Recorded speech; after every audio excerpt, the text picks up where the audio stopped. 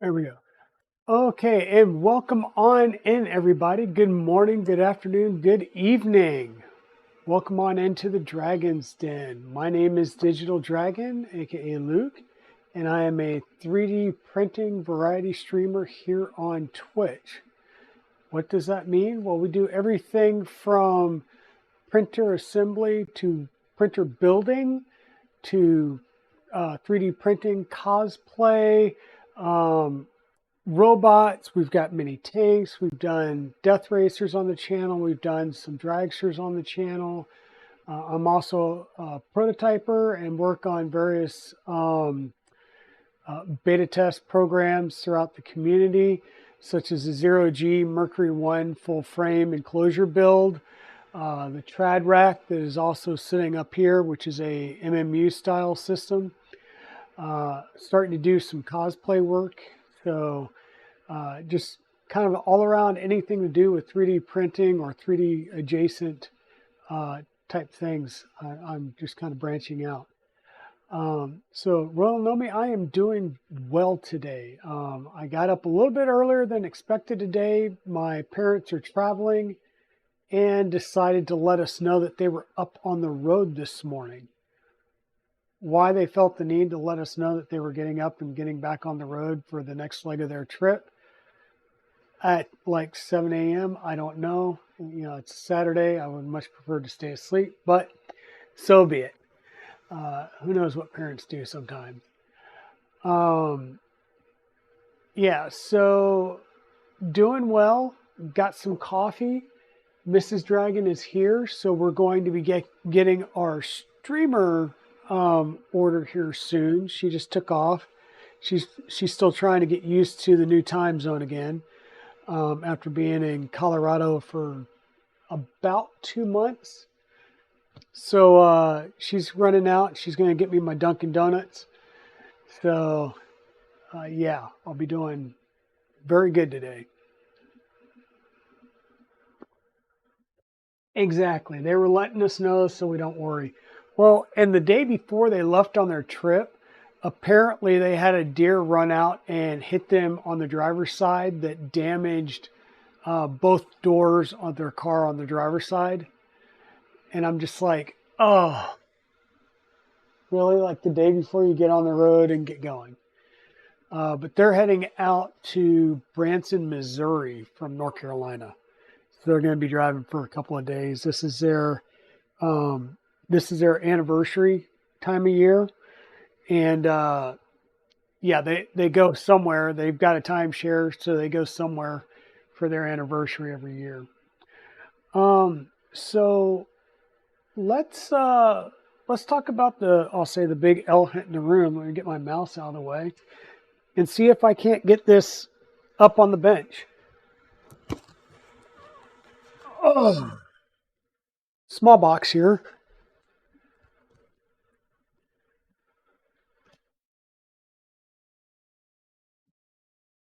Yeah, so this is the Flying Bear Reborn 2.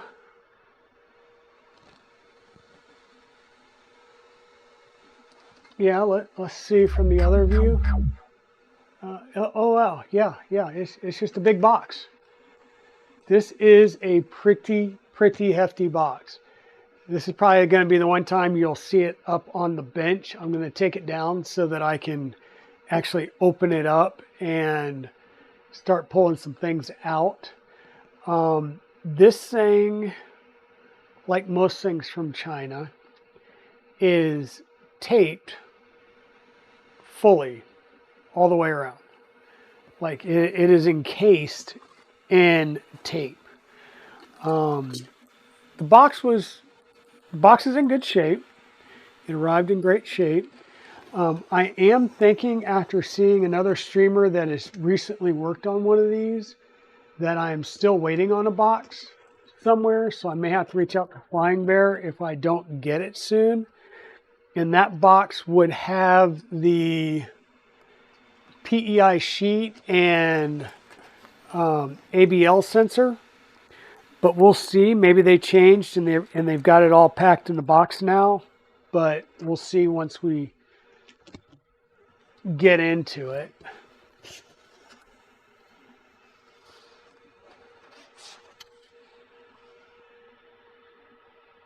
Oh, this thing's going to be huge. Okay. Yeah, I'm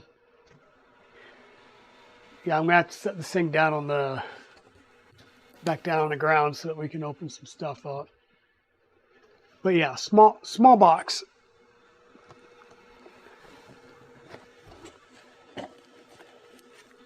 And I suggest not doing what I just did and use your legs more than your back. I have a feeling we're going to have a lot of foam.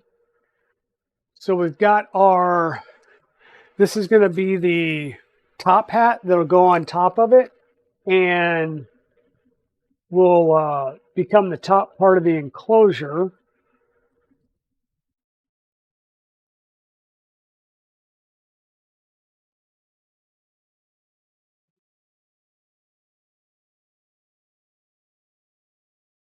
I've heard some people make some weird comments about it. It looks like a tent. It's a little pop-up piece that will sit on top.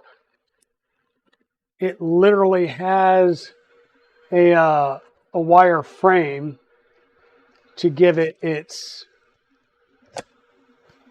rigidity. But I tell you what, it seems well made. It's got the reflective coating in it, which is what I'm used to seeing on like the Wham Bam system. And this is really good because it's going to reflect all of the radiant heat back into the enclosure. So this ought to be good.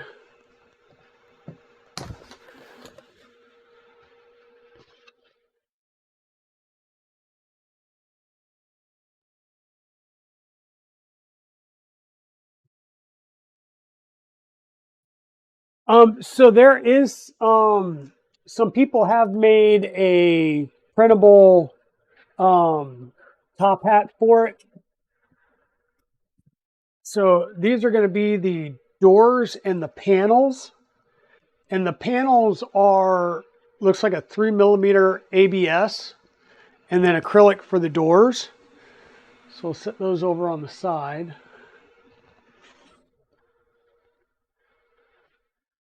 One layer down already.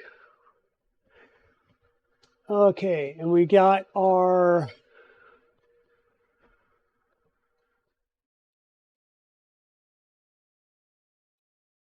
packing list. I'm going to be able to rattle this off and make sure that every single thing's in here.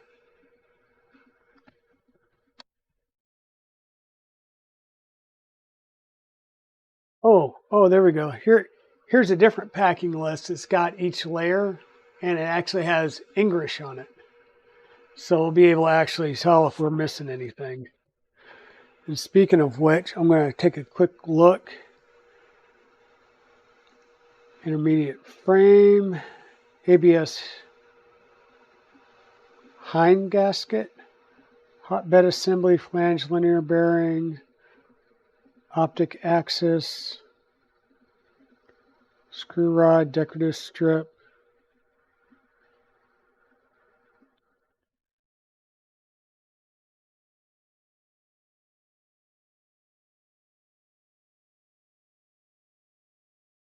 Yeah, I don't see anything on the list that talks about the PEI sheet and the ABL sensor. So I'm assuming that will come in a separate package at some point. Now, one of the nice things about this printer, and I've seen this on a couple of printers as of late, if I can get it up out of the box here. There we go.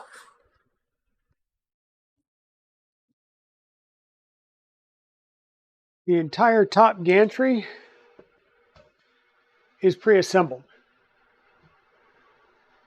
So that's going to make it nice. The top gantry is pre-assembled along with the guides for the Z-axis on here. So that should make lining up and assembling things so much easier. The other thing to note is our extrusions here have these nice rounded over profiles on them. So that should give us a nice look. But I'm going to set this piece aside because we won't need it for a little bit. In fact, I'm going to put this back in here and take this whole layer off and set it to the side, because this is our top gantry. We've got our accessory pack, which will have our PTFE tubing, USB stick, some tools, a spatula that you could, I don't know, make pancakes with probably. We've got our screws and nuts and all that. Yeah, use your phone to translate the Chinese. So we at least have numbered bags. Hopefully that helps. Hey, good morning, Chris. How are you doing today? You still back up and working on the printer today, or are you just trying to relax a little bit this morning? So we'll take our screws and just set them aside. This package, I'm just going to kind of sit down here where my feet will be at, so it's out of the way. Power cord. Looks like maybe the door hinges and some trim pieces. Some feet. But yeah, we'll just try and grab this out one set at a time. How about that? So we got power cord, we got feet. Like I said, these are going to be some hinge pieces and corner trim pieces. Our Z-axis pieces. We got our user's manual. And the one thing that I noticed on here after watching a couple of other people's YouTube videos, it has your packing list and stuff, but there's no real assembly instructions. There's, a couple of pieces where it talks about assembly, but really it's scan a QR code and go to their website or their YouTube site where they have the build instructions. So, hey, good morning, Pez Liz. Yep, I've got coffee as well. Right now we're just kind of opening up and seeing the lay of the land.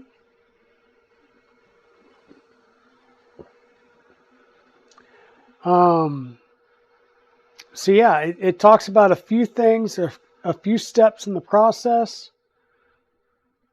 And we will go ahead and take a look at the YouTube videos as well, because it doesn't talk about what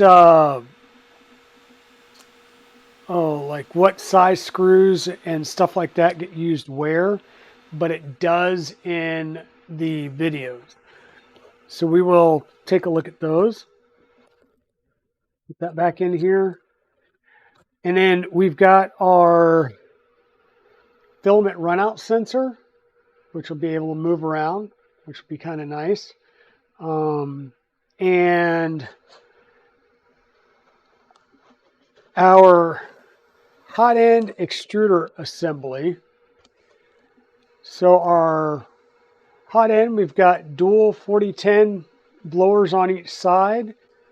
Looks like we have a 3010 fan here that is actually moved from the front a little bit more towards the heat sink, which is good for cooling.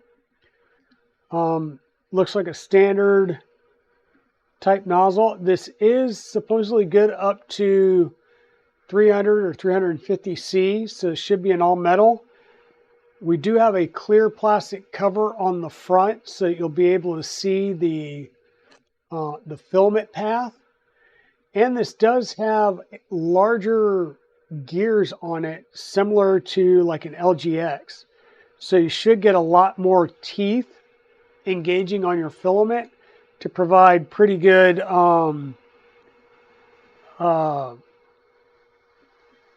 torque and stuff and trying to get your filament going.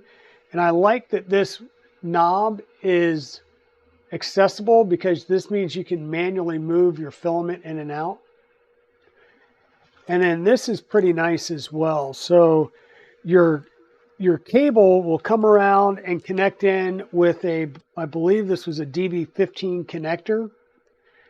And if I can get this open, this is kind of an interesting connector. There we go.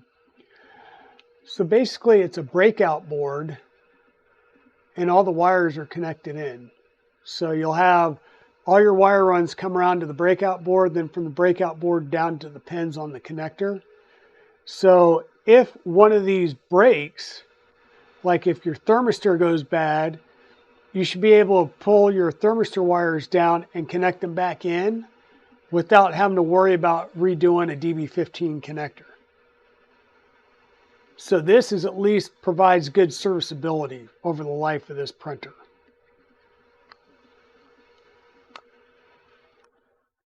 So that's going to be nice. I get worried when I see things like the, all too recently we've got printers that are coming with ribbon cables or, specialty connectors, and you have no idea what those pinouts are.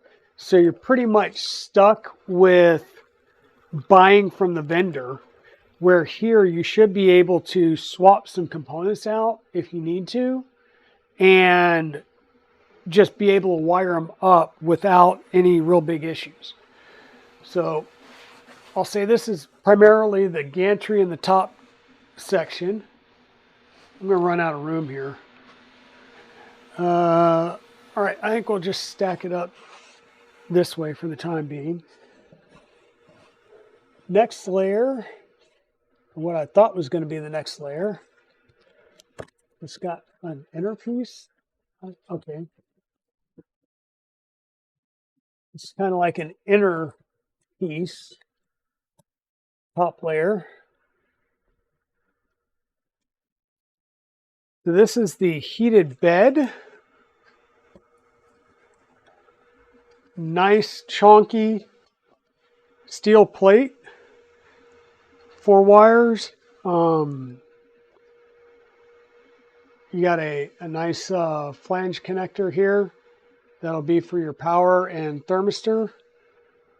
And this is a heating element directly to glass, the borosilicate glass.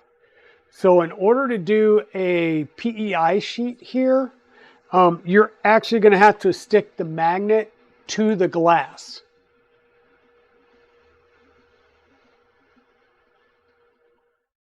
Does the bottom plate look flat? Well, so once again, this is your bottom plate, and that's what your bed attaches to. But the bed itself is a glass bed with the heating element adhered directly to the glass. So, and then you've got an insulation layer. So that is your bed with the heating element, which is a silicone pad, and then it's got the insulation layer underneath it. No, this is steel. This is not going to be flimsy. I mean, there's some heft here. There is some heft here.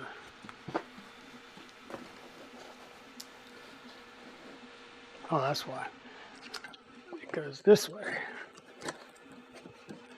What else do we have here? We've got our linear rods for the Z-axis. We've got some, looks like some trim pieces, and our lead screws are down here, as well as our bush or our bearings. So this is pretty much like the whole bed assembly on that layer, or this portion of a layer. And then we've got our looks like our uprights and then the base. So let me grab the uprights out of here.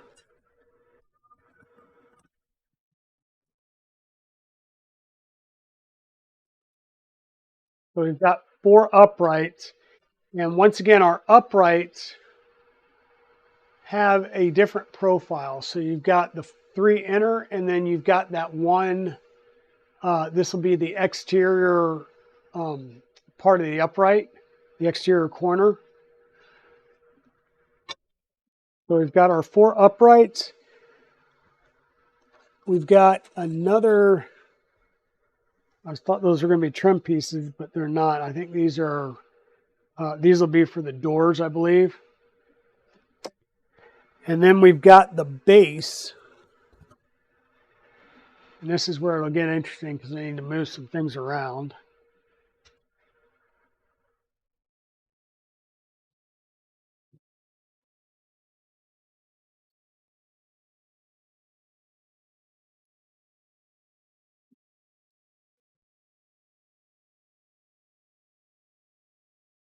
You set the base down there and then move this stuff off and back into the box.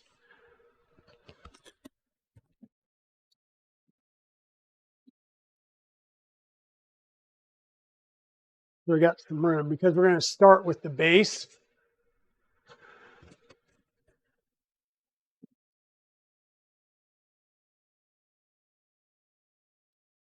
And so the base is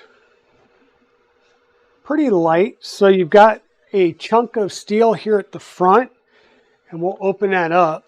And then you've got, just the back or the base panel, the deck panel, and your 2 Z motors. It does look like it's pretty nice, and it's going to keep things from falling down into the deck panel.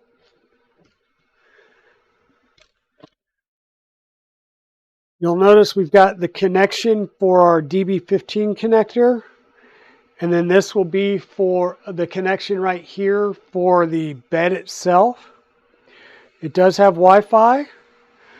All of our gantry connections, well, not all of them, but a good portion of our gantry connections are going to come here on the side. Our ABL sensor is going to get fed through this side hole here, right here. Once we get that, this looks like it's going to be a in-stop cable. On the front, we'll have our USB connector and the flash card slot. Our screen, and on each side of the screen will be the magnet for the door. And let's go ahead and we'll take the bottom plate off before we get the build started here, just so we can see what all we have underneath here.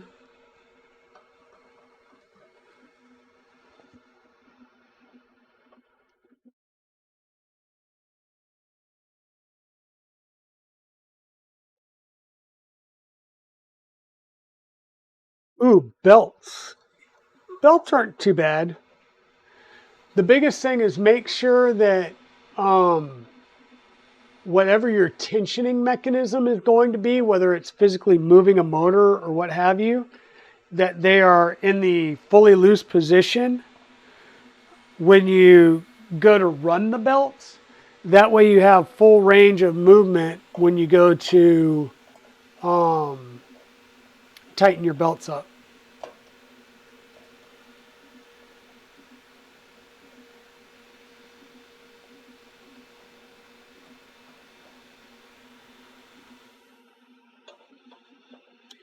So right now, everything seems pretty solid. In fact, let me check something here real fast.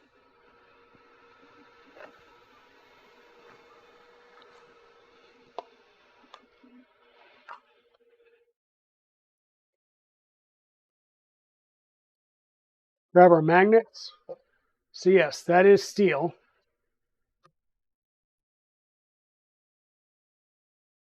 The uprights are not. But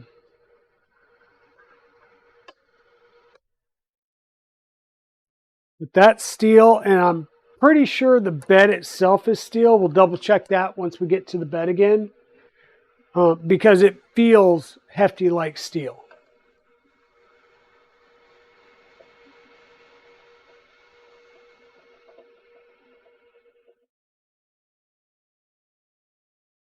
Yes.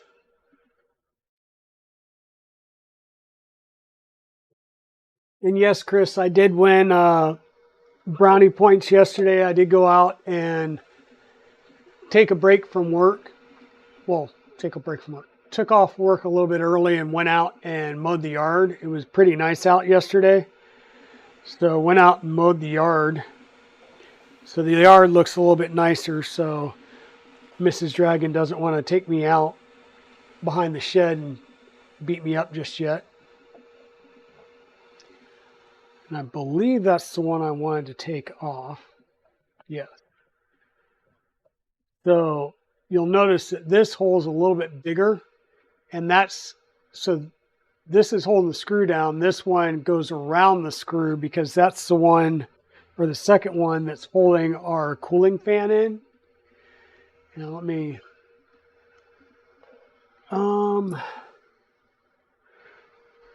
see something here.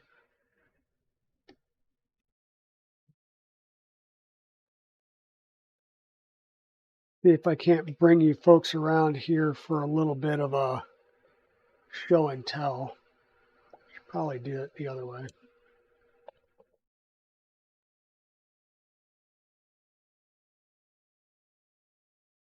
Make it a little bit easier.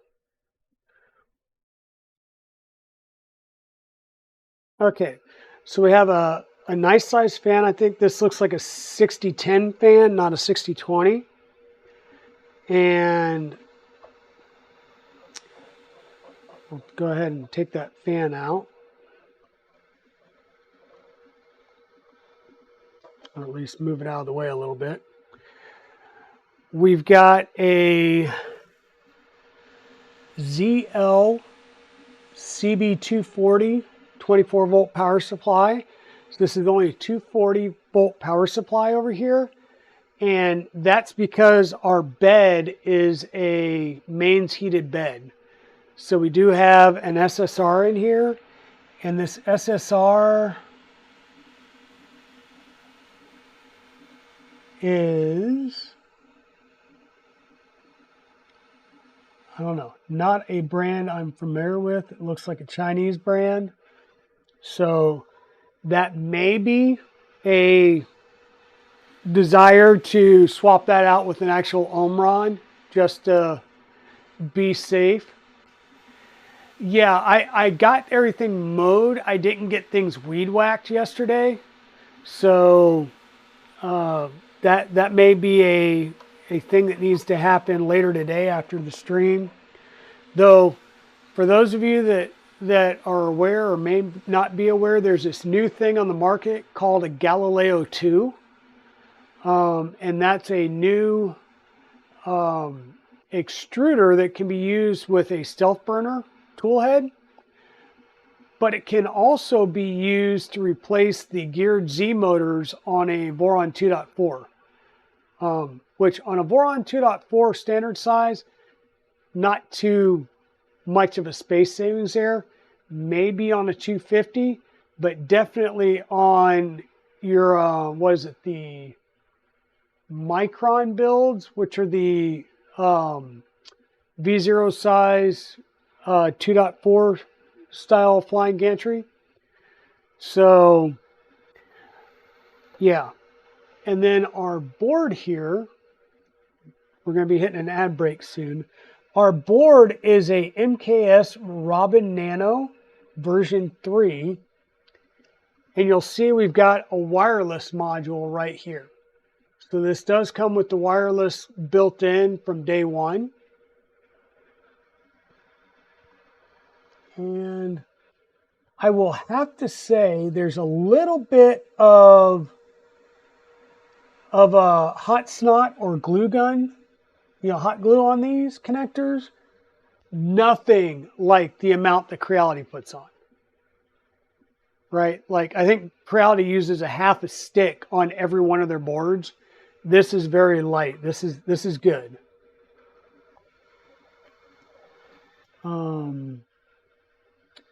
Ring terminals on the board, which is nice. That's nice. So everything's terminated very nice with ring terminals and spade connectors.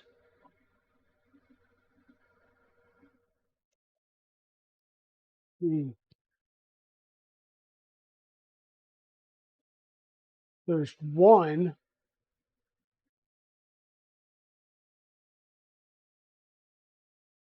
Yeah, I've got one over here, this red one. It doesn't look like it's fully seated and engaged, so I'm just going to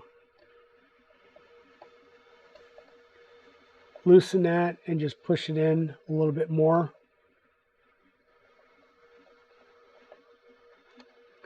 Probably would have been fine, but just me being me.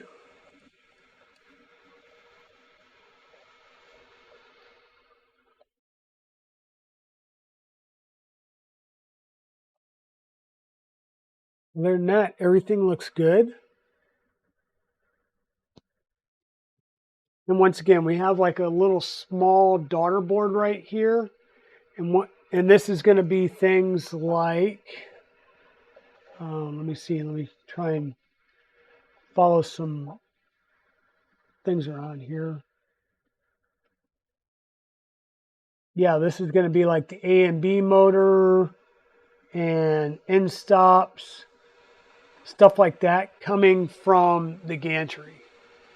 So the gantry is going to come down one of the pillars and plug into the side here. And this is going to feed the stuff for the A and the B motors. And then the extruder is going to run through that split loom cable. But so far, yeah, everything looks pretty nice. Everything looks good. This does have 5 motors. And we're using, I'm just going to throw it out there, like an X, a Y. The Z is shared and an extruder. So one of these should be open and available. It looks like it's this third one here. So we probably have A and B.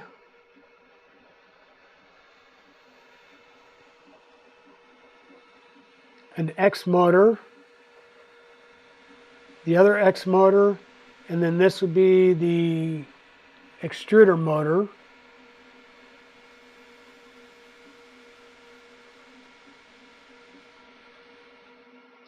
So I'm wondering, so it looks like each one of the Z steppers is on a different motor. So that will be good to know. This does come with Marlin from the start.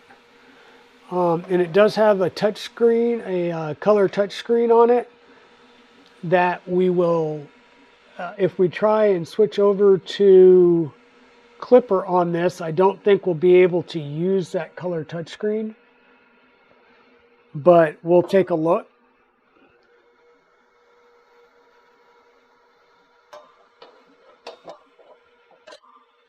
I do know several people that have gone ahead and put Clipper on this, so it is clipperable. And we don't even have to swap the board out. The Robin Nano MKS, there's many people that are running Clipper on it.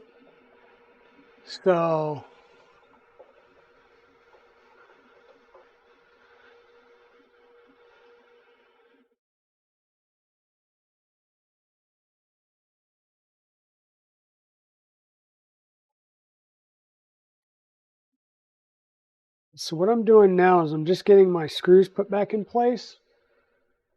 And I'm looking at this for one specific reason. If you ever have a Ender 5, they also have the electronics down in the base, either in a separate, I'll say, steel container on the Ender 5 Plus that hangs between the rails, or just like this. And at least on the Inner 5 Plus that I've dealt with, the holes are such that, well, I'll just say it's still a little flimsy and it tweaks some, because you'll put 1 or 2 screws in and then the rest will become a major pain in the butt to actually get to line up. All these are lining up nicely, which is good. That means I'll say that this is a little bit thicker steel probably, that doesn't deform as much and keeps its shape.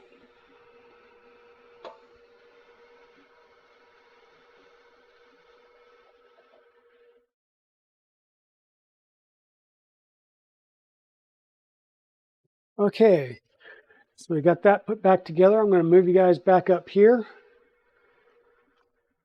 Going to move you out a little bit more. There we go. We'll get this out of the way.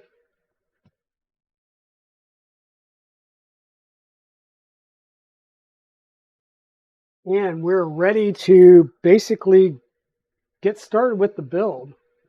We'll leave that over here just in case we need it later on. And we're going to flip the base over.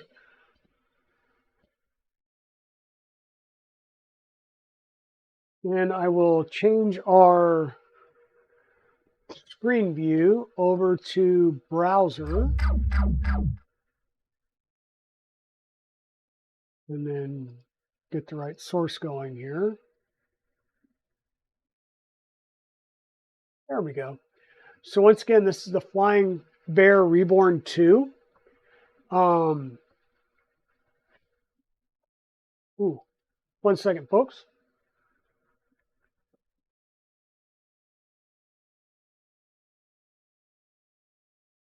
Yep, I'll grab that in a second.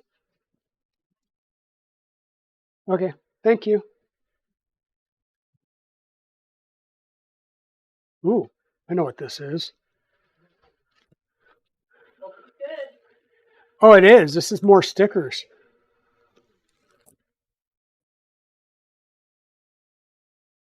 We got more stickers.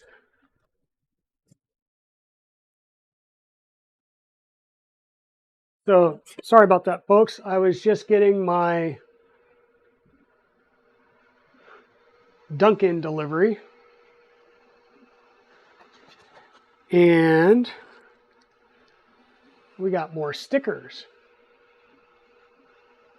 So this is another set of 500. So that gets me 1,000 stickers to take with me to Earth.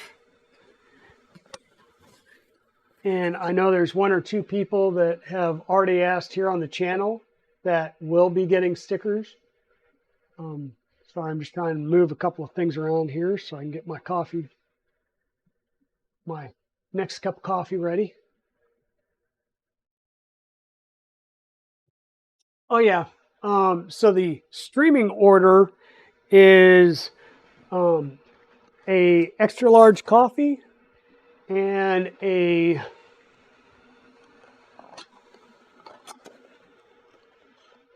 ten-pack of Munchkins. So that's the streaming order. We'll get into that some off stream. Okay, so the Flying Bear Reborn 2 printer. We'll just go over some basic specs again. Standard base printer, as you see here in the box that we're going to be putting together today, is normally $600. It's on sale at $375. And if you can add an extra print head. Now this is just the heater and basically the heat breakdown. As you can see, it adds quite a bit to the cost. And I don't know why a heater, thermistor, heat block, and an actual heat break would be so much, but okay. You can get it with a spool of PLA. $50 for a spool of PLA to be added kind of seems wonky because once again, $375. add a spool of PLA and you're up 430. I mean, that's a $55 spool of PLA. And then this, I think, is probably the best value. So you go from $375 to $390, so $15, and you get a PEI bed and the automatic leveling sensor. So once again, this is the package that I ordered. I have not received the bed and the ABL, but it is still showing something in shipping. So I will be reaching out to them shortly to say, like, hey, I got the main printer, just built the main printer. The other parts that I ordered still aren't here. What's going on? But yeah, and I do want to hit some of the basic specs here. So print volume is 325 by 325 by 350.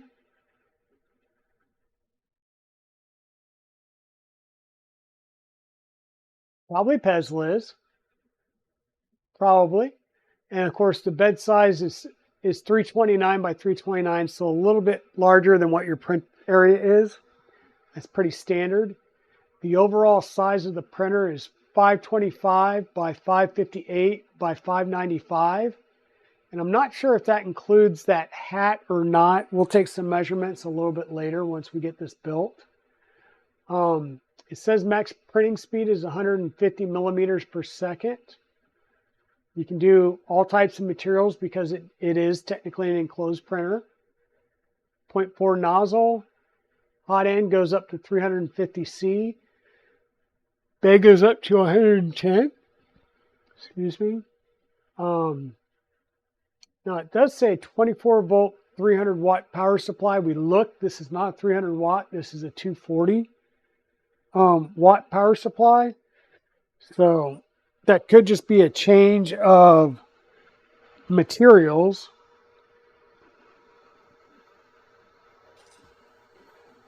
And I'm just taking a quick look to see, it does say HC 110 volt. And I did not check if there was there's nothing exposed for me to change the voltage on here. So maybe we will take this back off again and just double check to make sure that there's not a switch that we're supposed to flick.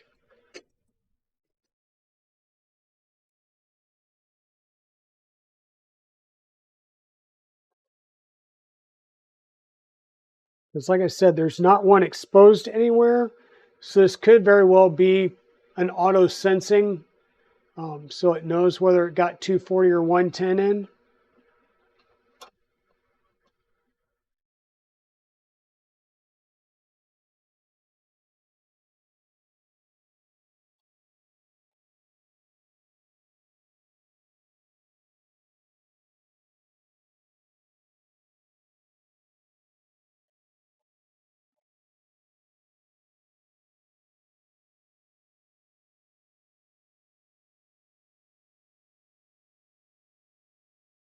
Yeah, the last thing I want to do is assume that this came set to 110 and then wind up blowing something.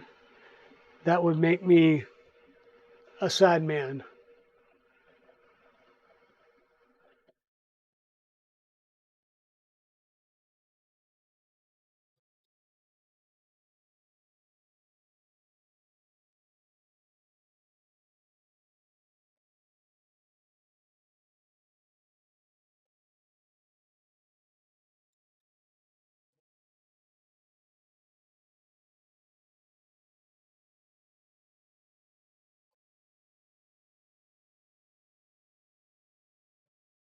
Okay, so it says it's on this side.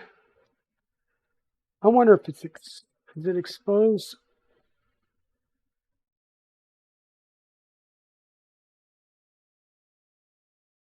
No, I was curious to see if this sticker was over the hole, and it's not.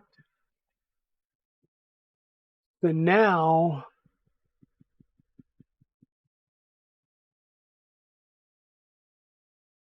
What was that on there? Okay, it's got 3 screws from the top.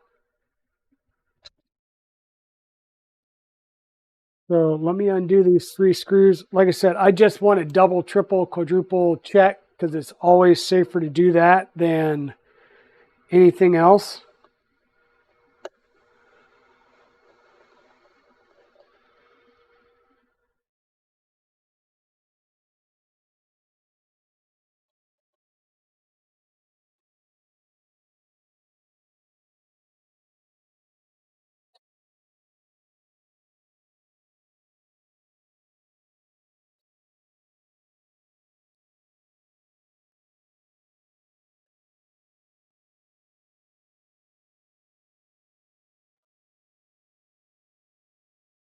And it is set for 115, so it is set appropriately.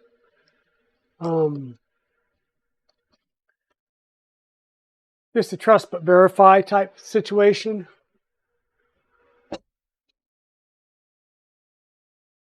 Now I'll need to get this back in place and throw a couple of screws back in it.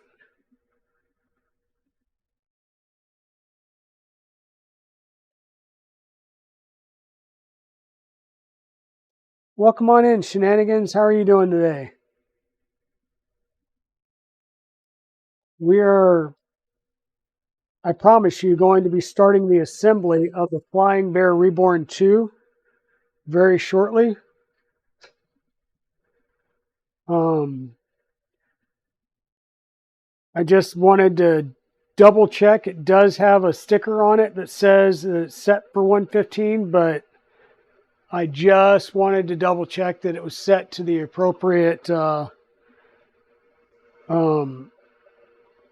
AC voltage level. Last thing you want to do is put a printer together, flip a switch, and find out that it came from the factory with the voltage set wrong. And you've got an expensive paperweight until you can get a replacement like PSU and everything else. For whatever reason, that's not going in. So that one started, this one off.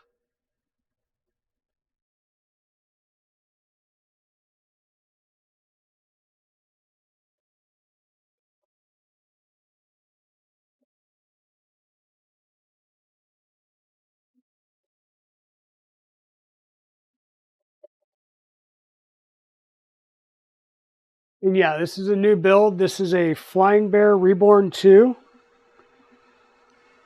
And I think I just stripped that. Did I strip it or?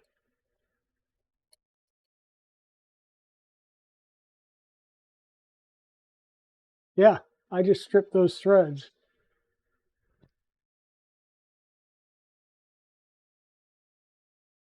Well, that's interesting.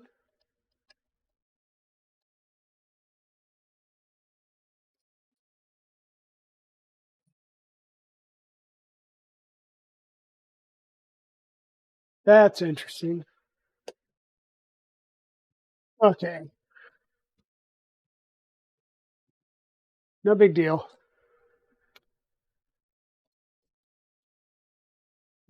Rear plate back up. Pop some screws in.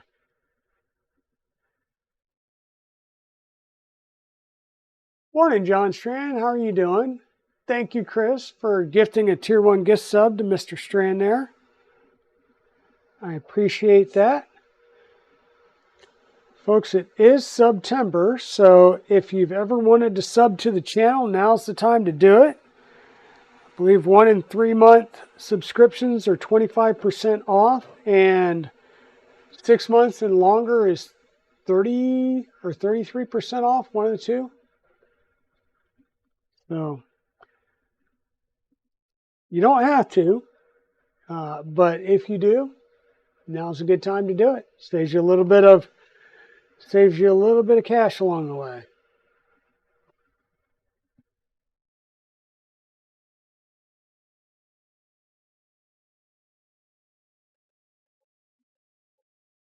And I promise you, at some point, I'm going to get a mod on here that can start doing shout outs for everybody.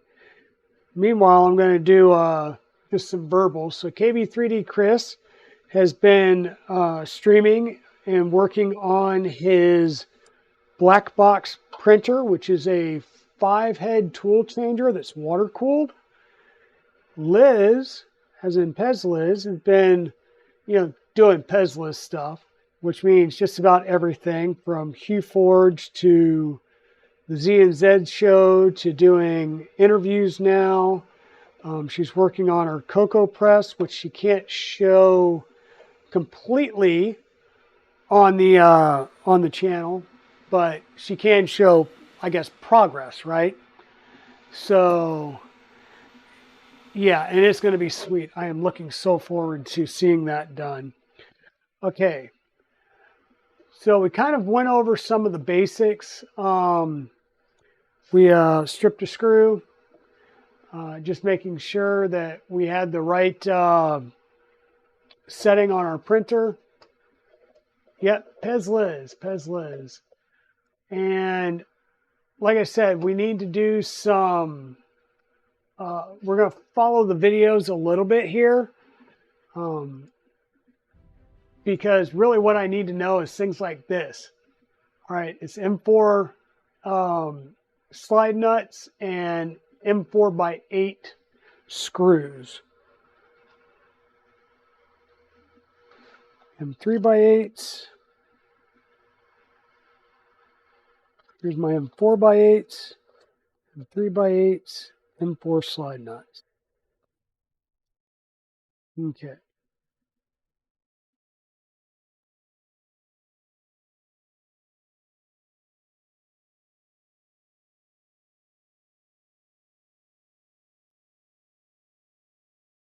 When these get installed in the on the frame side here,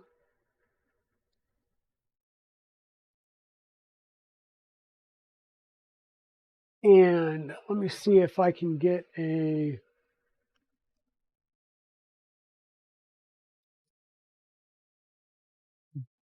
kind of a view of how these go in there.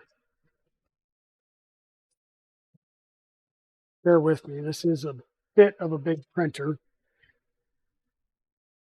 So of course the slide nuts are on the inside and the screws come in from the outside. So you'll put the screw through, you'll take your slide nut and twist it on there a little bit.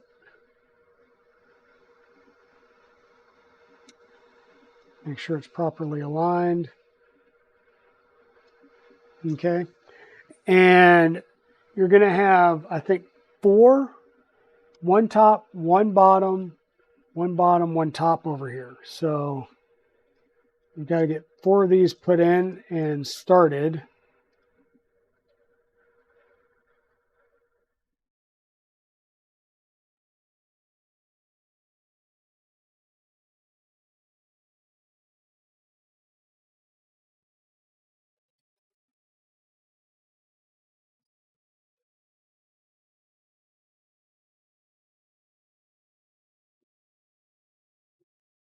Of course, there's one above the case and one below the case on each side. So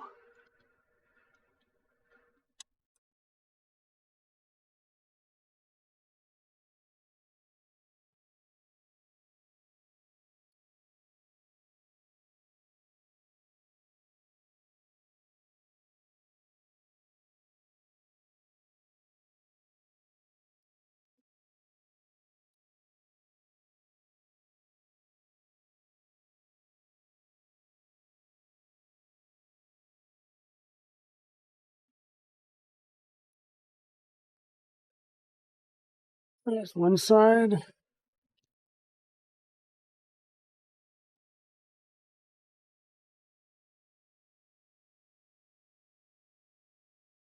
And so, I'm not a fan of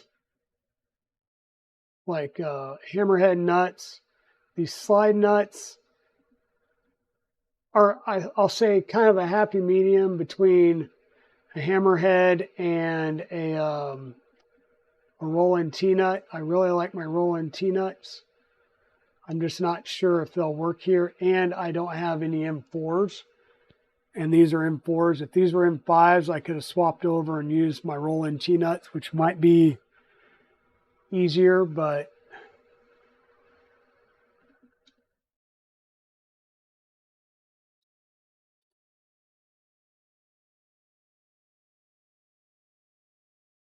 we woke up late, so you made a fruit salad with peaches, blackberries, bananas, strawberries, blueberries, and Cool Whip.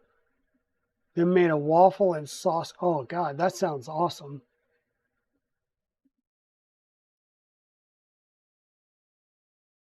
I had a protein shake,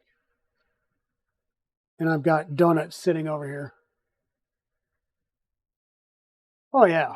I mean, I liked IHOP in the past, but a lot of the big chain stores, especially after COVID hit, I don't know if it's just they can't get help, they can't get good help or what, but the quality at most of the, I'll say the national chains that I've been to lately has just sucked. Like it's kind of depressing. So I haven't been to an IHOP in quite a long while. Um, Definitely not going to a Denny's around me.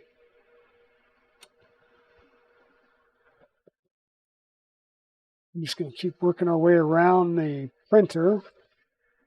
Well, going to try and keep working our way around the printer.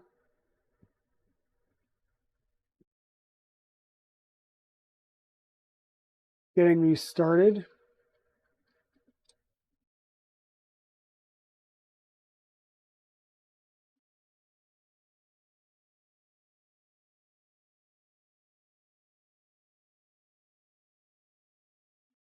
Exactly, Timor. That's what I was thinking is I haven't eaten yet. My donuts are sitting over there. I know it's not right to eat on stream, but you're about to make me start talking about food.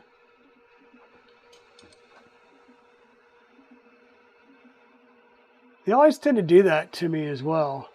Start talking about food on stream. No, the Flying Bear is a kit.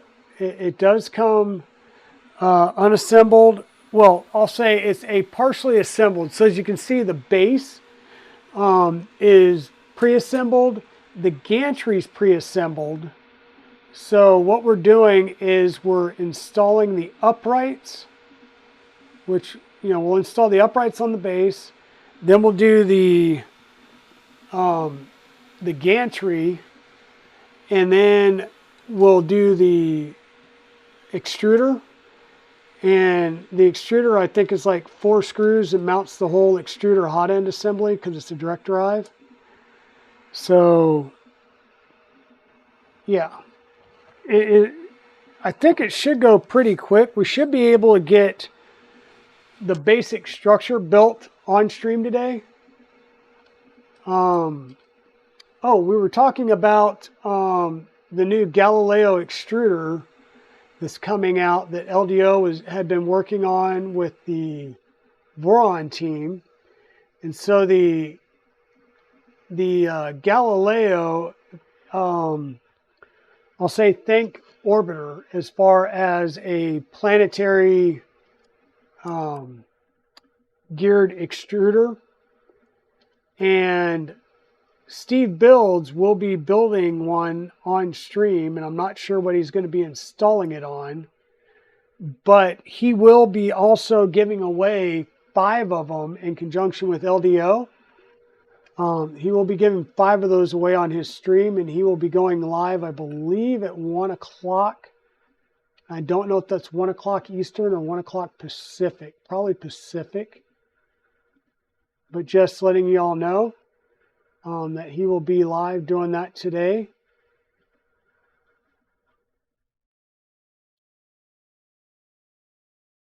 Come on.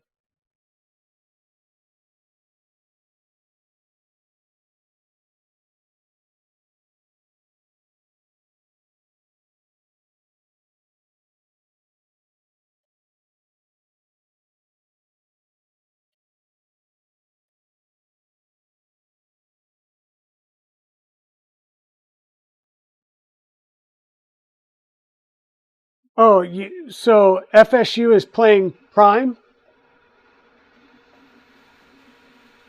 Or wait, no, Boston College, not Colorado. Sorry. Yeah, Boston College. Gotcha. That would be good. Florida State's pretty good. I am a Floridian, and I would much prefer Florida State over like the Gators or Miami. But I am a Clemson fan through and through, so we're playing at 8 o'clock tonight. Um,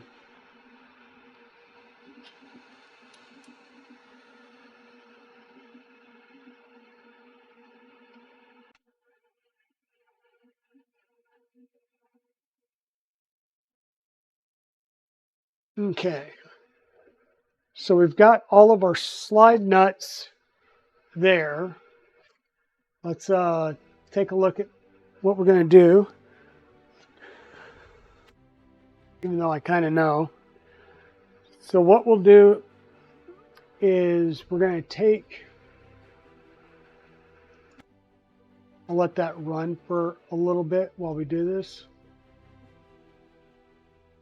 Your profiles have one extra rounded end. That goes to the outside. And then what you need to do is basically fiddle with these to get them lined up to slide your profiles on.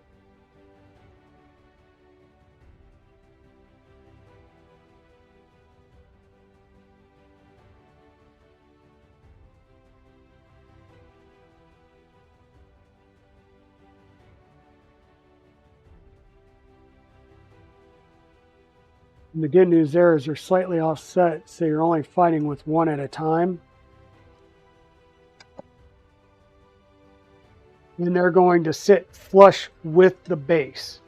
So you want them all the way down and flush.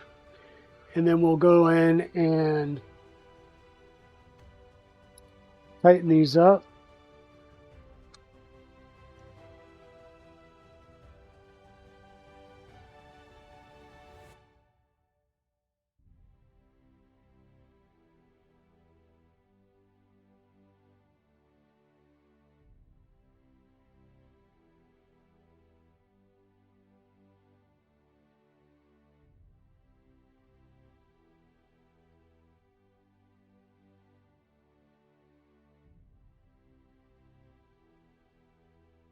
By doing the top first with this sitting on the bench, it's going to make sure that the bottom stays flush so that we don't have any issues.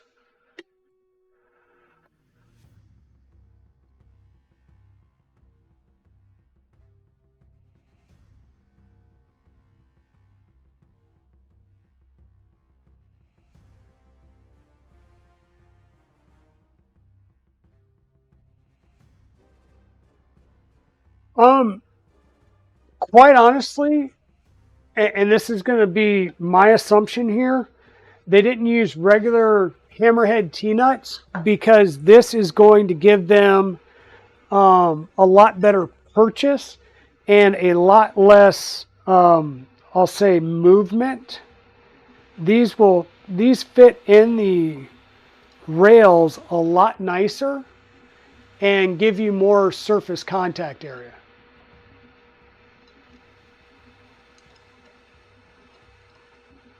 One, two, three, come and get it drive. You know where, you know where, Florida. Nice.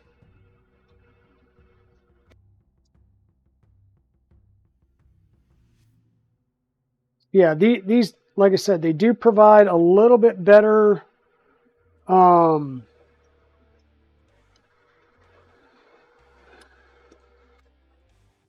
contact surface They're just a tad bit more fiddly to get lined up.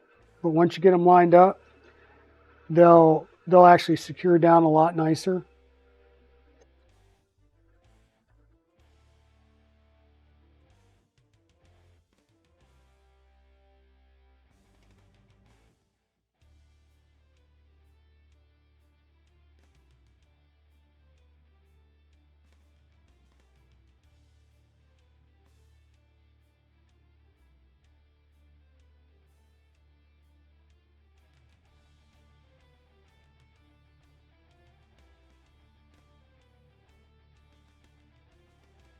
Yeah, I had a friend that went to FSU, uh, and because I grew up down in Altamont Springs, Florida, and loved the area down there.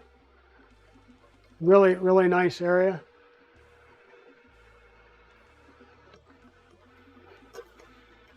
Give it back.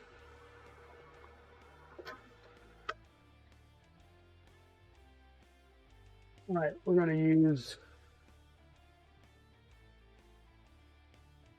the ball and driver so I can hopefully be able to get stuff in and out again.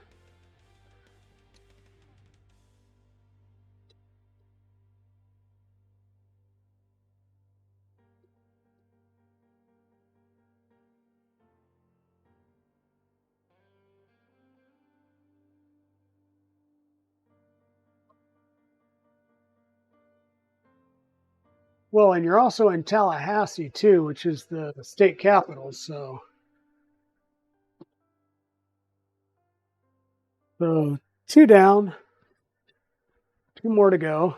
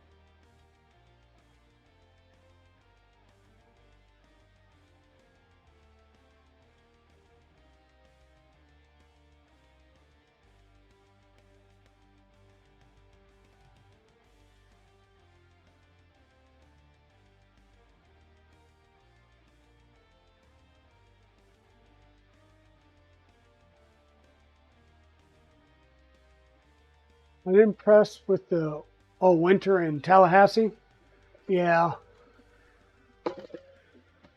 Morning, zombie. How are you doing today? We are working on assembling slash building the Flying Bear Reborn 2.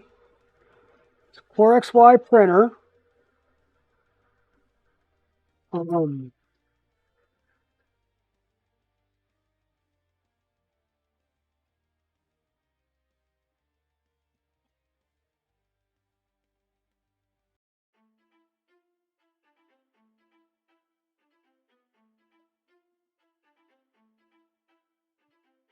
it's utilizing slide-in T-nuts, not hammerheads, but the slide ends,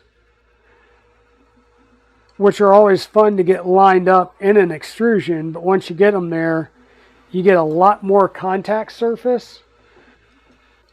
So it does tighten things up and hold them squarely.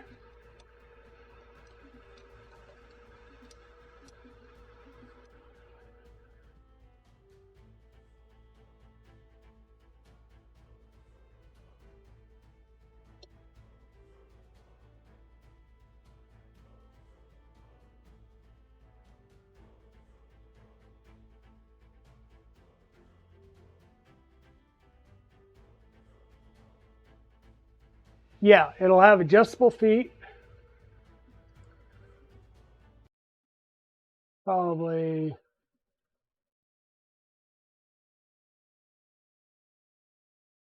let's see if there's anything it says about those. So there is no real instruction manual, and if it was, it's in Chinese and Russian. So, okay, so we're going to set this here and we'll add in some feet. Looks like they're just going to thread in. But yeah, it's nice because you'll have adjustable feet that will be able to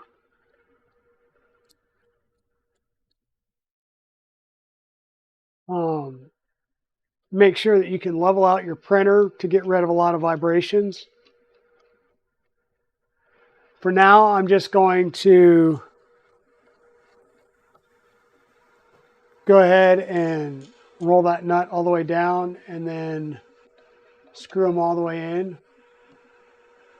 We'll adjust them later if need be.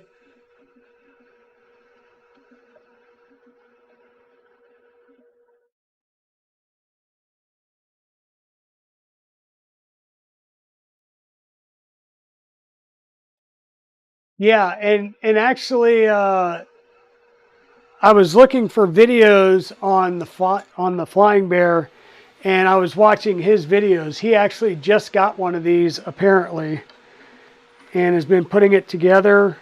Well, he did 2 streams to put it together, and his most recent stream was putting oh darn it, clipper on it. That word, yeah.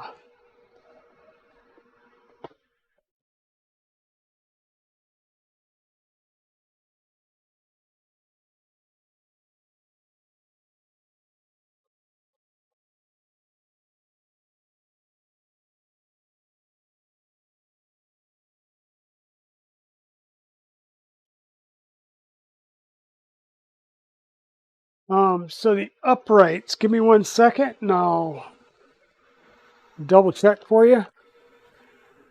I know they're going to be longer than my standard ruler, so I got to go grab the meter stick behind me, or behind the table here. What I ought to do is I ought to put some magnets on this so I can just magnetize it right to the front of the thing here. So these uprights are about 536 millimeters long. And like I said, they're a custom upright because they've got that the one rounded edge on them that needs to be towards the outer edge.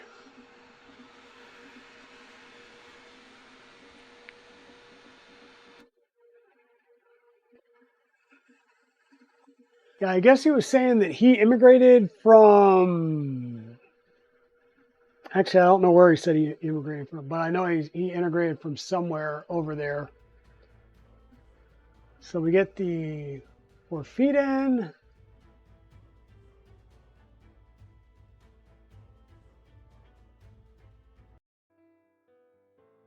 And then gantry. And it looks like more of our M4, and yeah, our M4 nuts and bolts. And these are going to be put on the gantry to get the gantry started. Let me set this down and grab the gantry up here.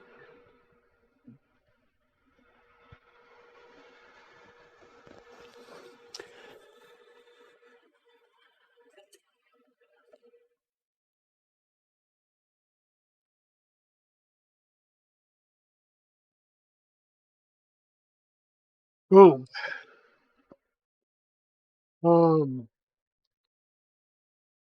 Yeah, I'm going to put it on the top side because the holes that I need to do are on I'll say on the lower portion here. So it should make it a little bit easier to get my fingers in here.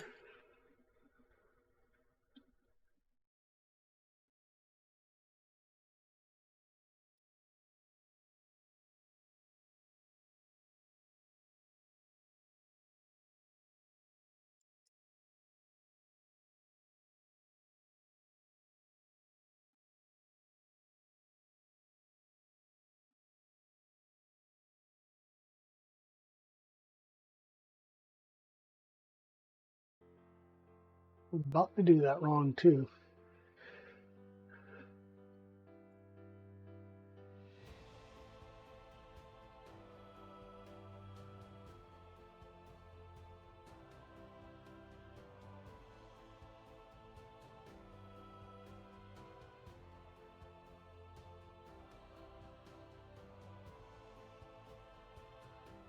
Yeah, so even he's showing you wrong there.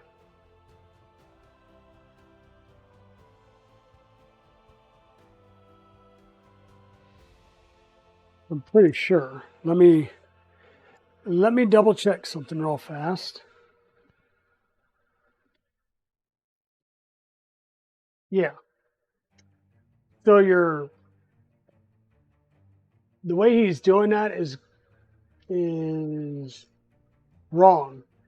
So you'll see that you've got a raised edge over here because you're upright. No, how? Let me triple check that again.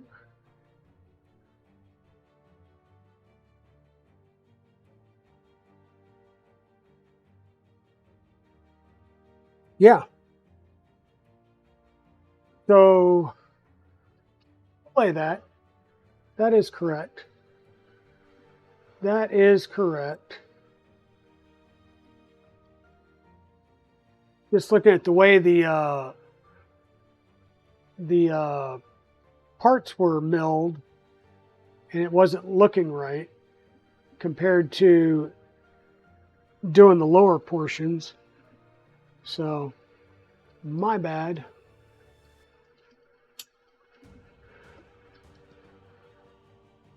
But that's why we did this. I do know that there is something wrong in this video from watching a couple of the others. So I will have to figure that out when we get there.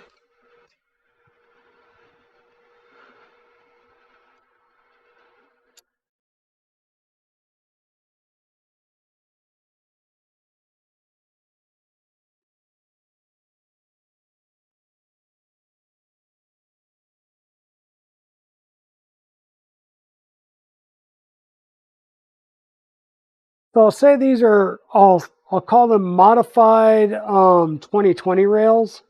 So they look to be 2020. I will double check those. They might be 3030, but I believe they're 2020 rails that, like I said, are custom extrusion with a bull nose on the one side.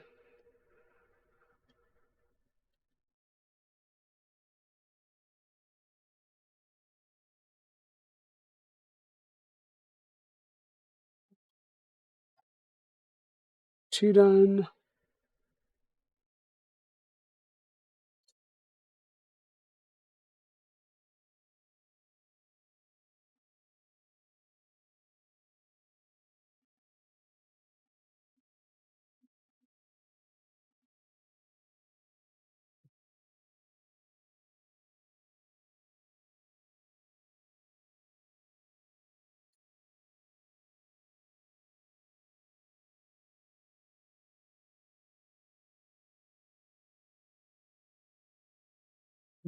Three quarters done. Last one. So Chris, did you ever find your little magnetic sweeping thing to get all your balls picked back up?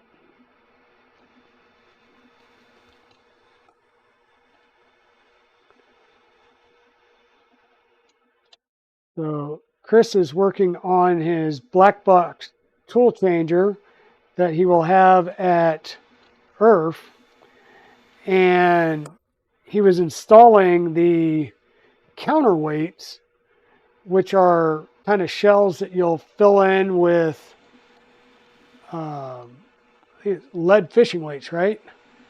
And he wound up spilling a bunch of them.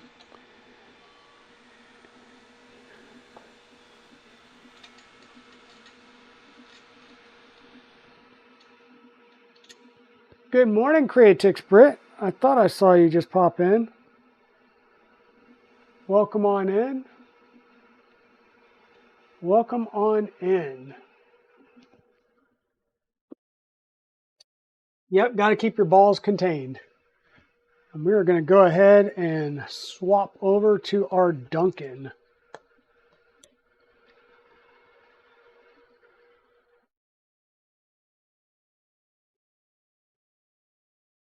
Mrs. Dragon is back, Brit, so we now get our morning Duncan stash run. In fact, I'm actually going to grab one of these and eat it real fast.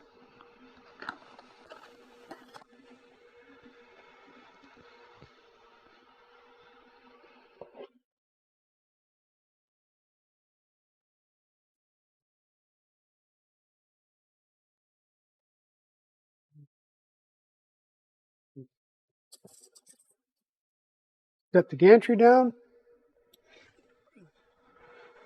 We'll bring our base back up here.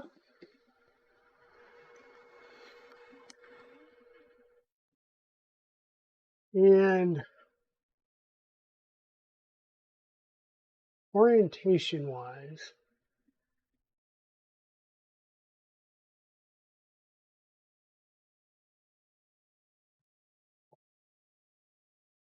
motors, so the X and Y motors are towards the front facing you. So they should be above the screen. And then you're going to line up your corners.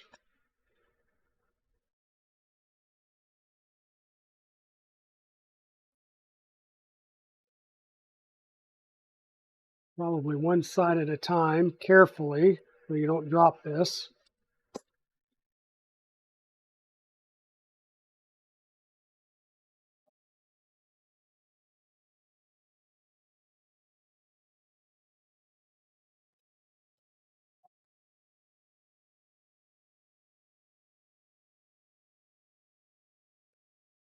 This is where it gets fiddly. And there's a part of me that wonders, like, would it be easier to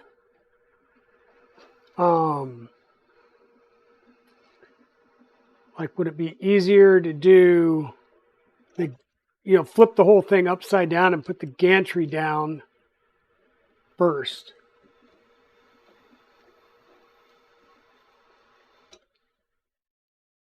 Rather than trying to get all four corners going at the same time.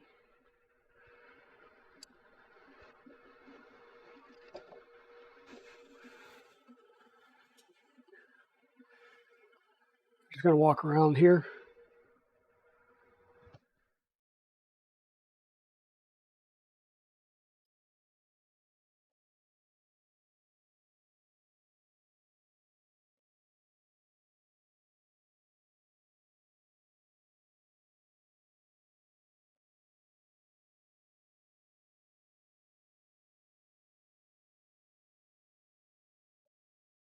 Once again, this is the Flying Bear Reborn 2 printer.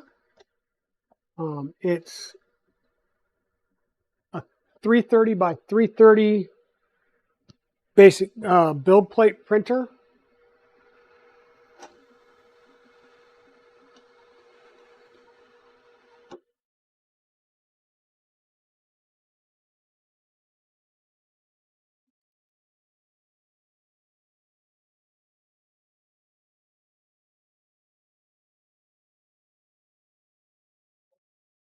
Oof, that didn't work out well for me.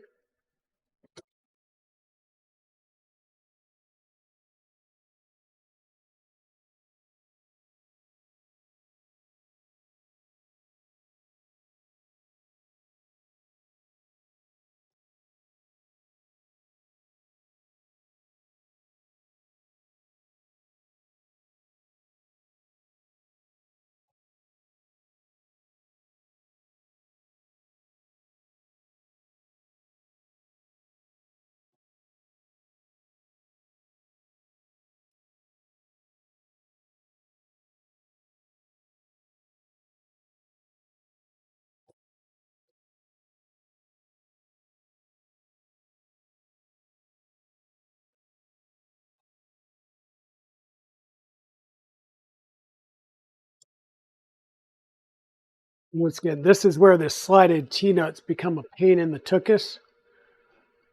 Trying to get them all lined up and dropping down in there at the same time.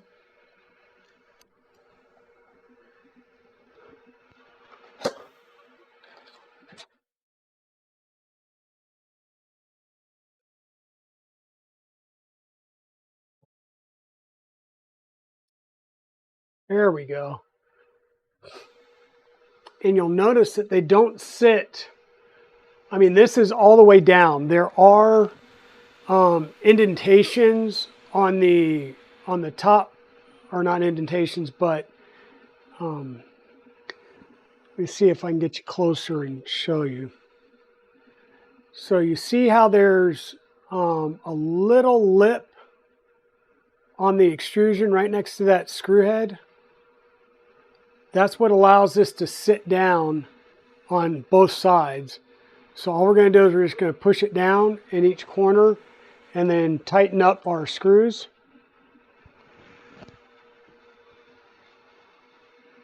So push it down, and we're probably going to have to get a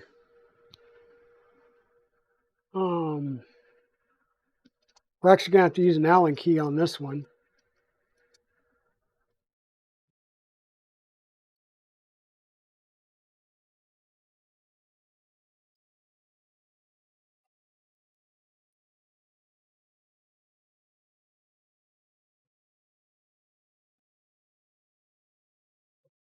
So how are you doing this morning there, free heathen?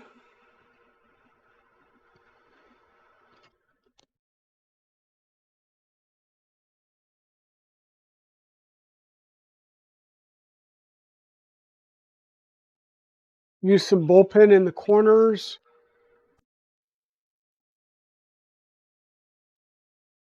And then switch to cap screws. I would much rather, so these have those slide-in T-nuts. I'd much rather have used roll-in T-nuts that would have stayed in place. That way you can align them and then put the screws in. But like I said, I'm going to have to use one of their hex keys here to get these other two because the belt paths are in the way.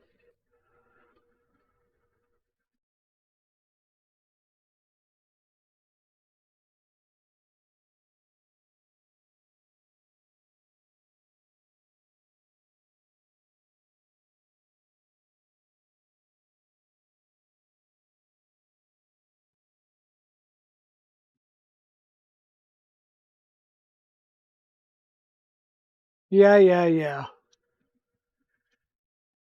So I'm building this, trying to follow their instructions, of which their actual instruction manual has a QR code that links you to their YouTube video page. Which so far the video's been pretty good. Whenever they need fasteners, they do call out the actual fasteners that you're going to use. So I can't complain other than the fact that your only option is to look at the videos or try and muddle your way through it. Okay, so that's done.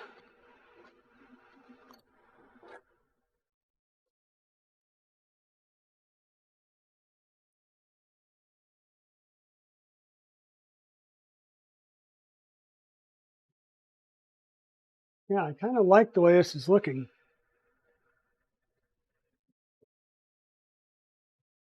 These nice rounded edge extrusions are pretty nice.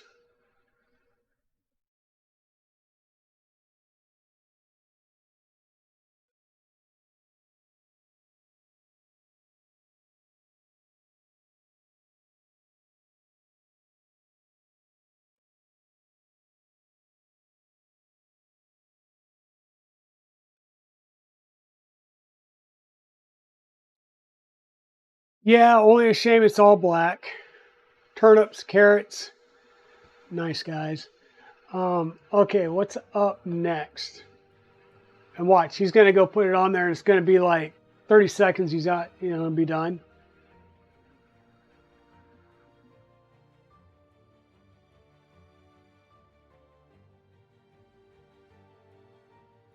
All right, I guess he had to fiddle with it some. That makes it worthwhile watching him fiddle a bit.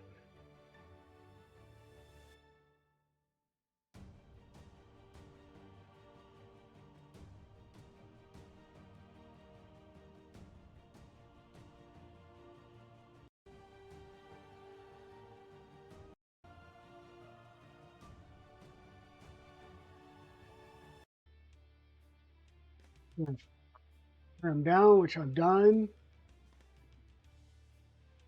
And I believe there's going to be some trim pieces that we'll throw on next. Some corner trim pieces. Uh-oh, ad break.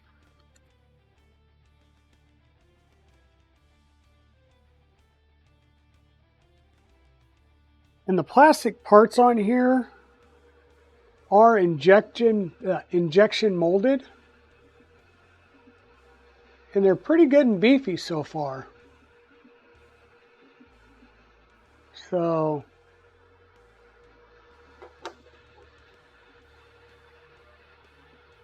there's one thing to pay attention to,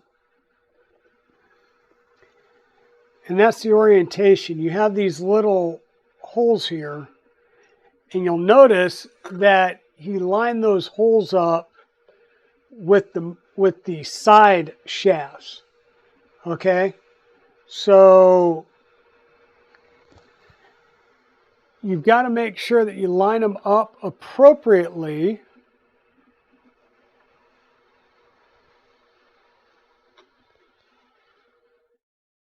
Are these flipping in?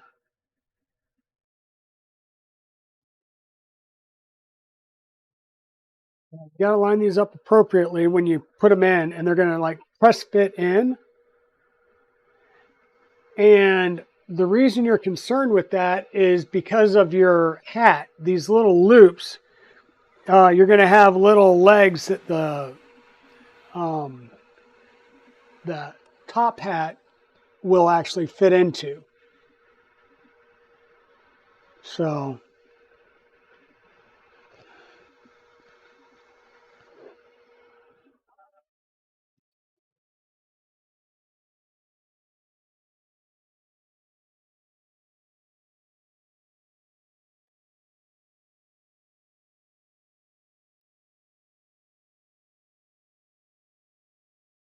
like I said, these just press fit in.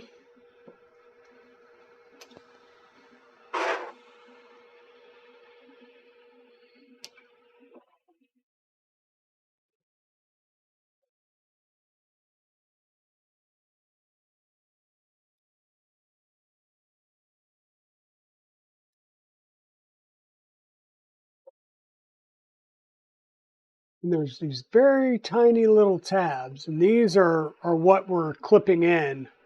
These little tabs on each corner area.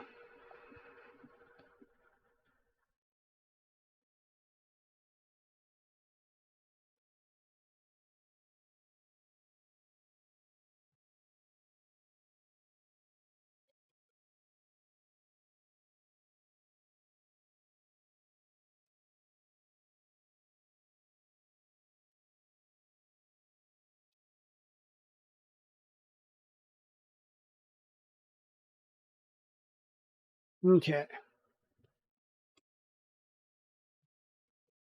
We're back to the front of the printer facing me.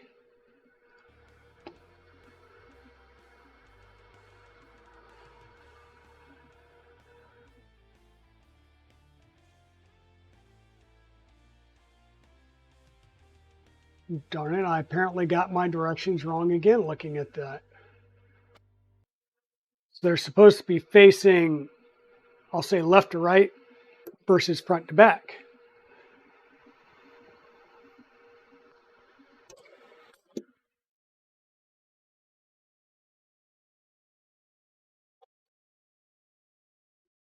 So they'll be facing side to side versus front to back. It's basically a 330 by 330. It's the bed size is 330 by 330. The print size is 325 by 325. Hey, welcome on in, subsector. So yes, this will be a quote-unquote helmet size printer.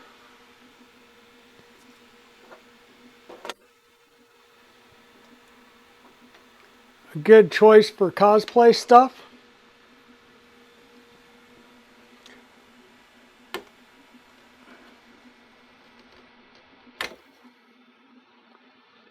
Once again, I'm just popping these off and putting them back in the right direction this time. Or at least going to try to. Let me turn this around so I don't cause this problem.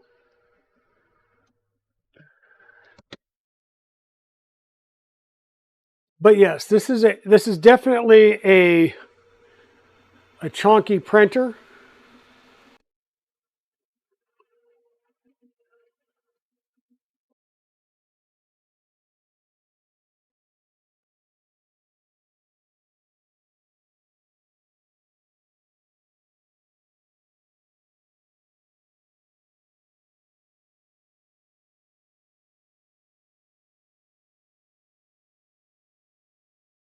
Okay. So we got those on there.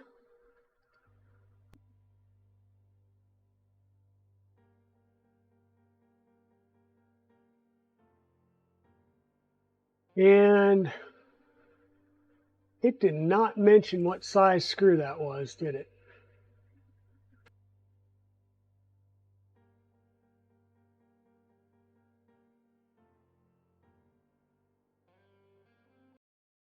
It did not, but what screws do I have? I've got the M4s. Um,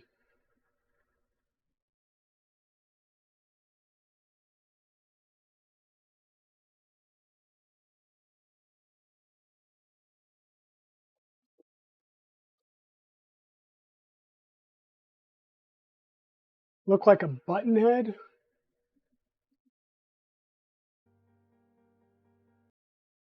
Nope, that was a socket head.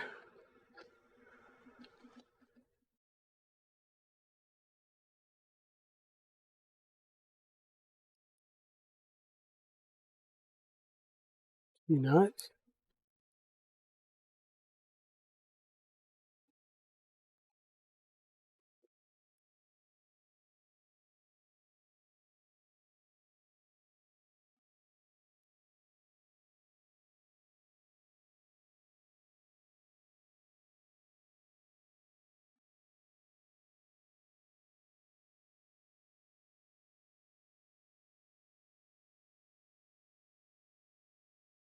It's so much easier if they actually said what size screw that was.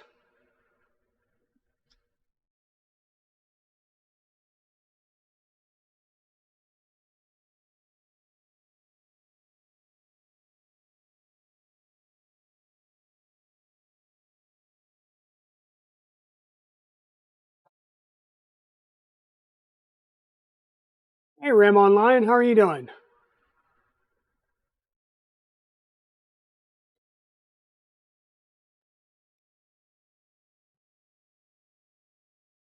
Sorry, I'm just trying to take a look to see. Okay, yeah, there is something there. Let me.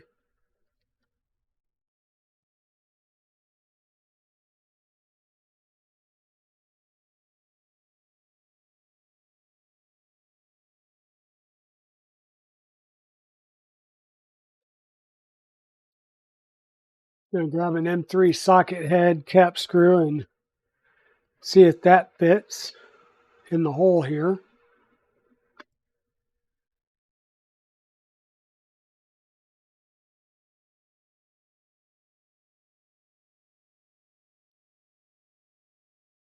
And yes, that's threaded for an M3, so we'll use the M3.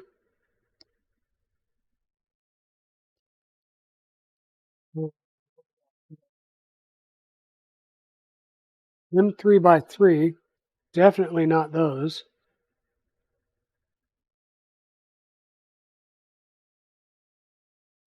M3x6 socket head cap screws.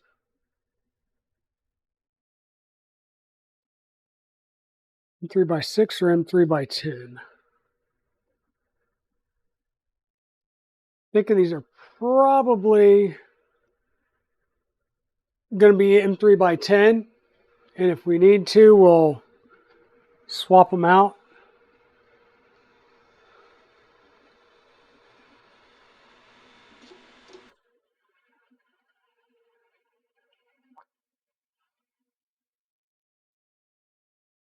Because I don't know if the M3x6 will actually be long enough.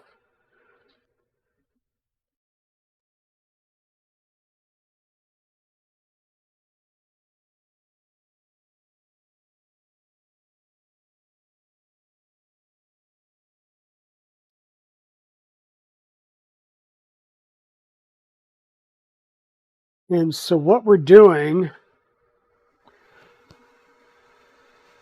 one second to turn the printer again. Besides turn the printer a bazillion times.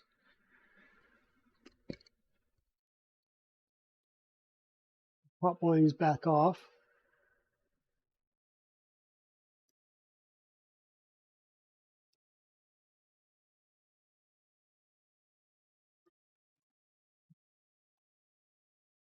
Came off. Came off and went flying around.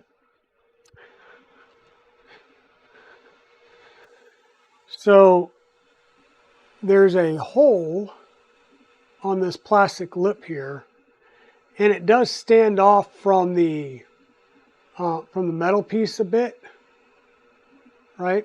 So we're putting a screw through this, and we're just using that to tie it into the frame. Because once again, this needs to have a little bit of stability because we're going to be putting our top hat across it.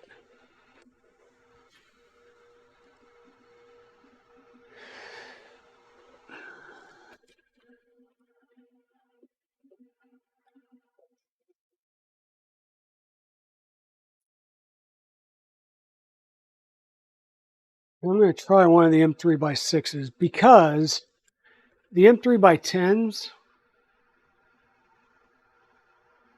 yeah, so this is all screws, but this is M3s and it has M3 riv nuts in it. So I'm going to assume that the M3x10s go into those those M3 riv nuts. Let's see. I don't think that's going to be long enough.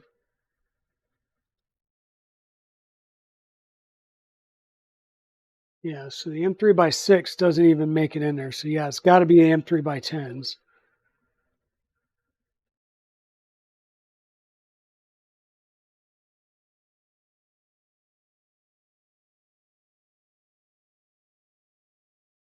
I just wish it had said something on the manual regarding it, or in the manual.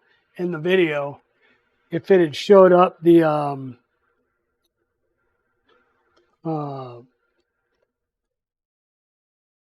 actual size like the rest, we would have not had an issue and just proceeded.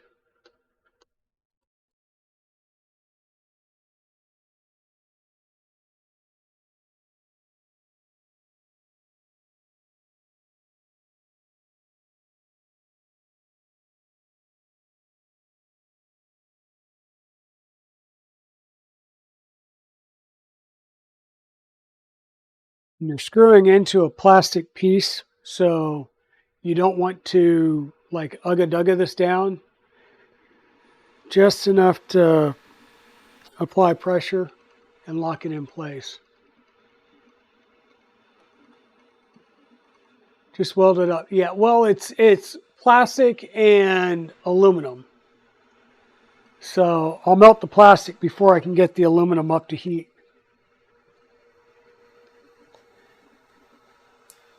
Yes, so this is the Flying Bear Reborn 2. And as we mentioned, it's in the configuration, base configuration, which is just the printer. It's $375. if you add on a PEI bed, because it comes with a borosilicate glass. So if you get a PEI sheet and the automatic leveling sensor, it goes up to 390, but the specs on it, print size is 325 by 325 by 350. The bed size is 329 by 329. That's why it says pretty much 330 by 330. Overall printer size is 525 by 558 by 595.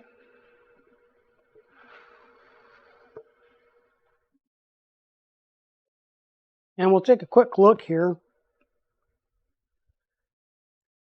They're going from the deck to the top of this right now. Actually, from there to there. Yeah, 595 is not including our little hat piece here. So let me switch view real fast. So it doesn't include our hat. And so your hat, it's got this, I don't know if I can get in there. It's got this centerpiece here, and that's what latches at the top. So you line that up with the center core, push it through the top, and it has a spring load lock there.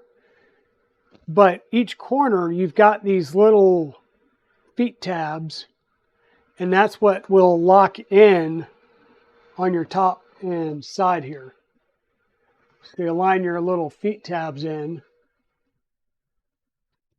Which way am I going? This way. No. Yes. No. Yeah.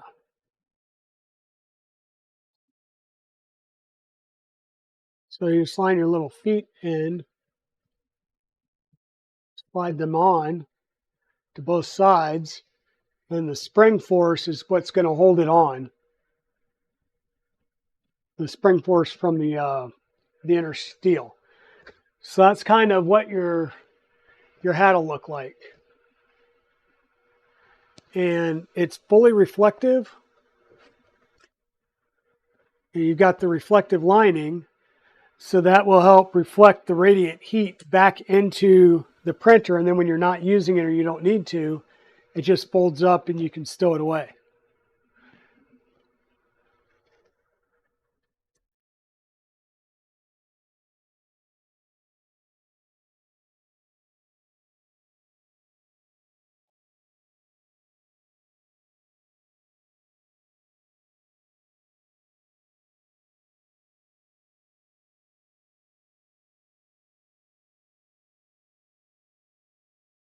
Yeah. This printer back here keeps trying to pull the spool off.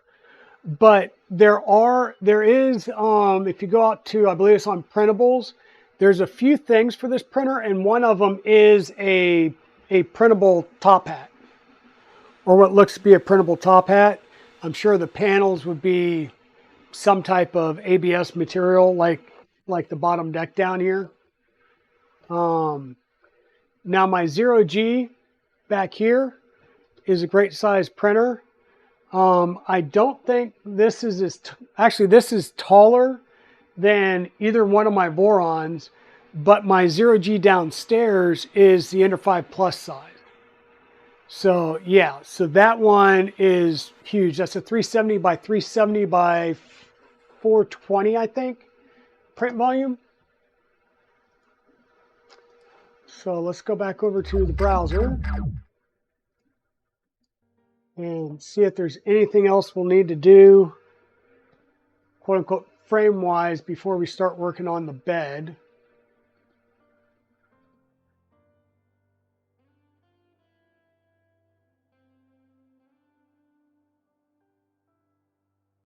Put in the screws on all four corners.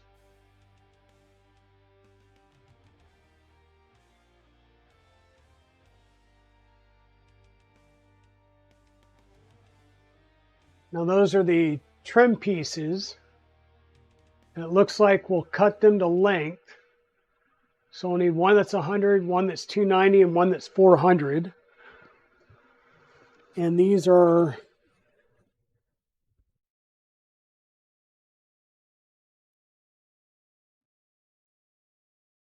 these guys, just our standard um, uh, 2020 extrusion trim pieces. So we'll need to cut a couple of those to size. Put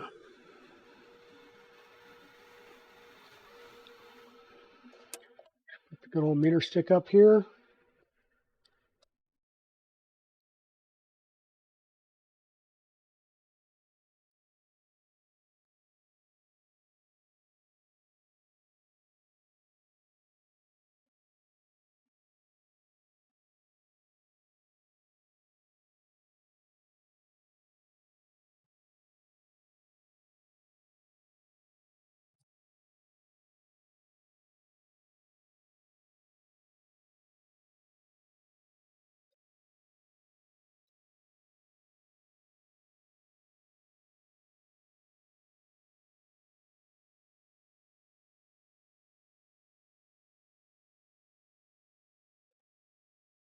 One to 400. One at 290.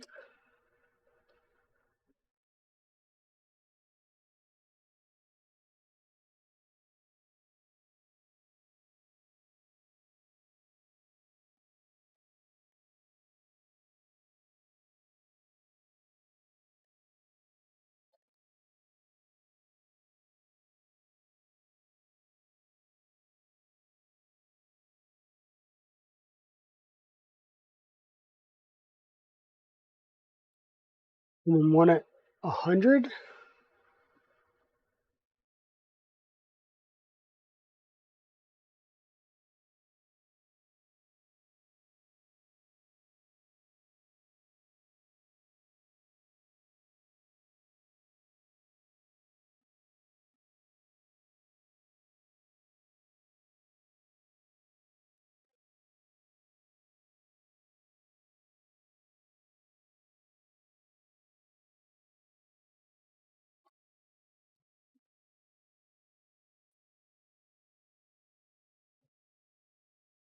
So we got those cut.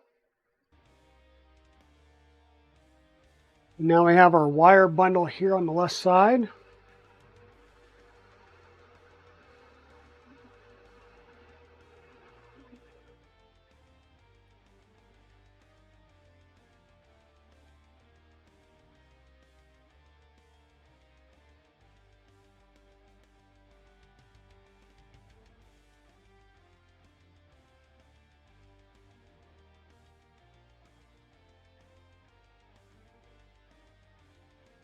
And what you got is you got 3 wires and 2 wires. They're a little bit different size. So the 3 wires are going to go down the front channel, and then the 2 will go down the other side, and that'll give us the lengths that we need to make it down and around.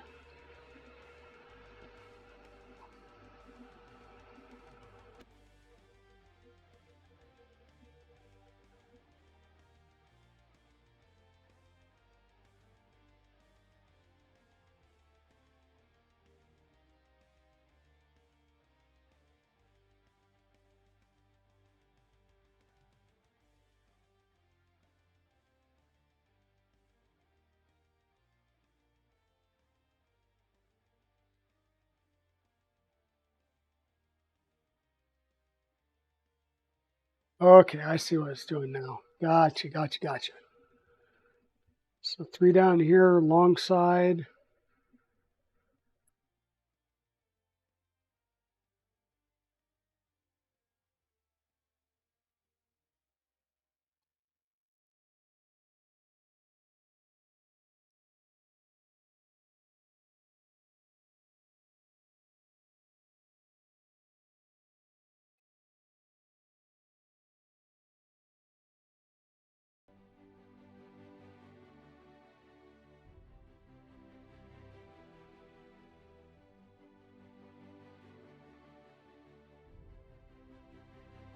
So what we're looking to do here is we've got our 3 longer wires that are going to come down the front edge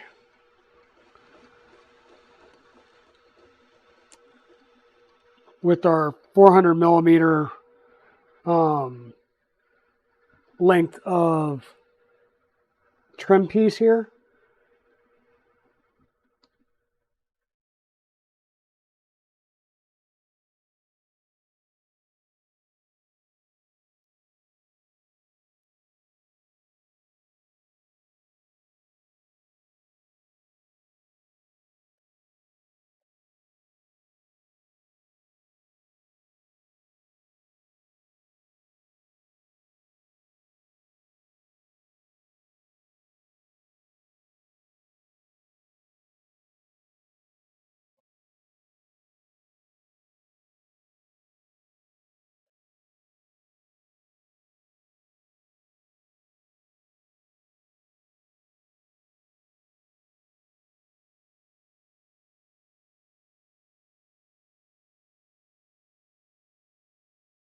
And on the other side, we've got our 2 pieces, and we're going to use the small length initially to get these 2 up here at the top.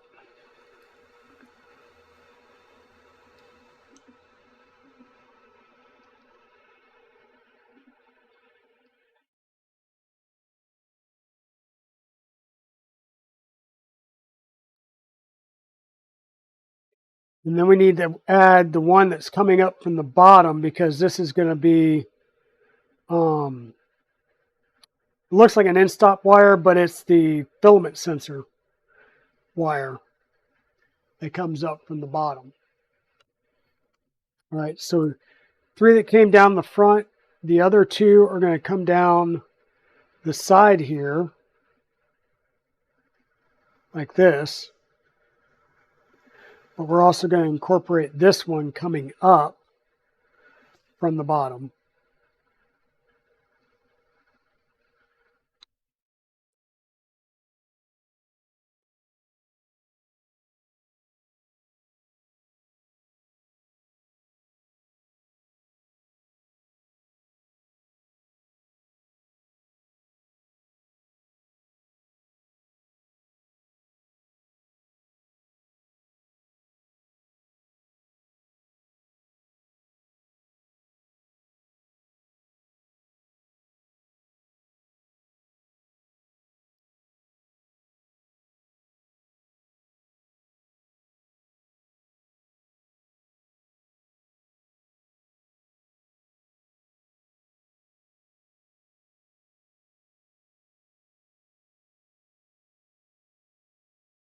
Okay.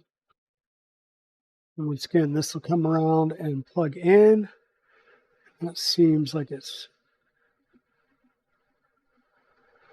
way tighter than it should be.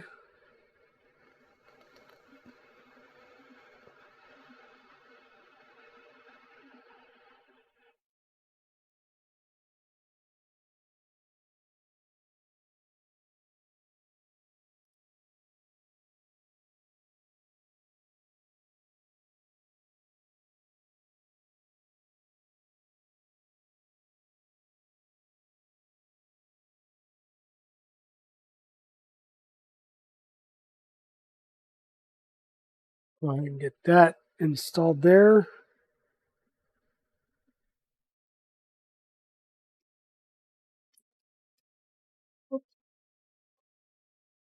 We want to start from the bottom here. Try and figure out why we were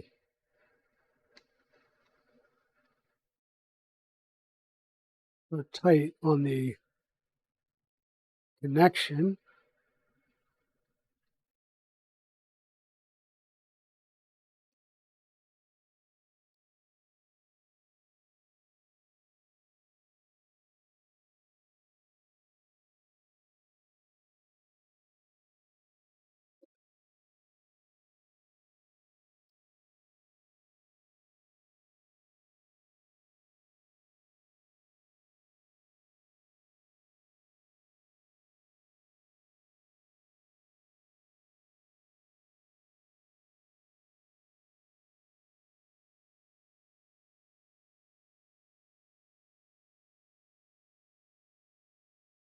Hey, Westry One, how are you doing, sis? K2 Kevin, how are you doing? Welcome on in. Welcome on in. Mod Light.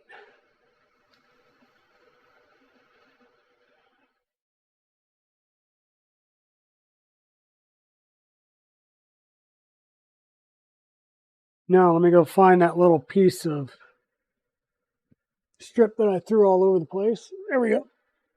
Ah.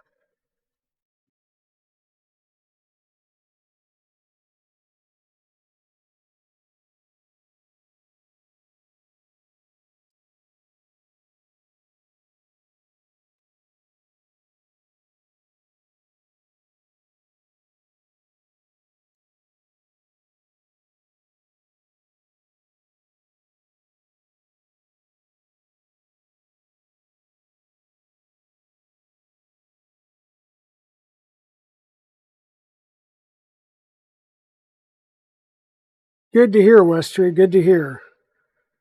Yeah, being an asthma patient myself, I know how much it sucks when you can't breathe. So definitely take care of yourself, sis.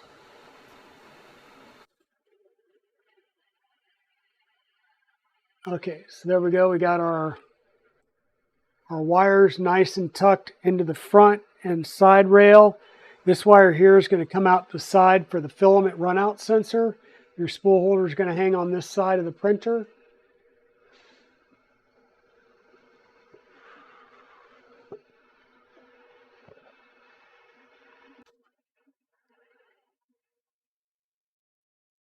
Oofta. Okay, now next up we're going to be working on our bed pieces. So we're going to go ahead and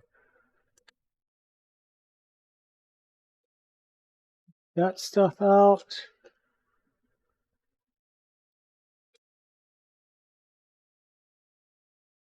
Those would be the door handles, PTFE tube. I think that's what we'll need for this next piece.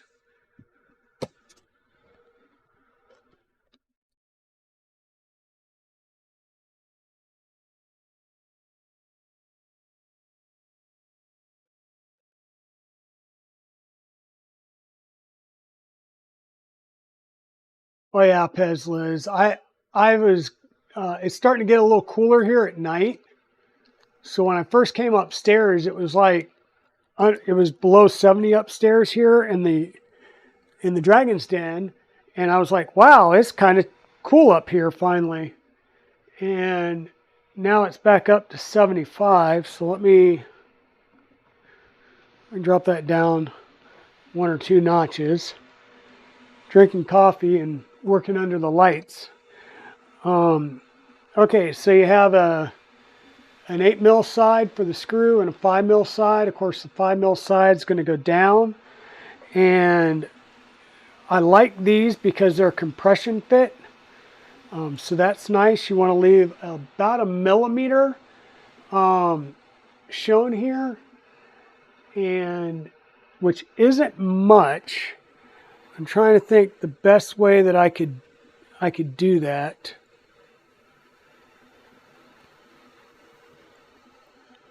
We're just going to do the old trick of putting a zip tie there. We'll slide that down on there. And these are M3 screws, so we just need our 2.5. So we'll take that, we'll just slide it down there till it sits on our zip tie.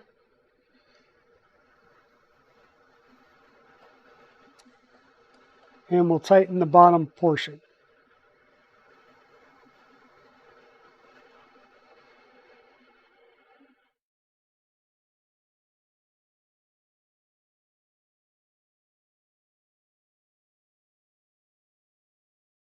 We're going to do the same thing over on the other side. Put the 5 millimeter side down so our larger openings at the top. Set it right on top of our zip tie that's going across the plate here.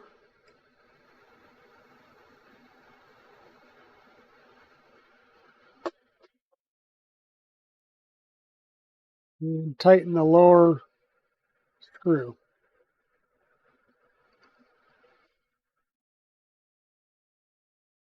And there we go.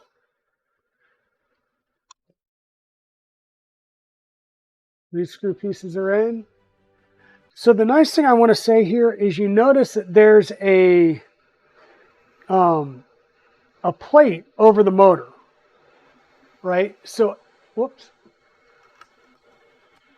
There's a plate over this motor which covers it up nicely, and it's going to prevent debris getting down underneath there and down onto the motor. So this is very nice. This is a very thoughtful piece here. I mean, yes, it is the mount that's holding the motor, but the fact that this inner band is just about the size of this just makes it that much nicer and a little bit cleaner look. So just stop. It's a surprising attention to detail on a printer in this price range, right?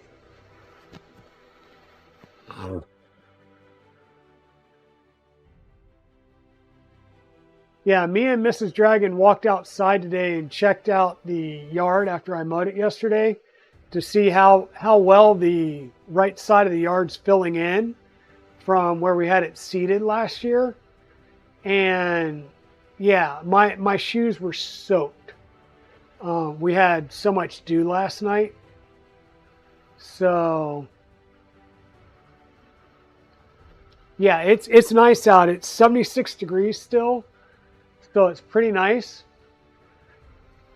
So they just pulled the thing off the bed. I'm not going to do that just yet. I'll keep it on there for the time being.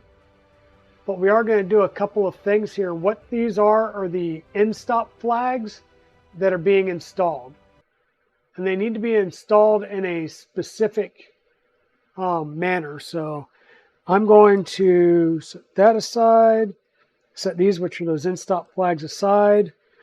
I'll put the printer itself down on the ground so that I can put the bed up here.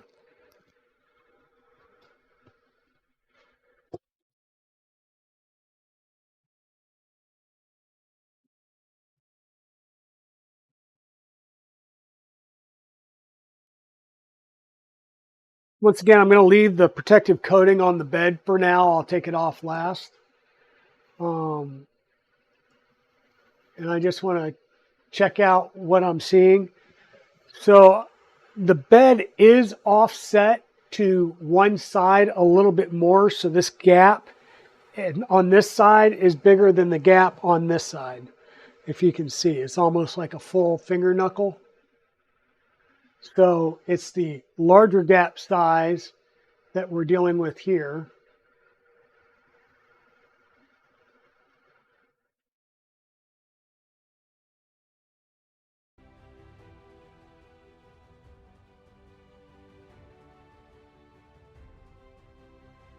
M4 by 8.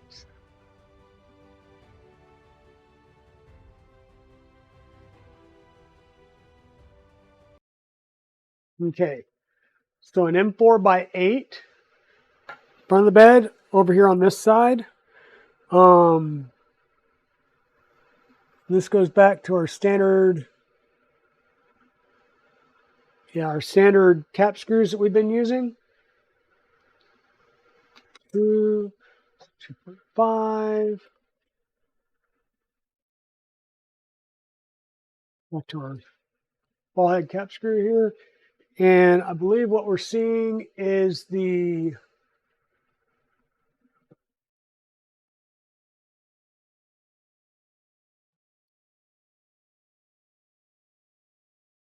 both the same size. And I believe we are seeing it, yes. The flag is towards the front of the bed. That's where he was doing the little touch thing.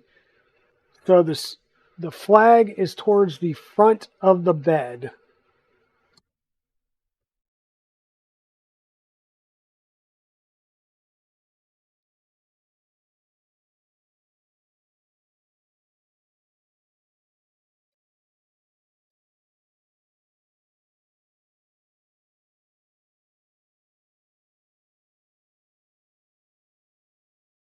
And because there's only one screw, as you can see, it'll turn on you as you tighten it down. So we'll worry about, we'll try and get it close, but we may have to adjust these just ever so slightly once we actually put it in to make sure it's breaking the IR sensor and not hitting the AR sensor, if that makes sense.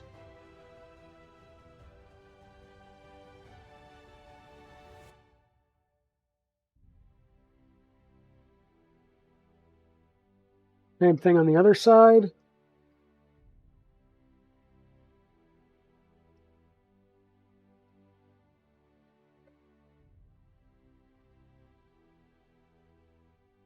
And that one didn't seem to twist. The other one seems to want to twist a lot.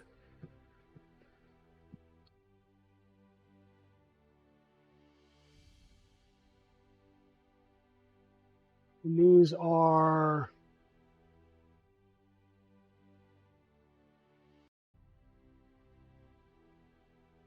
let's say, the size of the screws. And 4x8s, okay. And go through the top and then through the top of this and screw into our steel plate. And once again, we know this is a steel plate because we can take one of our magnets, which I don't have any here on the table, magnets.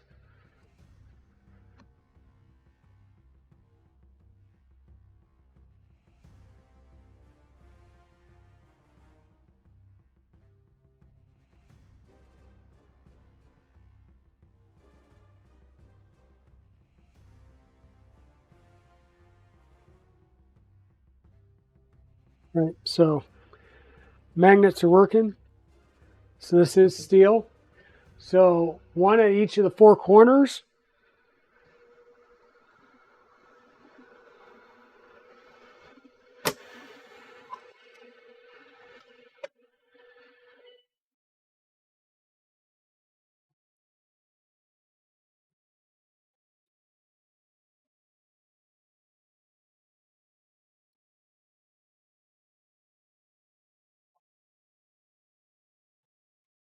And if memory serves me, these are probably nice and goopy. So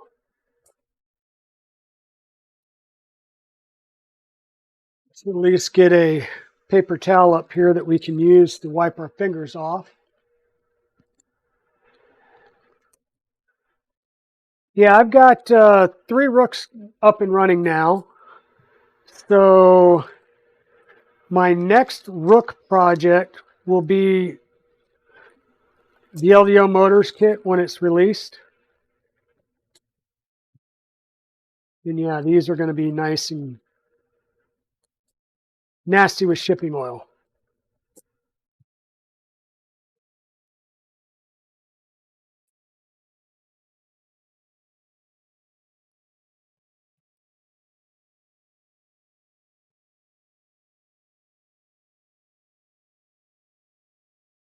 Oh. Remember, boys and girls, don't do this at home.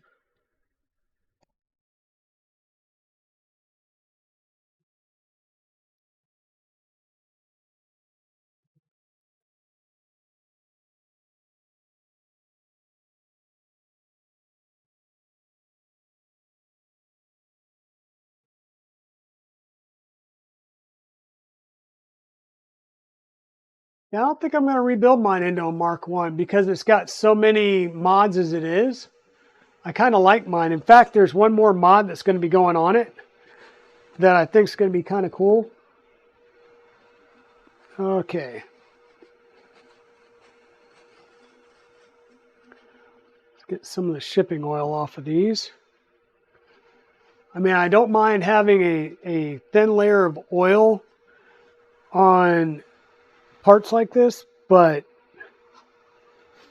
and I get it. I mean, it's coming over from China, which means slow boat. You need to make sure that you've got stuff that enables the parts to make it across without being all rusted.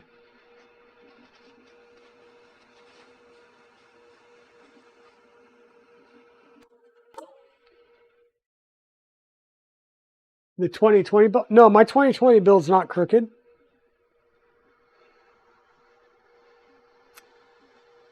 Now, I have no idea if these are lubed, and I don't trust them to be lubricated.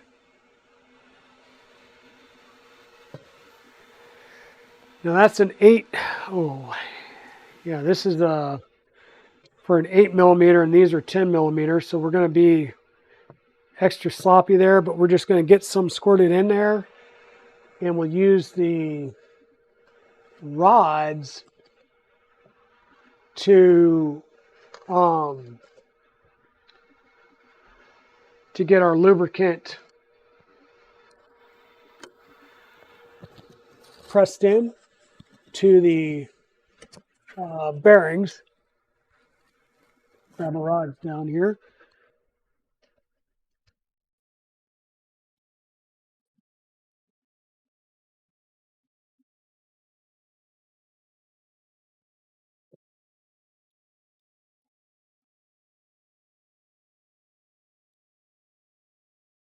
So the bearings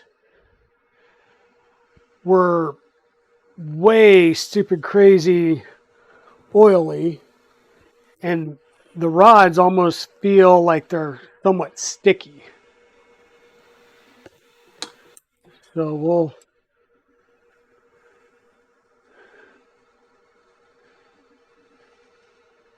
wipe them down with a little bit of alcohol as well.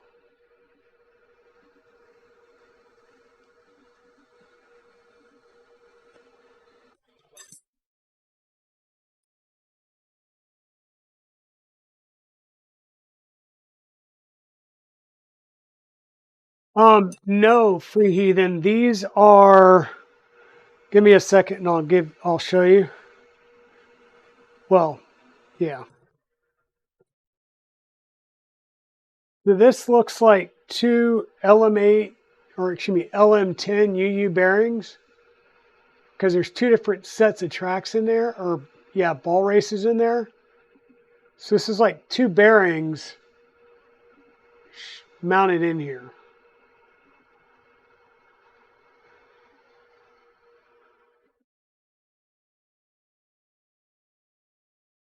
Yeah, yeah. So there's just crap on the rods. Yeah, what I'll do is I'm gonna use Super Lube, which is a silicone-based lubricant, and then I normally take a PTFE-based oil and wipe the rods and linear rails and stuff like that, like the exposed, just to put a little bit of oil on them. I know that the seals on the bearings would move any type of grease off, but it's more of, well, it's more just to keep them from rusting, because not all of them are stainless steel or chrome plated, even though they say they are. I don't trust certain manufacturers. So it's more of just putting a protective layer of, a light protective layer of oil on the linear rods and my linear rails that I get from China.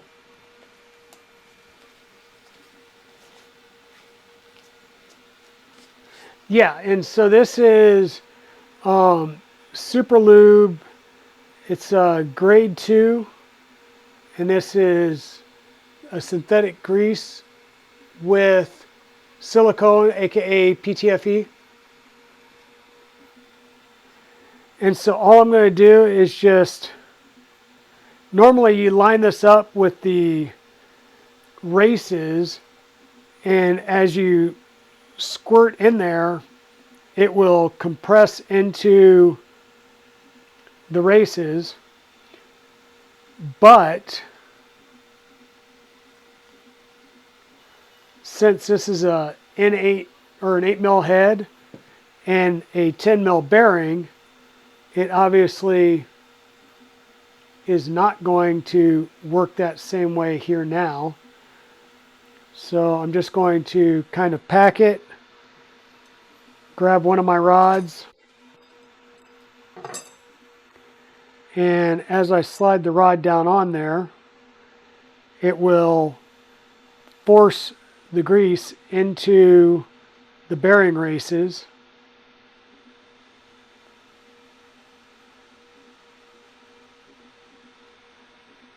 Squirting excess out all over my finger, which is fine. But all I'm trying to do is just get lubricant in here.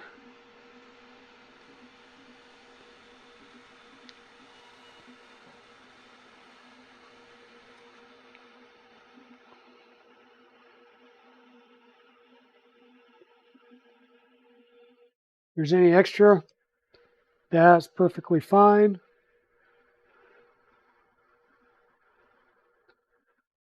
That's why they make paper towels.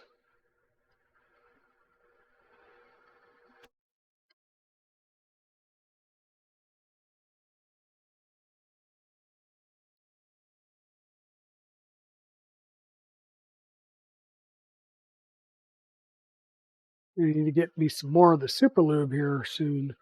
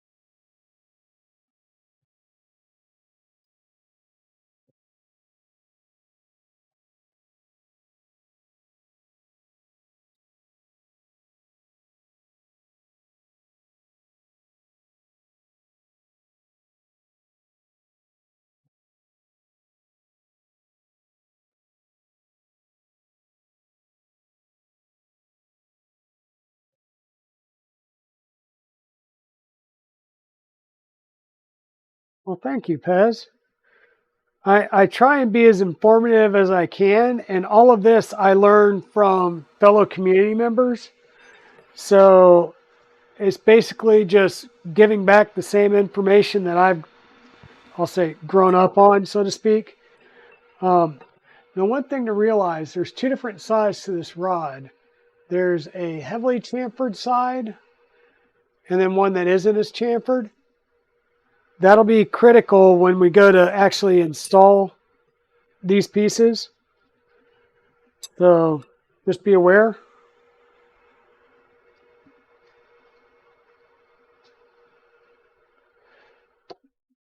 Just going to get these moved over to the side here.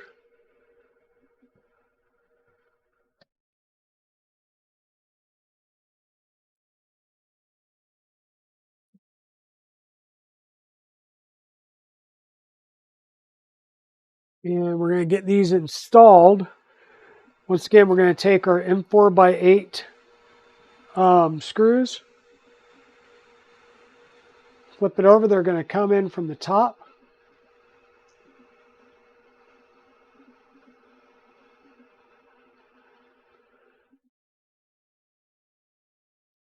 And then they're going to go right down the hole. And then we'll screw those in.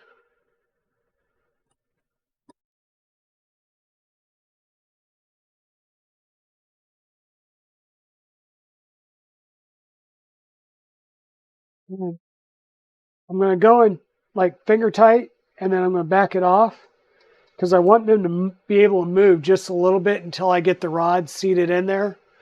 So I want to have a little bit of movement on all of my rod holder bearings as well as my lead screw for the time being. So nothing gets tightened all the way down at this moment.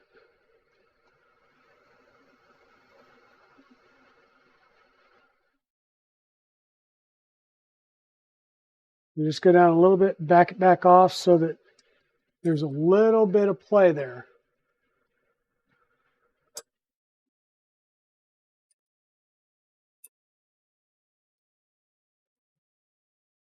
Just go sit there if that's what you want to do. We're going to have 4 more screws.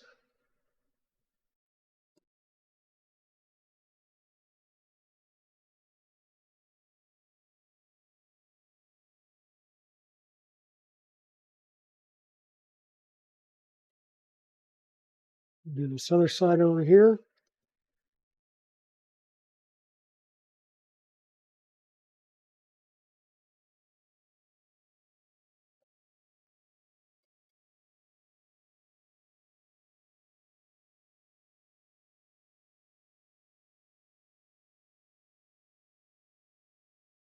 Once again, very light.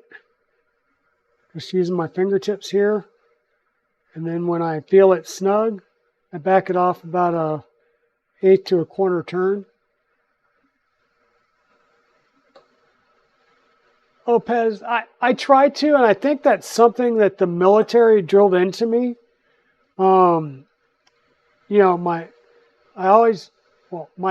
desk is kind of a mess now, but I normally do a clean desk policy. So at the end of the day, like the end of the workday, everything on my desk gets put away and cleaned up. But that's years of working in the military and having to put away classified at the end of the day.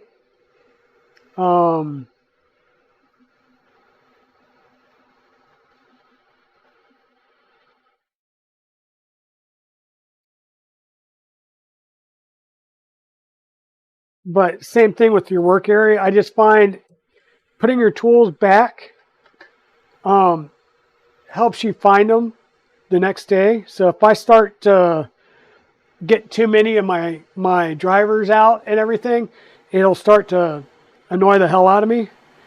So I'll sit here, and that's why you see me clean up throughout the build. It's just to put things away. And yeah, I know that means that I have to keep jumping around to go get things that I need again.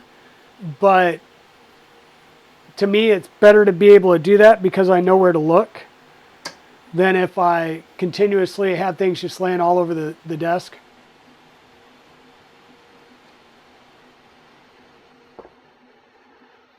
Now, it hasn't called for it in the manual, and I'll say it's kind of up to you, but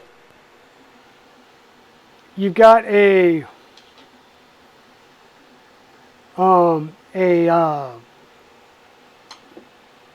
whatchamacallit, a metal shaft here, bearing housing, we'll call it, a steel screw going into a steel plate. You could be using a Loctite. On a bed that's not moving, I don't necessarily think it's going to be a requirement to do Loctite, but it is something that you can do. And if I feel like these are backing out and getting loose down the road, then I will. I'll take the side panels off, of course, and pop these screws out one at a time and put Loctite on them.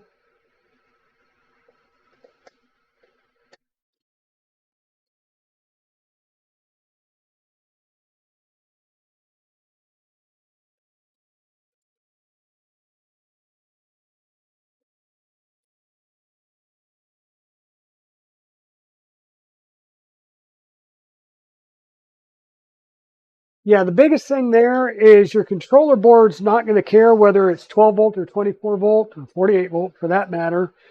Well, it might care if it's 48 volt, if it's not. But 12 or 24 volt, most of your controller boards aren't going to care, and your motors won't care because your motors, I believe, are running less voltage than that. But the biggest thing is just everything needs to be the same. So if you're going to run 12-volt board, power and board, then that also means that you need a 12-volt heater, right? So your build plate, if your build plate's not mains and it's DC voltage, it needs to match whatever your power supply is. So don't run a 12-volt to your controller and then a 24-volt bed, because you're only giving it half the power that it needs. And it'll take forever to heat up. Same thing with your hot end.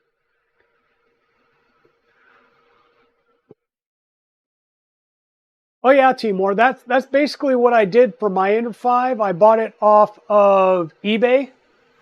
And that's about what I got, was about $250 for that printer shipped. When it came to me, it wasn't fully in the box the way it should have been. So the borosilicate plate was shattered. They refunded me $50, and I went out and bought a PEI build plate for it.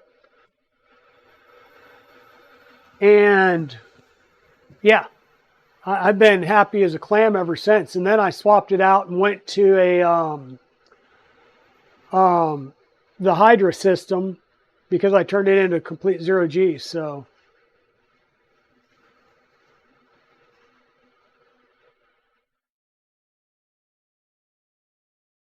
but yeah, I mean, the V wheels look like they had gone through a woolly mammoth mating session, or a Yeti mating session. But I cleaned those up when I did the install, and then dutifully swapped it from the Creality board to a Big Tree Tech board, the SKR Mini E3V3, and also swapped out the display.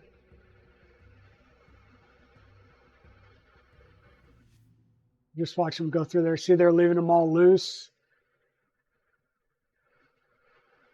Flip it over, undo the wire. Yay.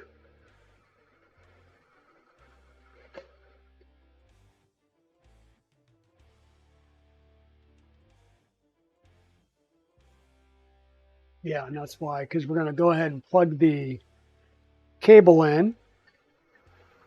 So this is like I'll say it's like an aviation connector. It's not, but it's like an aviation connector. And then we'll slide this in and just sit it basically in place. So let me put that down there, and we'll get the printer up here.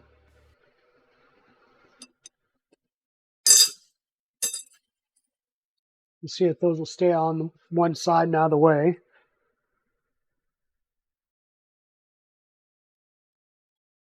We're apparently going to need to order some more super lube. Oof.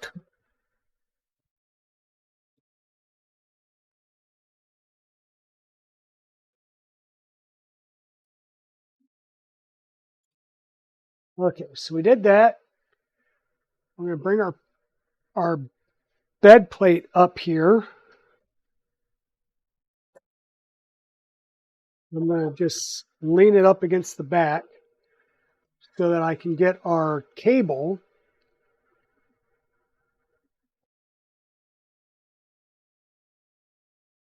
Okay, and so there is a key on the cable. I don't know if it's going to show up here, but there is a key towards the top of that cable. So it should only go in one way.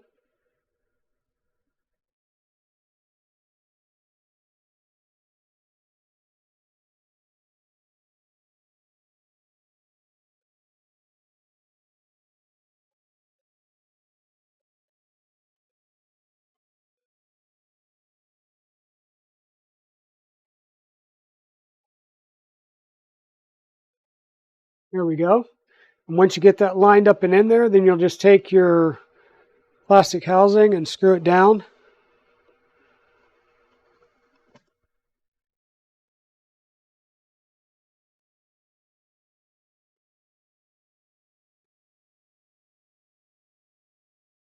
Yeah, that's perfectly fine. Like I said, just make sure that your hot end heater and your bed are 12 volt as well.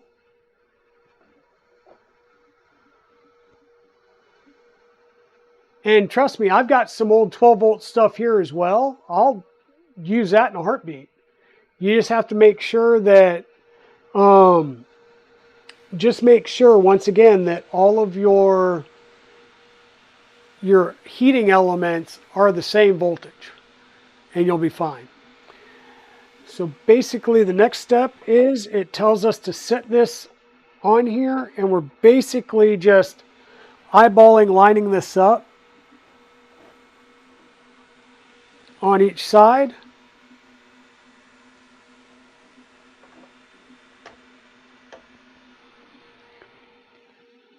Like so.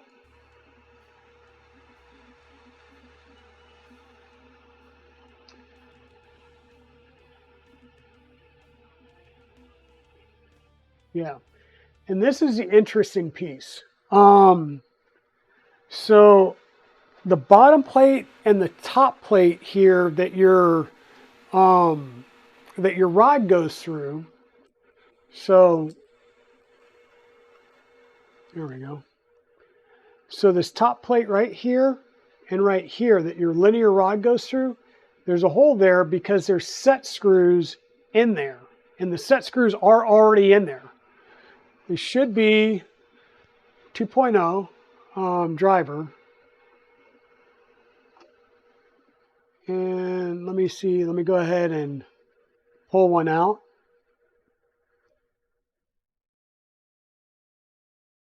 Yep, these set screws already in there. Now, the set screws don't have any Loctite in them, and I am going to put Loctite in them because there's no, there's nothing that's going to hold these rods in there other than these set screws. So I definitely want to make sure that there's some Loctite on these so that I don't have one of these get loose and I have one of the guide rods fall. That could probably be bad. So we unscrew that a little bit. We're going to do the bottom one here as well.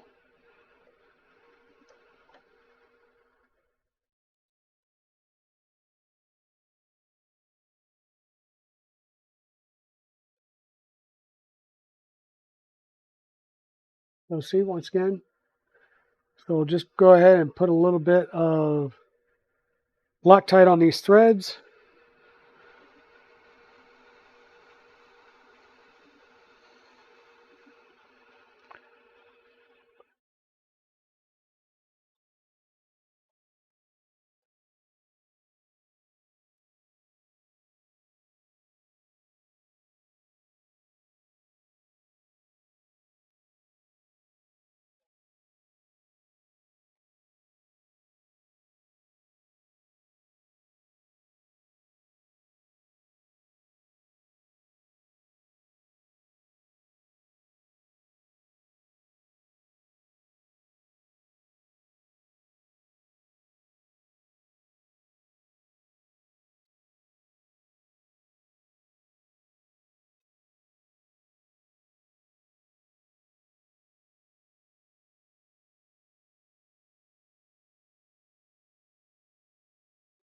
You got 5 going and none of them are complete. Really, man? See, my problem is I've got so many complete printers that I can't actually plug them all in and run them at the same time. And part of that's because I don't have room for them on the benches behind me. I've right over here in this corner right now, I've got 3 rooks and and Blue Dragon that's been sitting in the closet. But I did put the actually I'll show you a little, remind me to show you guys a little bit later. I do have the other enclosure on Blue Dragon. We'll let this go through a little bit. We're going to do one side at a time. Once again, the rod with the heavily chamfered end goes in first and goes down.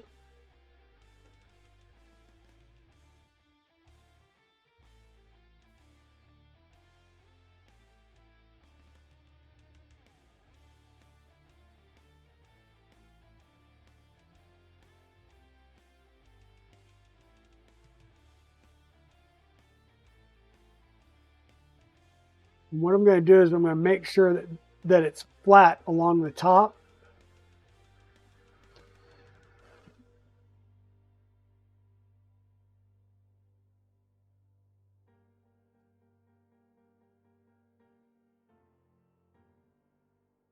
And then tighten my grub screw.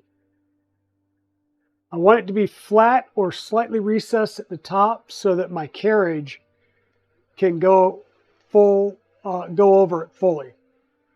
So it's got to be right up at the top. And then the bottom, we'll go ahead and tighten that lower set screw as well.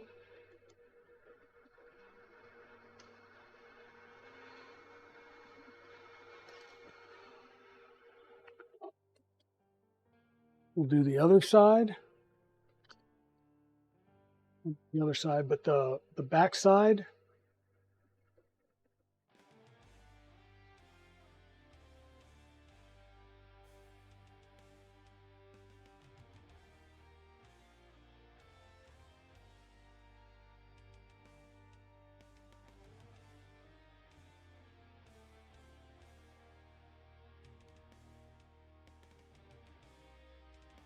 Not lined up, or do I have that in too far?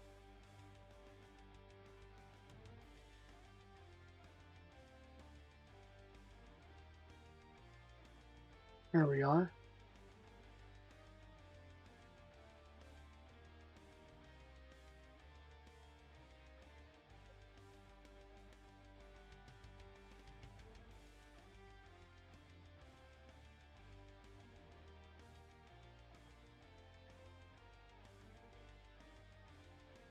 Oh yeah, I get you there. The closest thing to the standard build that I've got here is my Mark IV, because I haven't done anything to it yet.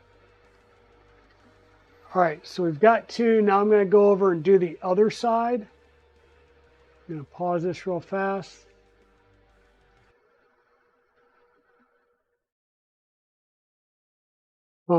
So I can work on this other side here. Like I said, I need to pull the set screws out, get them, get some Loctite on them, put them back in.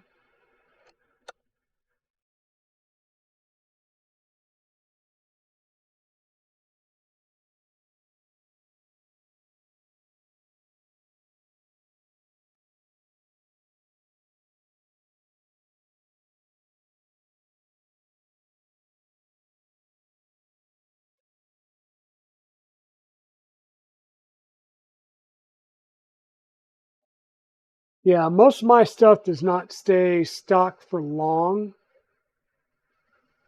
At least this printer, when we go to do some updates, it'll be factory provided. So the bed level sensor and the PEI sheet are factory options, right? So it's not like we're going too far off the range. All right.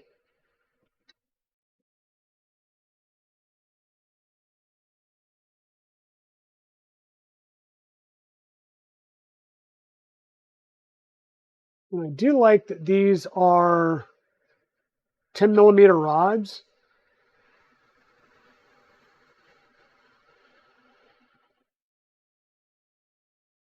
Because that's going to make them nice and beefy. And that's the thing I liked with the Ender 5 Plus. Same type of setup. You're using a steel plate with two 10 millimeter rods and your 8 millimeter lead screw. The difference was this is a full plate across, where the other one used, I think they were like aluminum cross braces. Need to scoot this over some so I have clearance.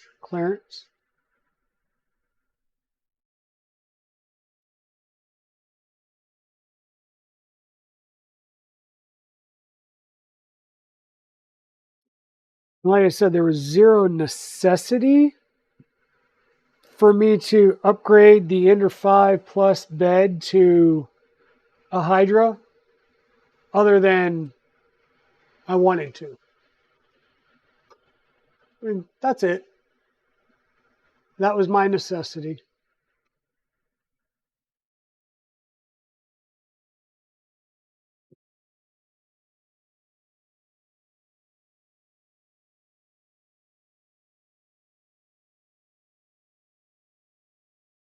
And Chris, I'm telling you, I actually posted pictures. I probably still have the pictures. I'll repost those pictures of what those V wheels look like. And I mean, they were nasty. And I cleaned them up and was like, no, I'll run these for a while. And you know, they very quickly started shedding again.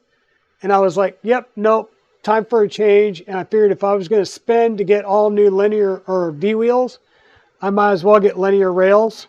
So that prompted the Mert a little bit faster than I was planning for that one.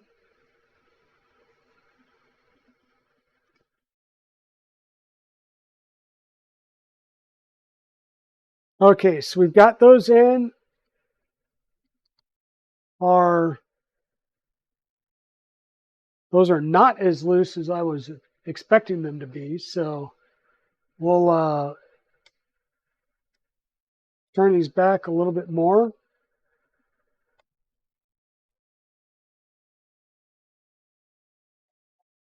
Make sure that they're loose and they'll wobble.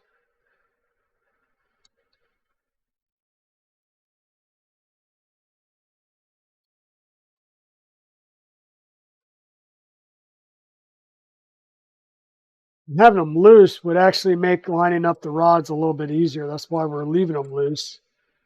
I just apparently didn't have mine loose enough. There we go. So make sure they're loose.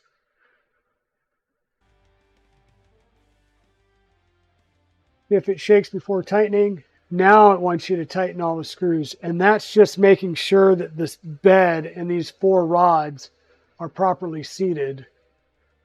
Now we'll go ahead and tighten all four screws. And I'm going to do it in a crossing pattern. So front left, crossing pattern on my bolts. So I did this one, now I'm going to do this one and this one. And then I'm going to do the same thing, the larger crossing pattern, and come to the back left side of the bed.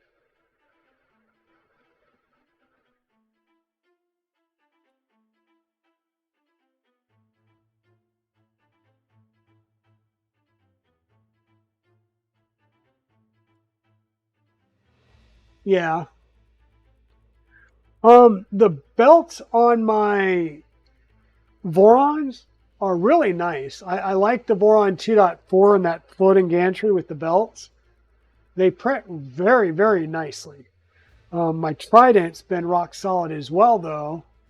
So I mean, they work. I'll just put it that way. They work. My V0 worked.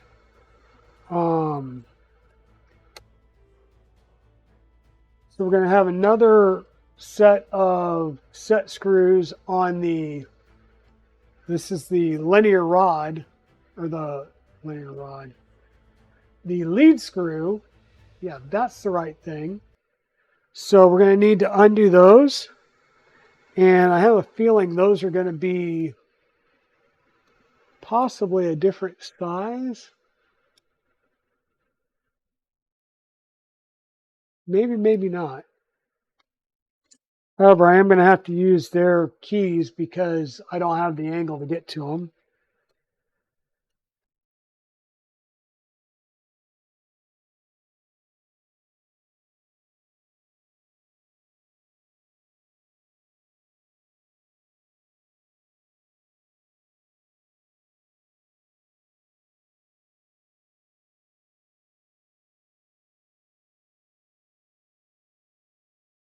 And I'm not going to pull these out and put Loctite on them just because I think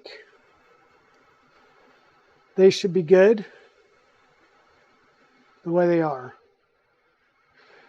So I need my linear screw, lead screws.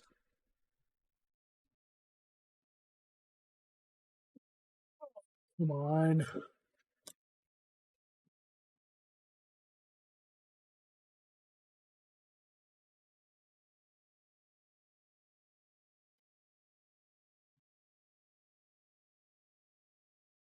Could slide through the bearing very easily.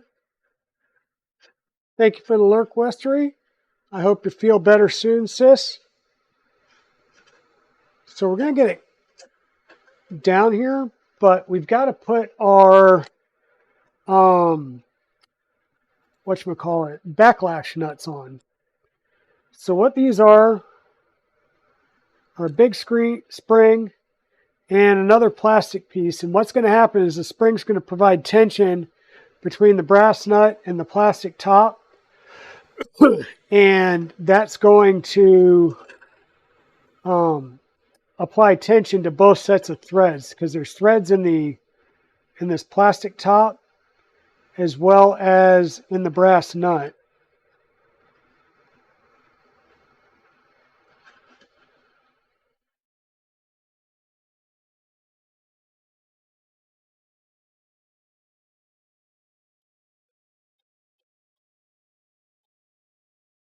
And your plastic piece is going to fit right in there. There's cutouts in the brass nut and little tabs in your plastic part.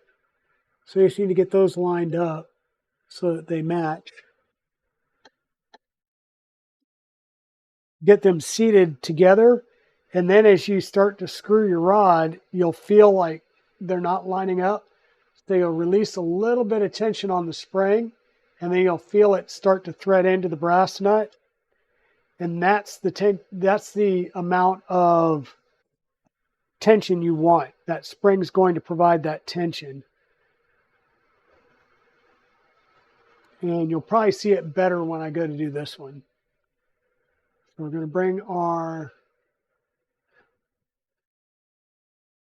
rod through here.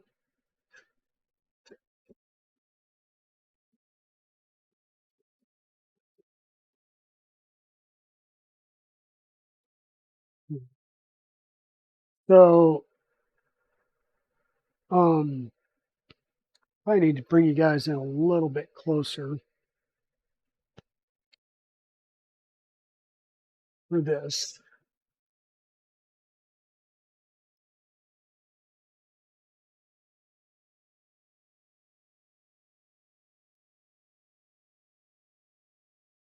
And we'll bring you over here.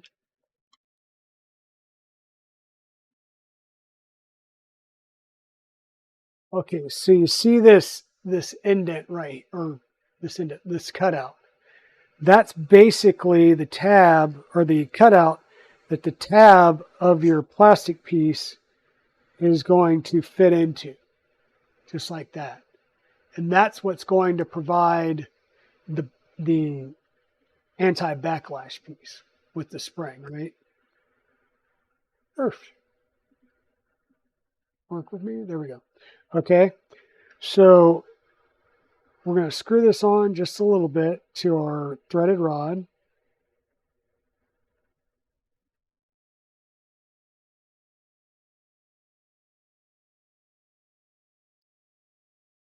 We'll screw this on just a little bit to the threaded rod at some point, hopefully. You can do it. Not as fun as trying to thread a T-nut, apparently.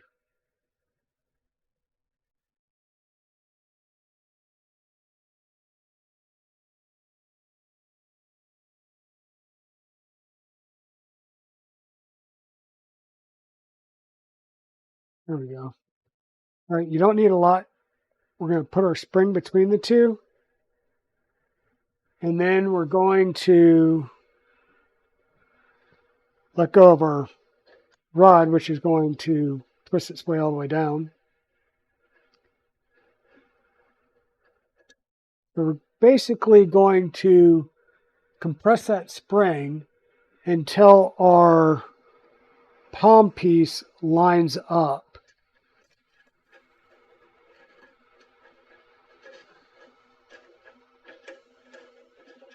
and seats down into the brass.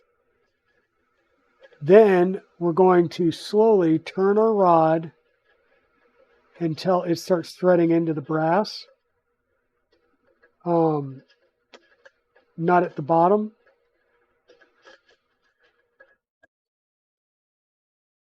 And this sets the tension on our spring. So all this is doing is it's putting a tension so that the bottom and these top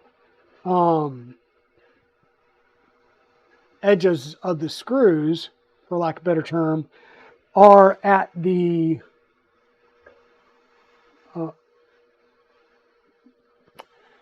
there's no available lash between them. So once again, we need to make sure that our screws are fully down. Yeah, there's no lash. There's no play in the threads. That is what backlash is play in the threads. So you don't want any to get a smooth movement. So we want to make sure that our rods are fully seated down. And I'm just going to take my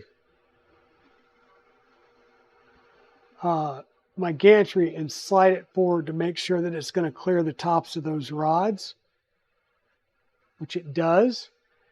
And I'm going to lock in these set screws in the bearing. And that's just going to hold the bearing in place on the outer ring.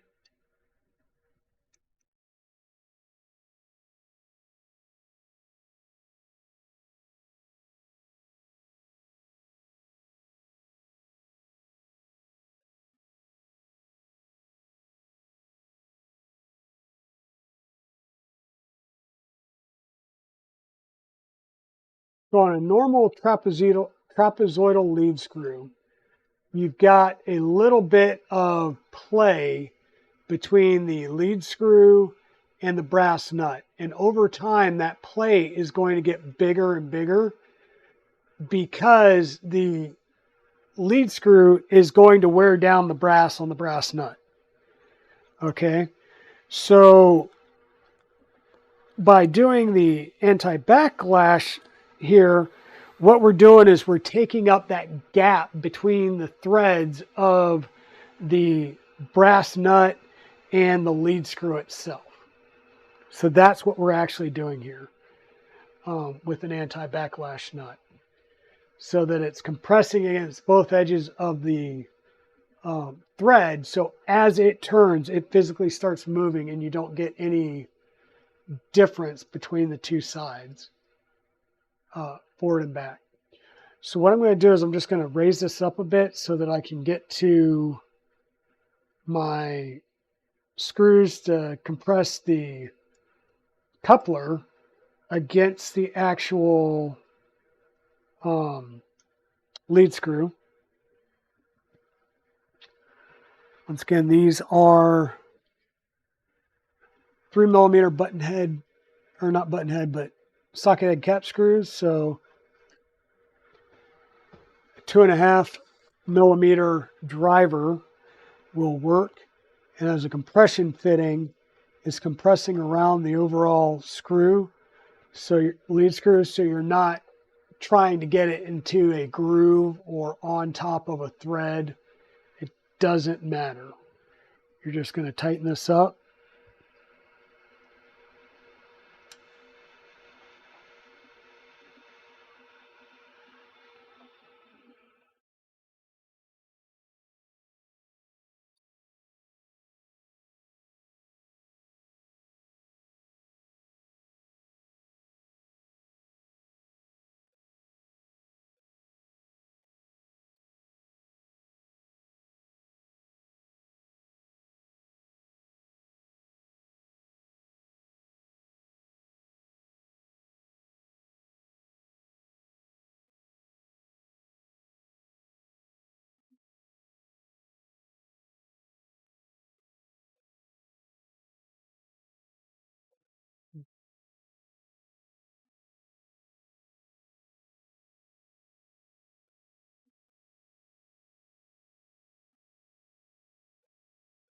Okay.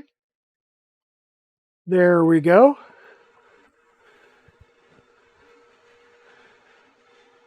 Next up, what do we got next? We got our lead screws in. We got our Z-axes in. Apparently we're going to have a short ad break, at which point I'm going to grab me a Dunkin' Donut.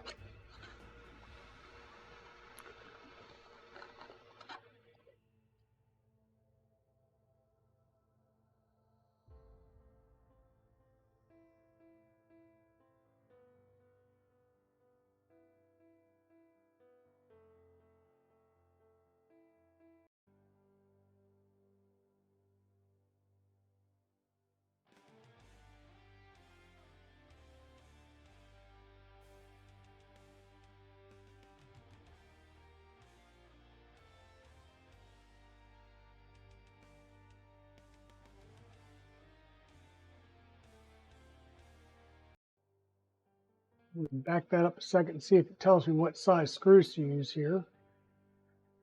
4 M3 by 6. Okay, and those look like the button head cap screws.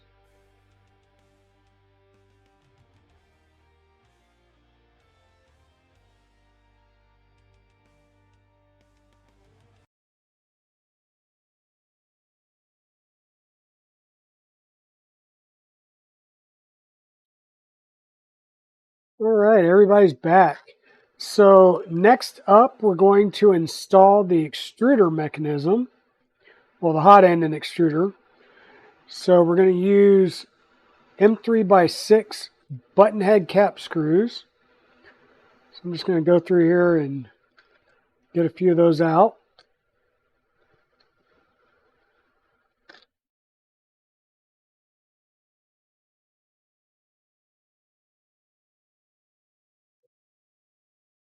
And our extruder mechanism, once again, is fully built out of the box and has a 15-pin connector. And we'll show that connector again and talk about it for those that weren't here originally. And of course, I just dropped that and smacked the M3 by 6 nuts that I had everywhere. So I had 4 up here. I've got 2 left. Let me see if I can find them.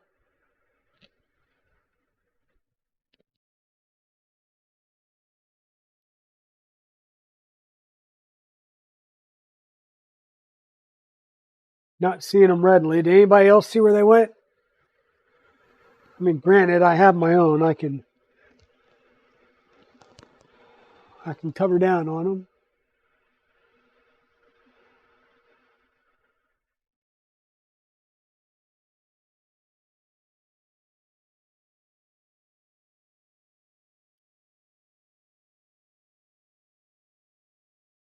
All right, not readily visible, so we'll grab a couple from our stash here in a second. And we'll find those. Whoops, didn't find one. We got one of them, so we're back to 3.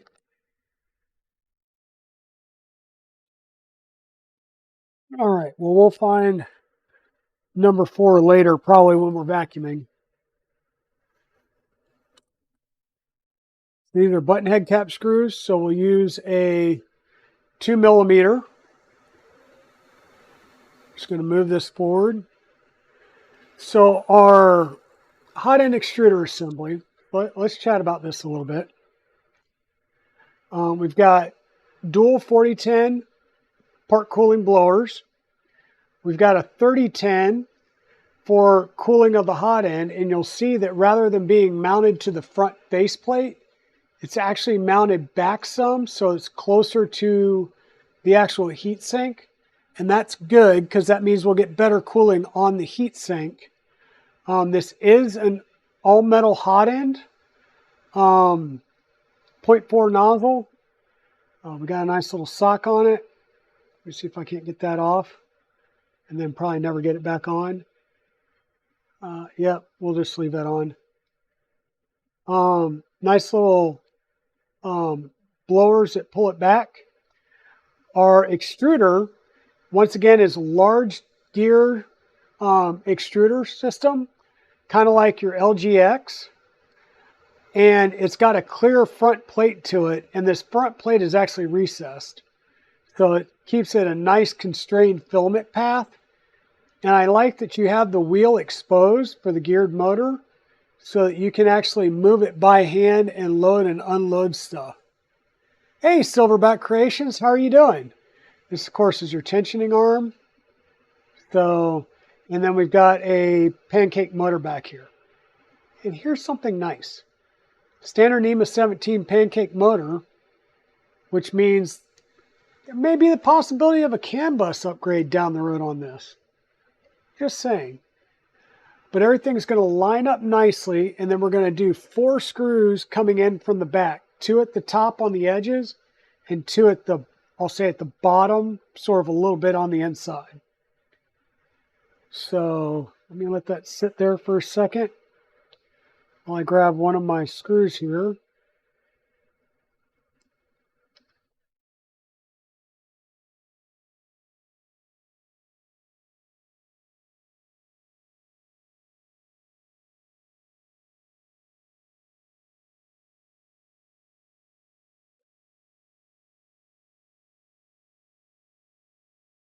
Actually,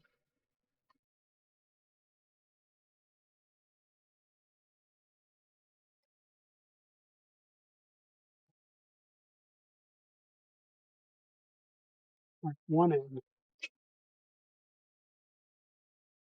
Not a problem, Silverback. Thank you. Thank you. For those of you that don't know, Silverback has got a GoFundMe campaign that's active at the moment. He is trying to get some assistance with transportation to some medical appointments. They need to switch some of his meds up, and the only place that he can get them is 4 hours away. So he's going to need some reliable transportation. So if you can, and you're in a position where you can contribute, please go see his GoFundMe campaign. I did link to it on Twitter. And if not, by all means, please just share some love with him. Let him know that we care about him, like we do everybody in the community.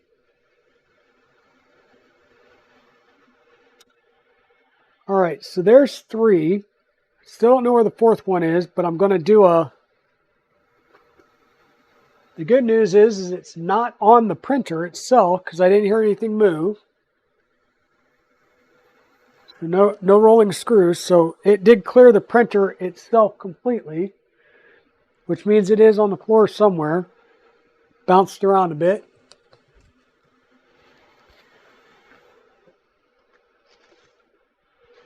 That's okay. We've got a few M3x6 screws.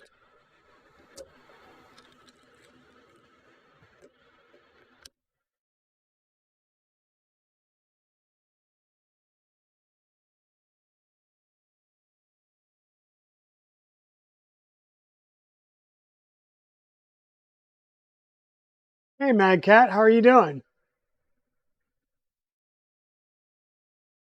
Blueberry muffin sounds good.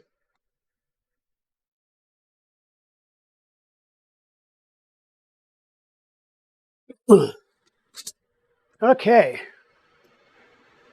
so we've got our extruder installed at least up here at the top. We're going to need to get our bed raised up so we can do the other connection.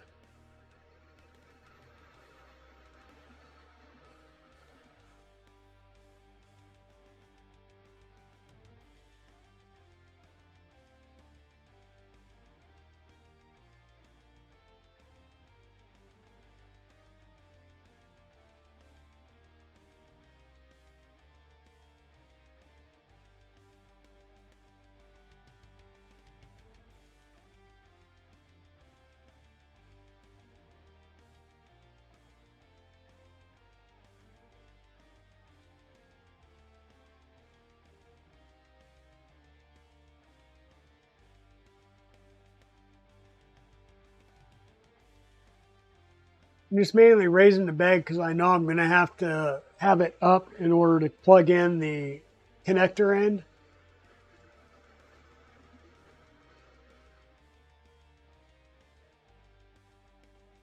Oh wow, is Steve Builds on?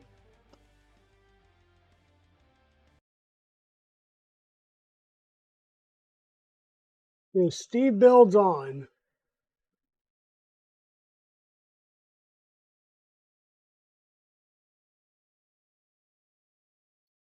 So yeah, um, everybody, if you got a chance, let's just stop for 1 second and jump over to Steve Build's stream and go ahead and sign up for that Galileo.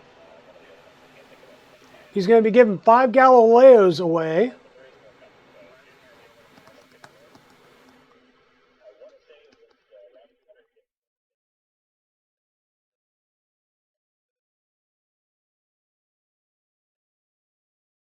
So if you got a moment, definitely go over there and check that out. Get yourself signed up. Um, yeah, show him some love. He comes over and hangs out with us occasionally. Yes, he's on YouTube. So Steve Builds over on YouTube channel. If somebody can dump the link in here.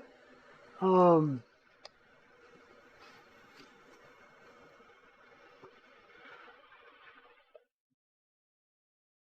oh wait, I can probably dump the link in here. I just have to do it over here.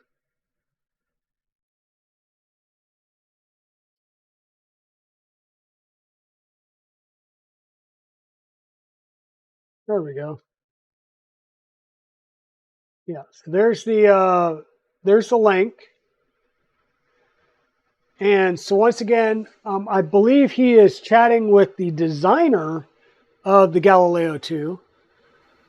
So what we need to do on our build, yeah, well, let's take a minute for everybody to jump over there and get signed up. If you're interested. And he opens the form up at the beginning of his stream, and he always does his giveaways 3 hours in. So you always know when you need to check back in. Today is an off stream for him, so I don't know. Modlight or whomever, Madcat, whoever made mention of needing to do that, if you can keep Timor, there you go.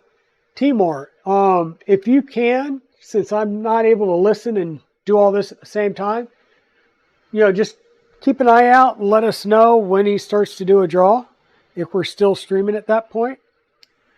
So I'm sure the kit comes with zip ties. I've got a ton of zip ties, so I'm just going to use my own.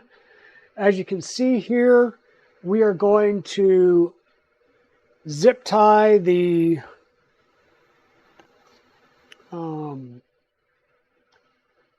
we're going to zip tie our thingamajig, the thingamajig, that thingamajig. We're going to zip tie our cable chain to this back piece here. So we're going to go ahead and get some cable ties just started through here.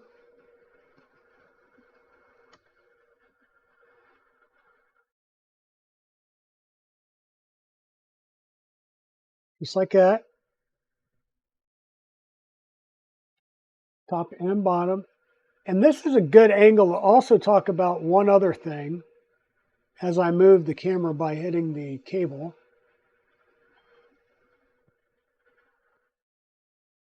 Congratulations, Madcat. Now, what'd you get your bachelor's degree in? Like, what is your degree area?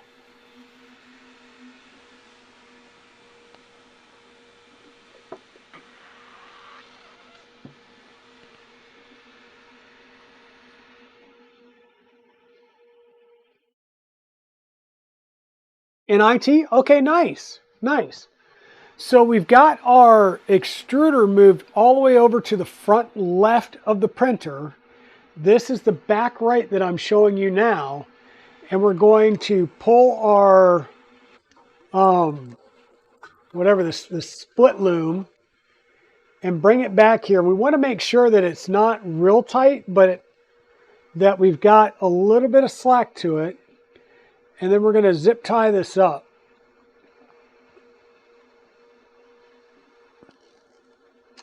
And the nice thing with the split loom is you can probably line it up on the indent in the split loom, you know, between the two or between the spirals, and that'll help hold those zip ties a little bit nice or tighter. But the other thing I wanted to make a comment of is, you see these belts? These are 10mm belts. These aren't 6, these aren't 9, these are 10mm XY belts. So that in and of itself is pretty crazy. So we've got our kind of split loom laid in there, and the split loom is really, it took a twist. Oh well. And then I'll bring you back down to the bottom because we're going to need to bring our cable around and plug it in underneath. Now, I did mention that we were going to talk about the cable again.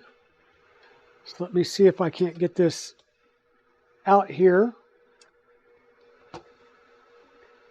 Get you guys set up there. Okay. So our cable, right?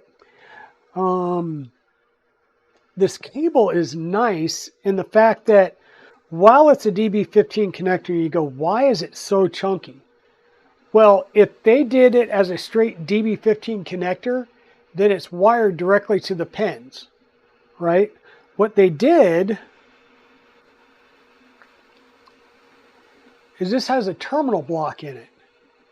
So the nice thing is if your thermistor dies, or your hot end dies, or you want to increase to a higher, like a 60 watt heater or something, you can do that.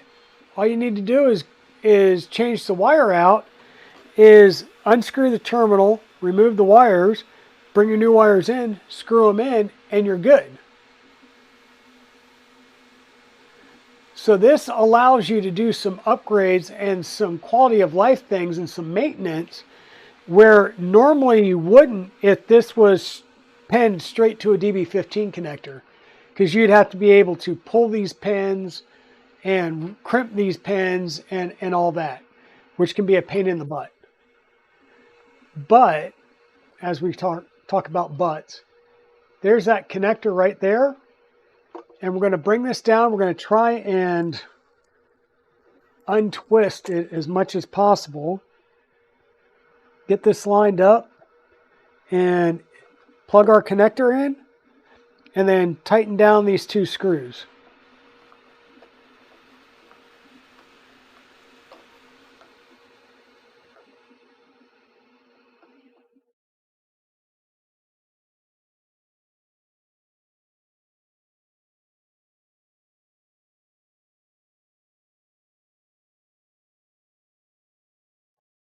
And just like that. Okay, so now we've got our connector in. Now, once again, like I said, our when we go to do our auto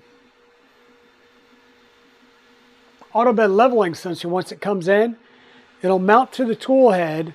We can add it into this split loom, and it'll come around here, and we can pop out of the split loom, and we're going to just jaw it over here and come in through this hole on the side here where the filament sensor comes out at, and that's going to allow us to plug into the board. Now we're going to need 24 volt, and so what we'll do is we'll basically unplug the two Z-end stop sensors, and we'll put in our ABL.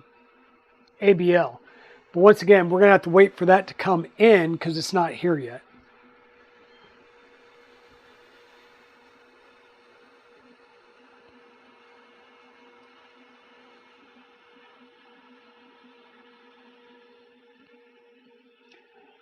I don't think these actually stuck in there, right?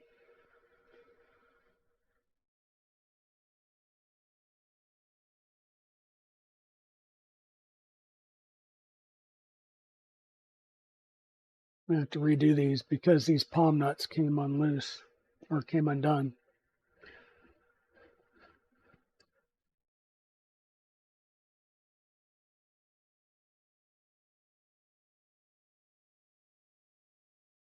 We still have to fix that.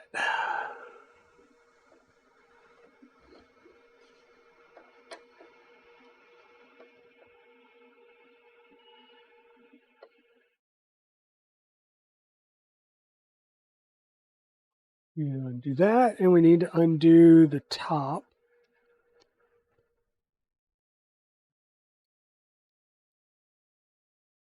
What I'm doing right now is my my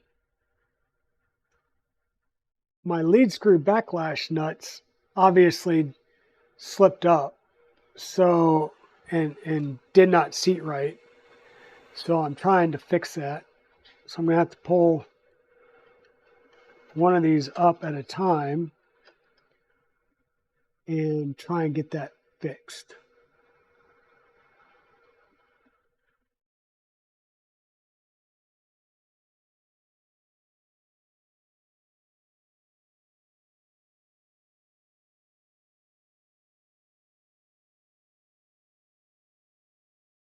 I didn't want to have to pull this all the way out, but apparently I'm going to have to.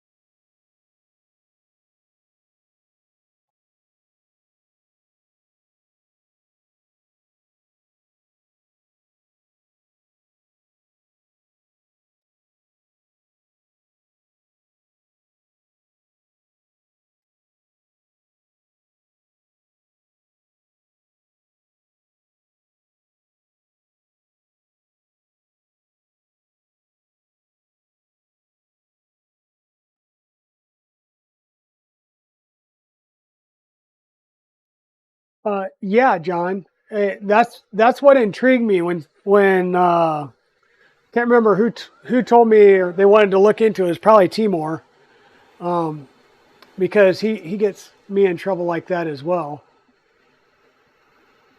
Um, but I took a look at it and I was just like, huh, there's a lot good that I'm seeing in this printer. So I figured we'd go ahead and take a look at it.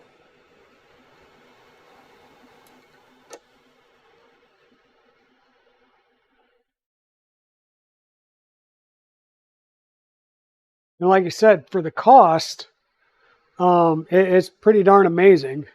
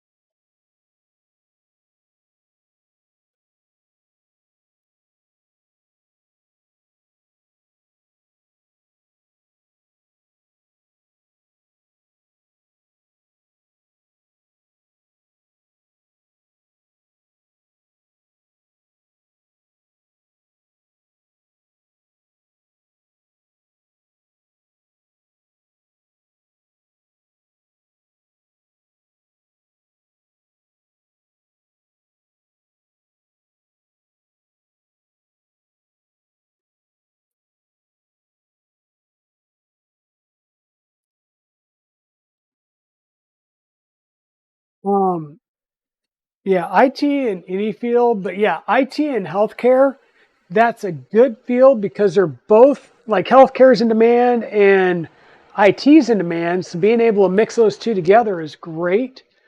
But I can tell you this, if you're in just straight IT and then you try and break into either financial or healthcare, it's painful because they want everybody that they like want everybody that's fully certified and knowledgeable of all healthcare or all um, uh, financial like requirements as well.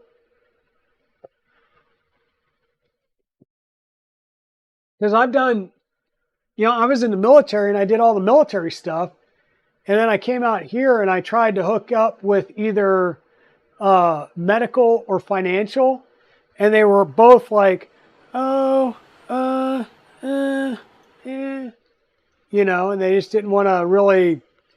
They wanted somebody that was in that industry. Um, I don't think I tightened this back up.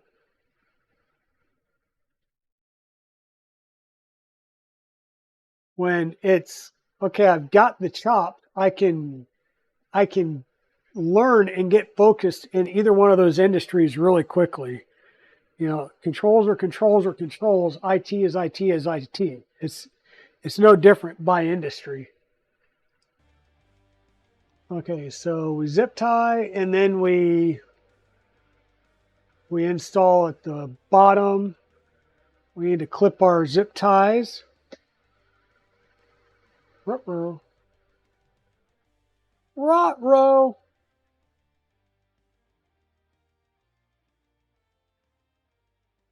We hit the top of the left one, so we need to drop that down just a smidge.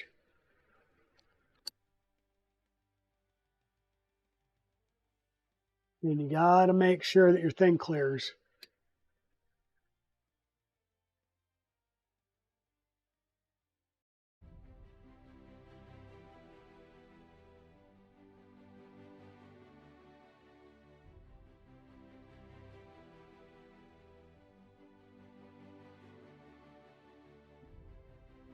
And 3x6. Okay.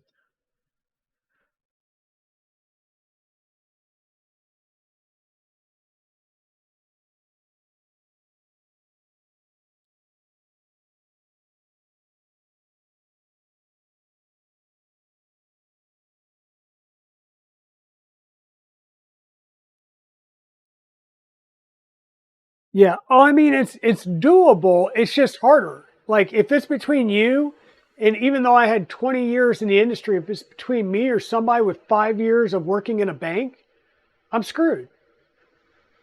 Just trying to get people to understand that IT is or cybersecurity, all those skills are transferable between whatever industry you're in. It's no different in banking or healthcare. I mean, yeah, there's different sets of regulations for those industries, but those are easy to learn and understand, right? It's not an insurmountable thing.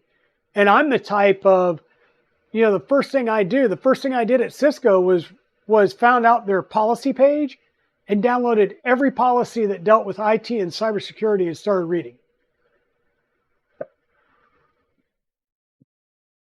That's what I spent the first 2 days doing. And then from that point on, I was able to sit there and start quoting policy in all the meetings, right? And by the way, the Reborn 2 here, this is just a vinyl sticker. That's one of their, I'll say, cost-cutting measures. This is just a vinyl sticker. This isn't like a silkscreen paint or anything. Um, panels. Like we're literally at panels now. Um, yep, we still don't need this yet. Doors. Oh, there we are. We're going to need this and we're going to need this.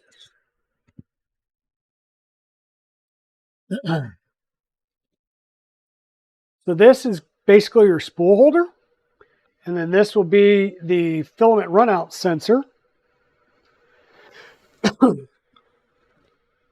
So we'll need to get into our panels.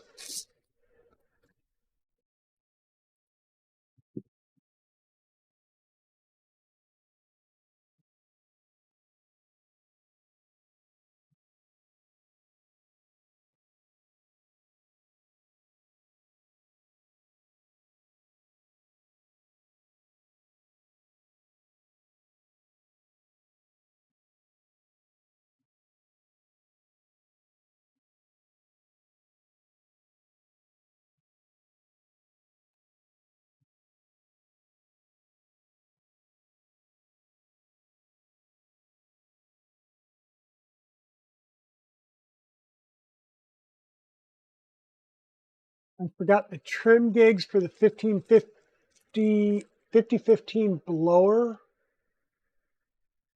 The trim gigs. Oh, the trim guides. Yeah, I'm sorry. I know I mentioned that before. Is I've never printed those out.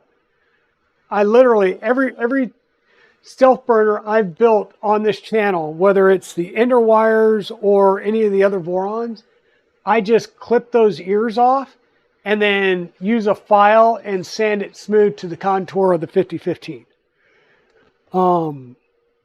Yeah, my apologies. My apologies.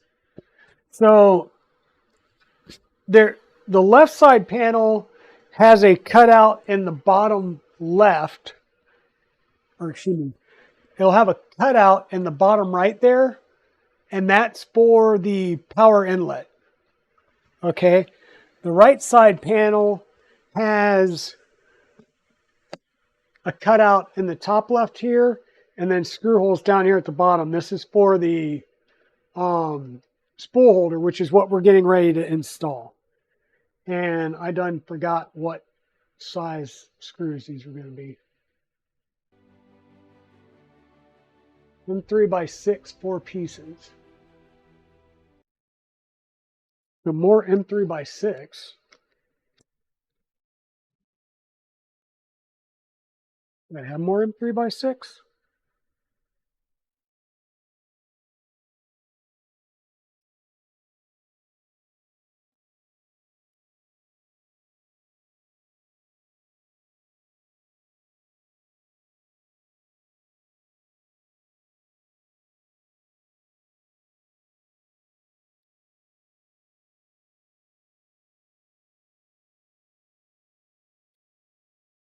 I guess so. Got some M3x6 socket heads.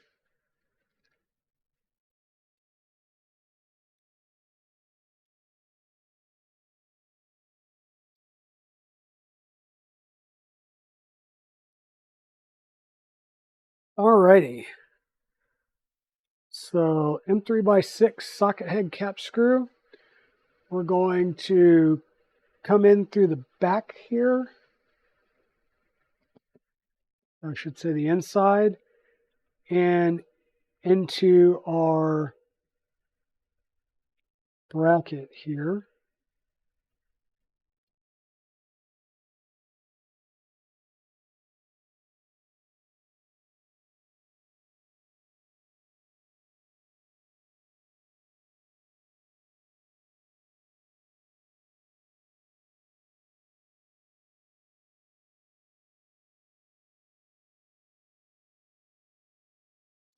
And you're screwing this into plastic. It's like an ABS, so don't ugga dugga it. You will damage things.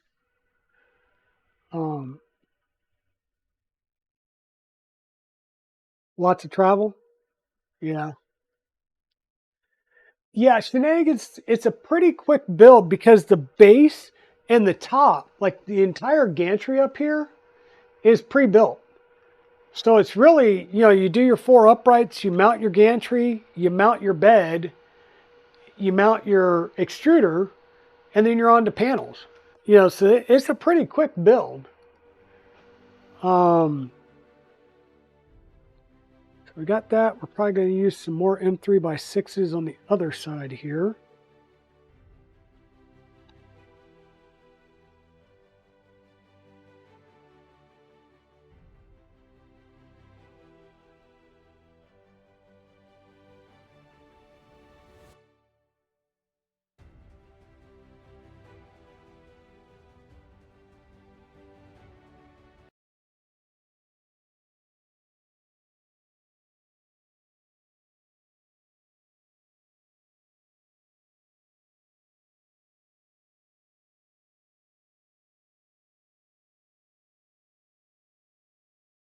Yeah, I'm sorry about that, Mod Light.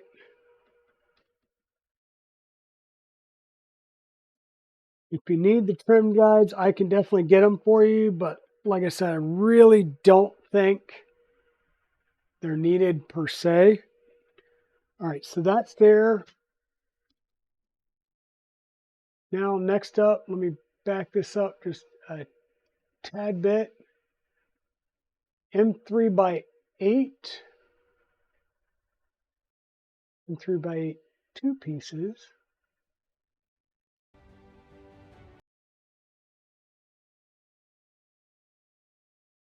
Come on.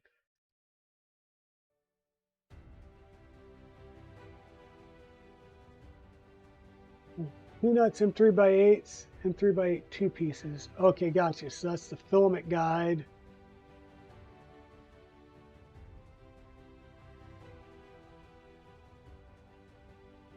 And that's going to be this top edge here.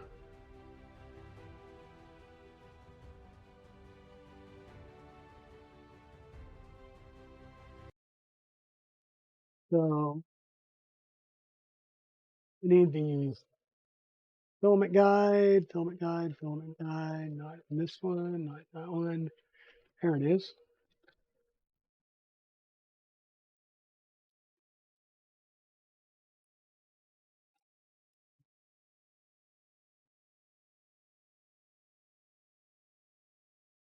We got our filament guide. Um, and we need some M3 by 8s.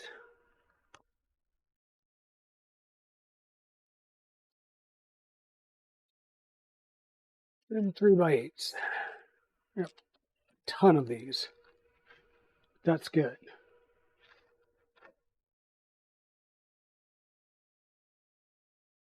And these are button head cap screws.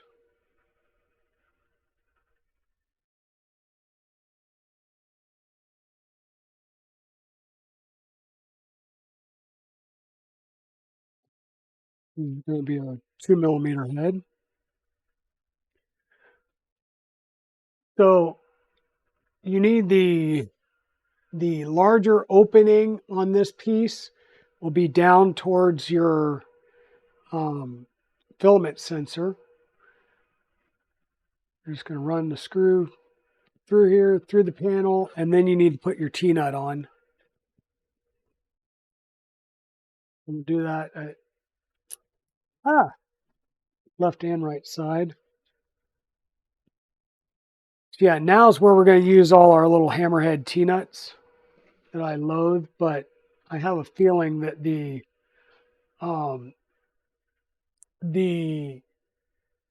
frames here are going to be of sufficient quality that I won't have my common issue with the T-nuts, which is, well, they never seem to twist and go in.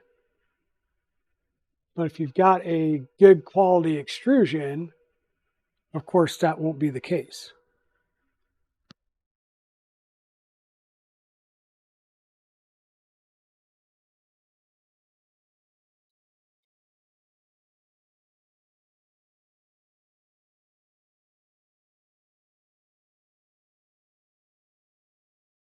Okay, bud. All right, so I got those two started. And now I'm pretty sure it's everywhere else around the area. We will add M3 by 8 and yep, everywhere else. We're going to put an M3 by 8 with a whatchamacallit.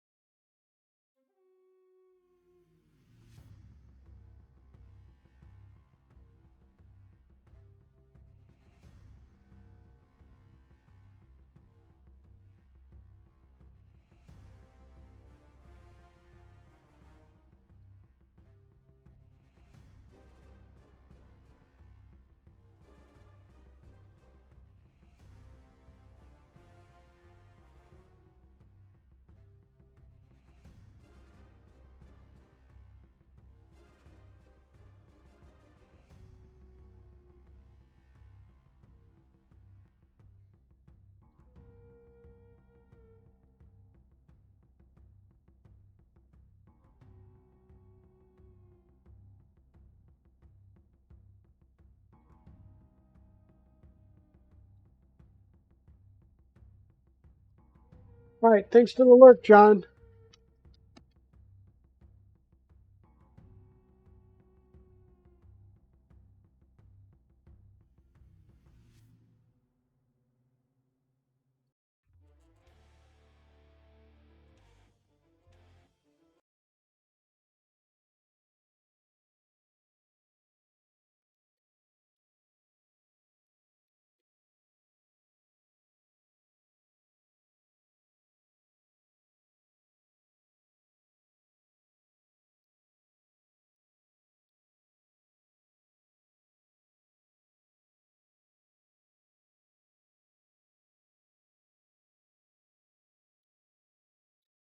Okay, so now we're just going to try and get the sides lined up vertically and the top horizontally, and see if we can't just lay this panel in there and everything just miraculously line up appropriately.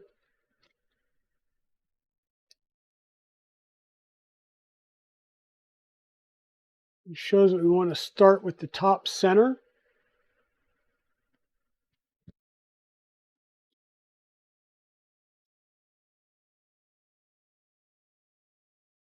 We'll come over here to the other top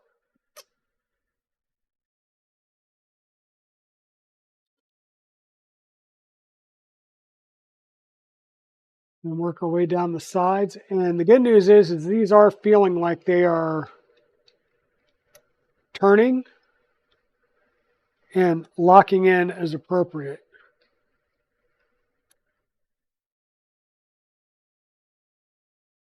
So that's pretty nice.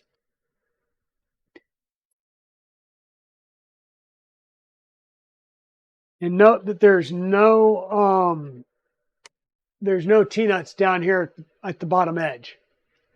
It's all at the the top and around the the top and the sides. There's none at the bottom.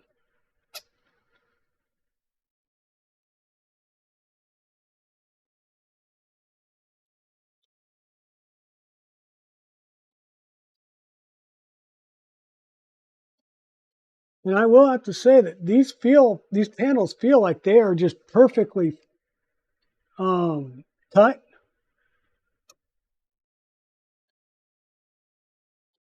I mean, yeah, there is very little gap around the edges. I mean, those came out very, very nice. So I'm going to turn the printer, hopefully without spilling everything that's on the bed in the printer.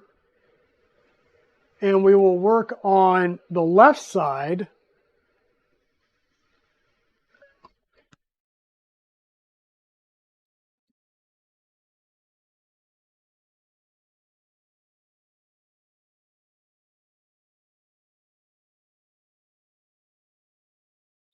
Because it's going to be more of the same.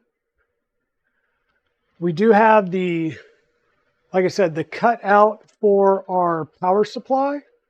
And that even looks like it's a very nicely spaced with a good reveal.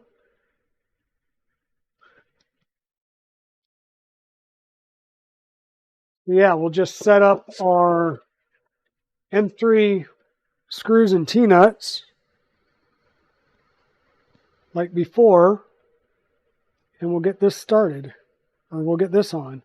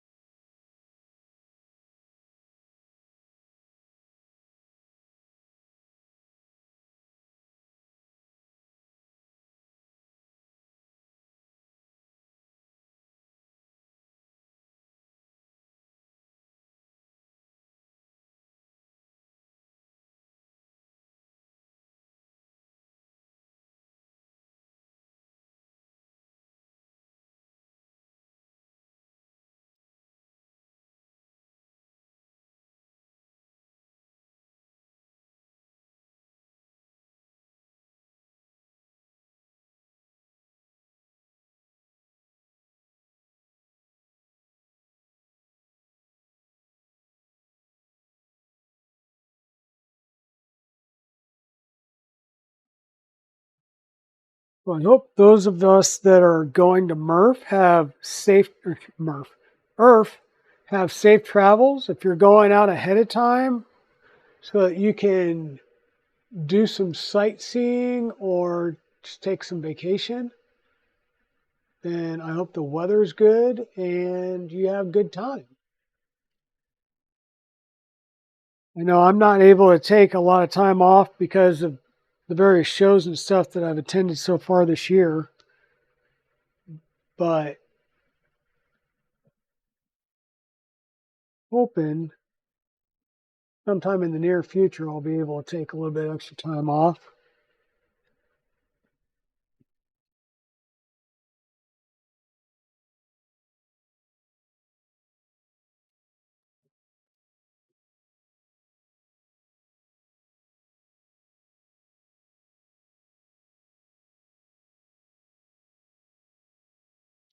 Okay. Once again, I'm going to get the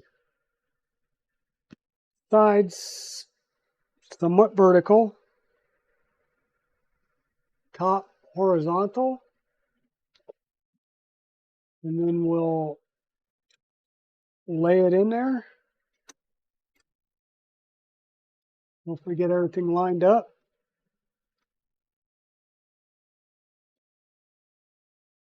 Get the top one started, maybe.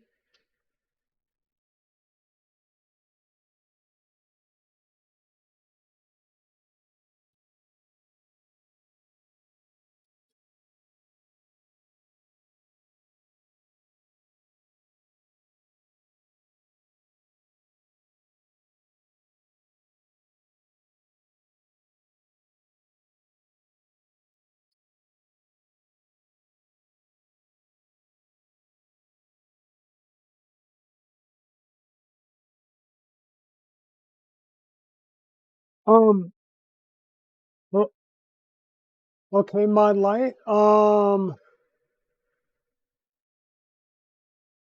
I'd always take a gift card to KB3D.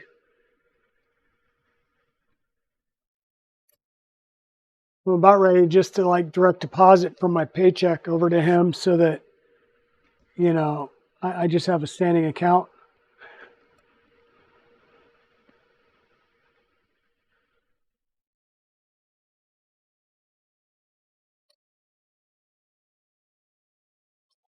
Okay, so left side is in. Like I said, the even the cutout around the um, power supply fit in real nice. It feels like we got a little bit of a twist to this one. So let me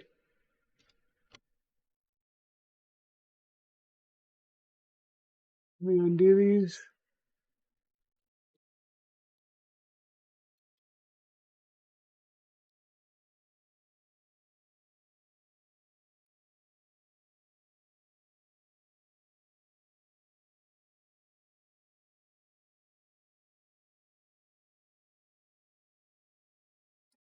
There we go.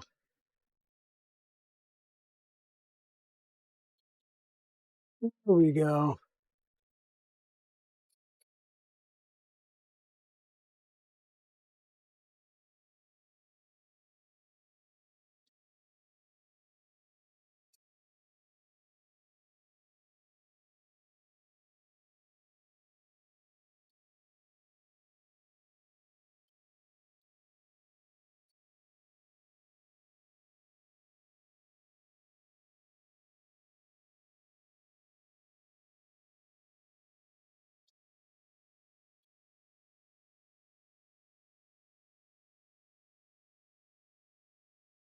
Thank you for the lurk shenanigans.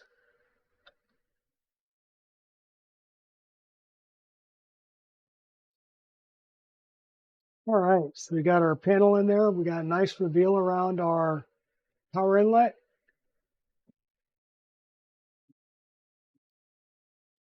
Now, before I forget and back myself into a corner, um, and where I've still got a little bit of ease of access here, I need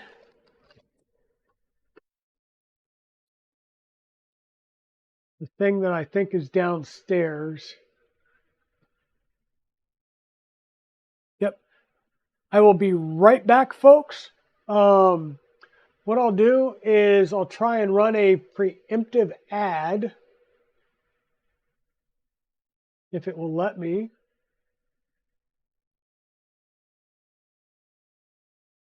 And it won't right now. We must have just had one. So I will be right back momentarily. I need to run downstairs and grab my PTFE oil so I can lubricate those rods before we go much further.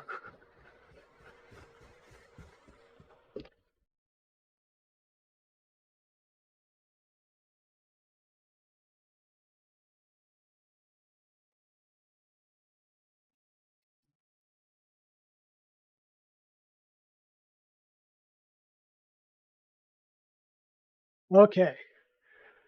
And what we're going to do is I use the 3-in-1 multi-purpose PTFE lubricant. And all I'm going to do is put a little bit of this on each of the rods and just use a paper towel to wipe the rods. All this is doing is just trying to get a little bit of oil coverage just to prevent any corrosion or any immediate wear on the rods from from the initial wearing.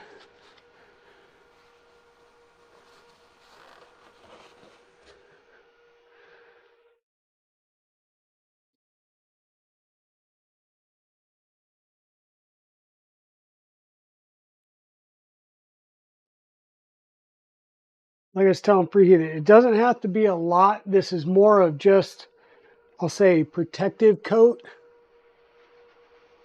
This isn't actually going to lubricate the bearings or anything like that. It's just to protect the surface of the rods in case they're not true hardened chrome steel, because it's a $400 printer that came shipped from China, right? So I'm going to push that forward, grab me a little bit more coffee.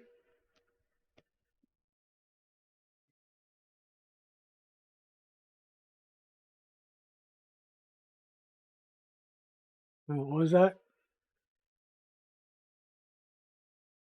You got the pictures back from the bike drag team, and the first catch can they use, I will have to send the pic, but very little melting was done and they're happy. So that's good.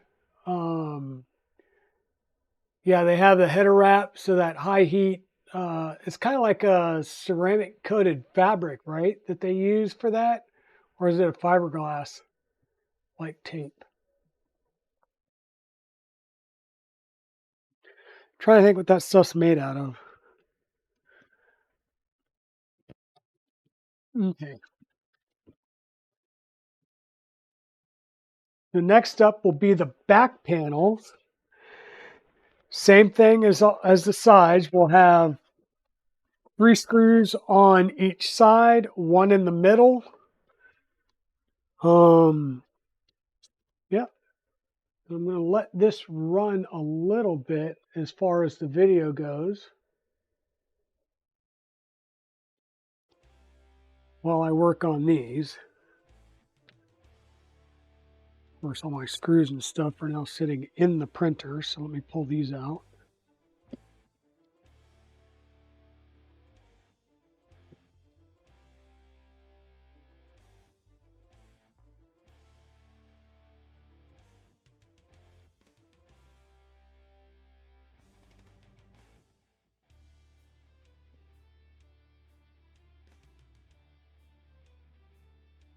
And route the cables through.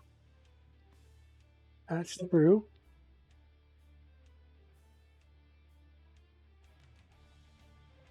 I'll be able to get that from the inside, so no worries there.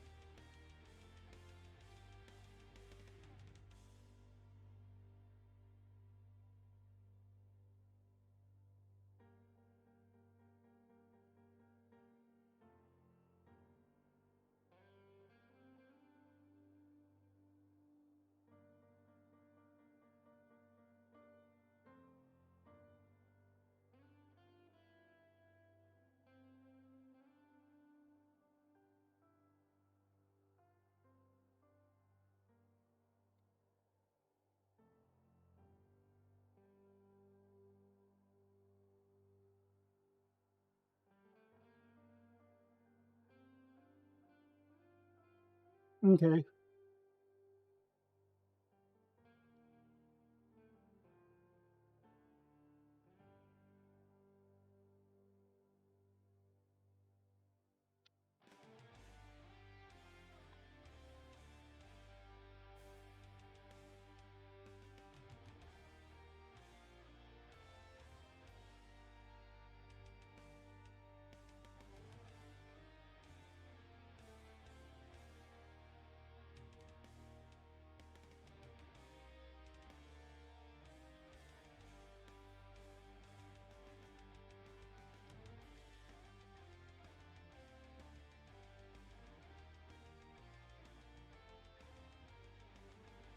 Are you guys hearing the sound from the video, by the way?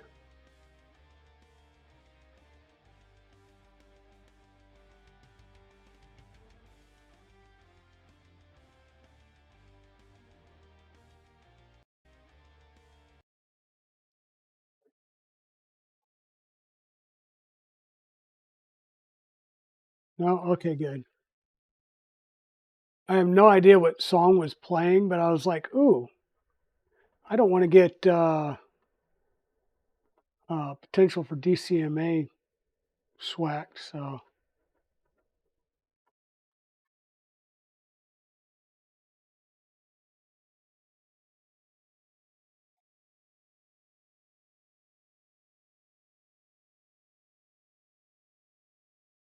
we're going to do the same thing. We're going to get our top one horizontal, our others vertical-ish.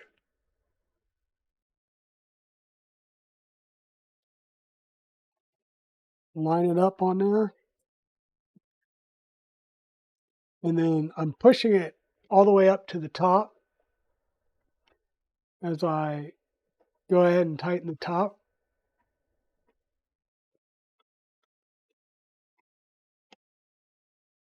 Use the right one, Luke.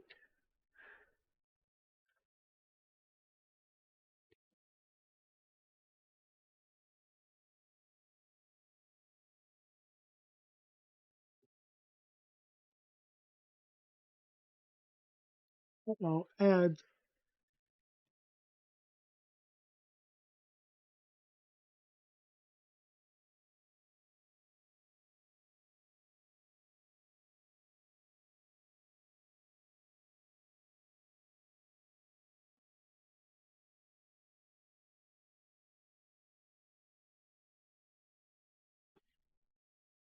It's going to be amazing how much just a little bit of ABS plastic. Yeah.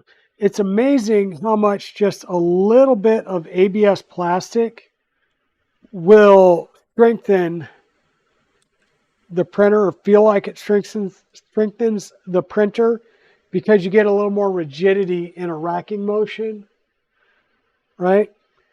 So we've got all, the two sides and the back on. I'm going to turn this around again, or at least partly.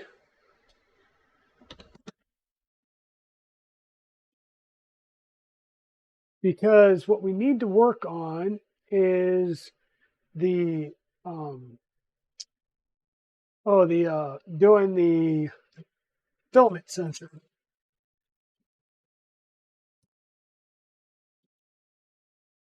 We may bring you guys around here on the inside as we do the filament sensor.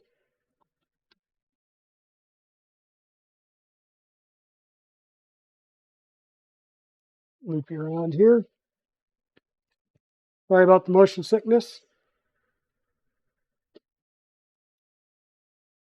We really need to be able to get that a little bit better. And I will, because what I'm going to do is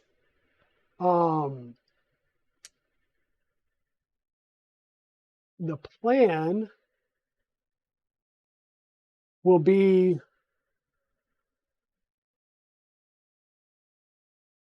to put the other Brio on the side and then put the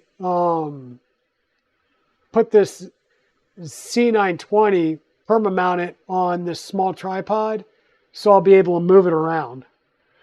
So this wire is going to come through and go out here and plug into our filament runout sensor.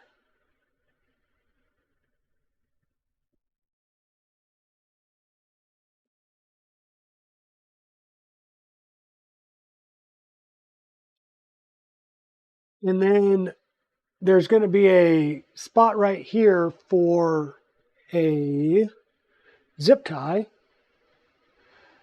I'll just run a zip tie through there and use that to corral that wire.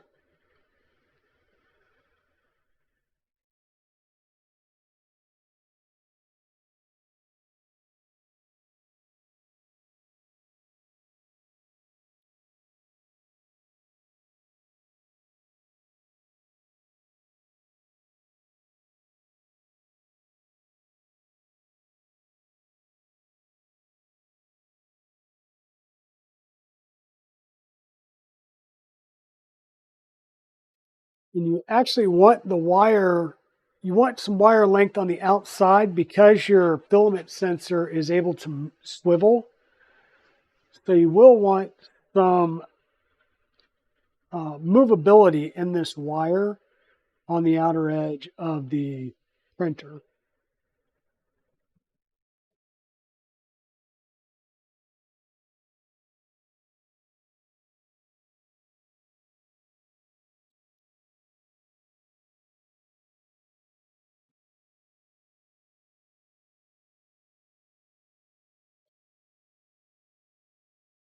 We'll do just like that.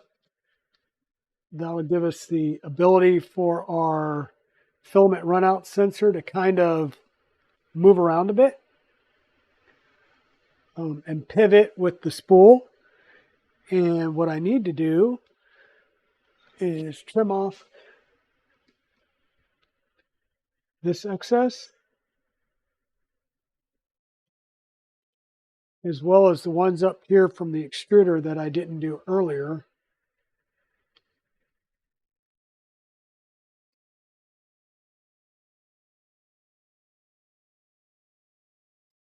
Get those out of the way.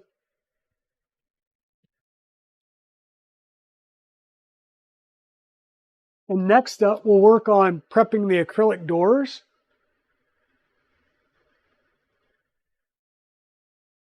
So we'll, of course, peel the backing off the panels.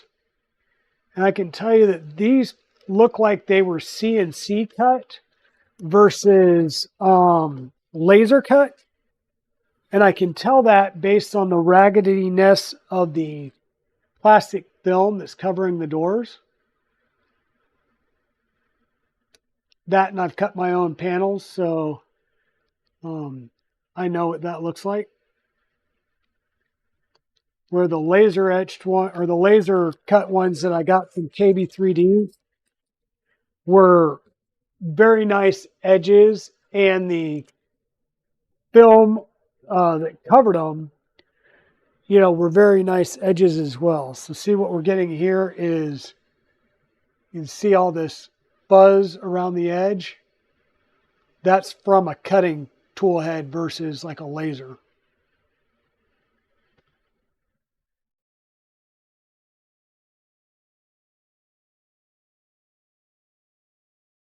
Okay, so it's coming through really low. Gotcha. That's good.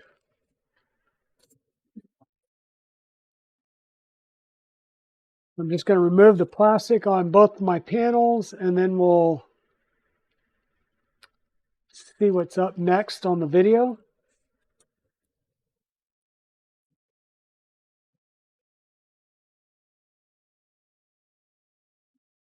I'm sure it's going to involve installing hinges.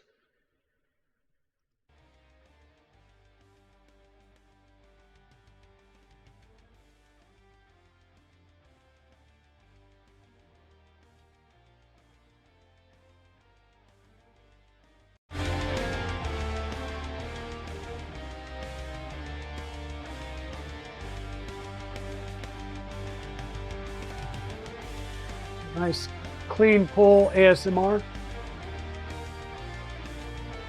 Okay, we have our backing supports.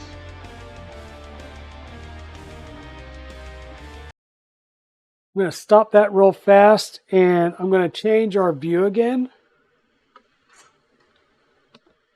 Sorry.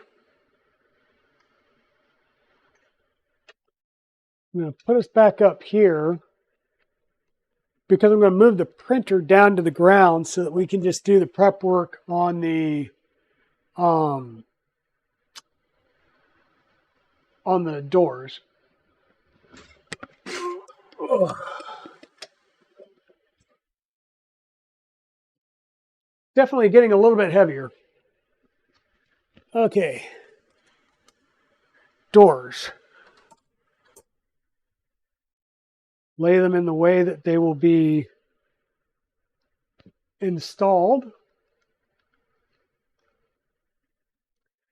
We need those other, there's the door hinges, the door knobs. Where are the other?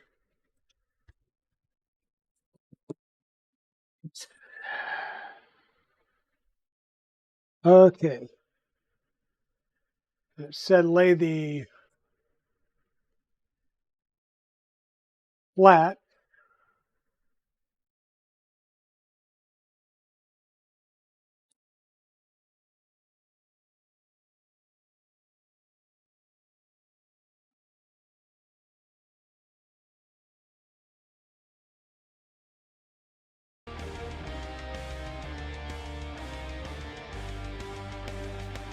Oh yeah, so far I'm pretty surprised. M3 by 8s. Okay, so these are still our button heads. Smooth side is up. Both of my smooth sides are up.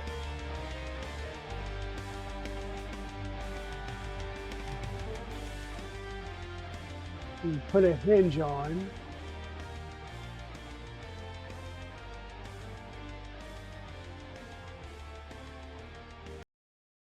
Okay. We'll have our 4 hinges. Got our M3 by 8 still.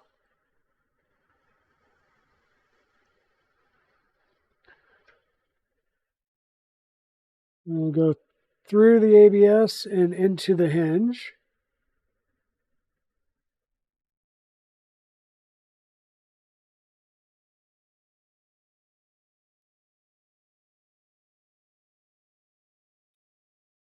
And the hinge is symmetrical, so it shouldn't matter, which way the hinge goes.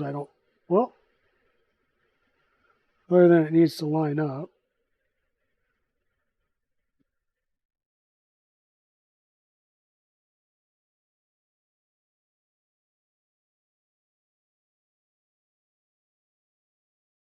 One side.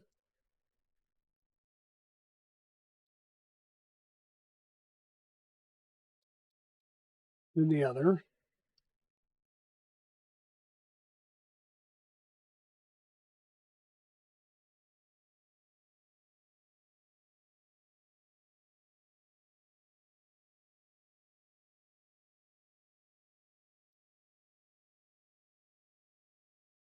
Yeah, I'm curious to see, and some people are like, oh, well, you're going to need the ABL. I got the PEI and ABL. I'm kind of glad it hasn't come yet because I want to run the printer, in the way it comes before going ahead and add the ABL. So I kind of want to be able to compare and contrast a bit.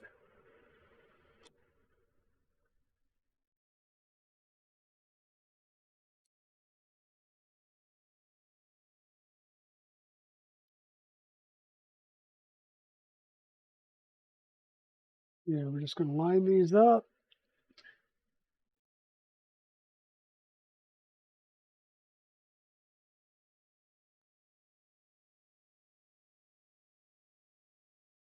Because the Ender 5 Plus, I mean, I went to PEI on it from the get-go because, well, the borosilicate plate was shattered when it came in shipping. And the guy I bought it off of on Amazon refunded me $50 to go get a new build platform. So I just went and bought a PEI system for it. And never looked back. But I never had an issue with the bed going out of tram with that printer. It always worked. So once again, it was the Z motion system was very rigid. Chewy should know since he has it. And then the build plate was pretty good as well. So, I mean, it's a standard Creality PCB build plate, but like I said, I didn't have any problems with it.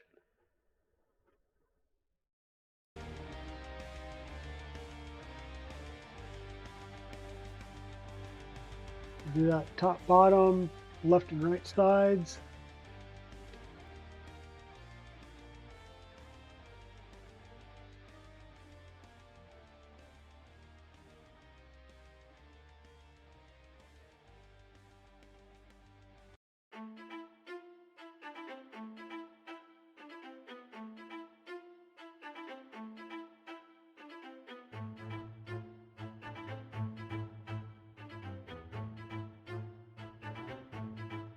Lay the panel on the other side with some more 3x8.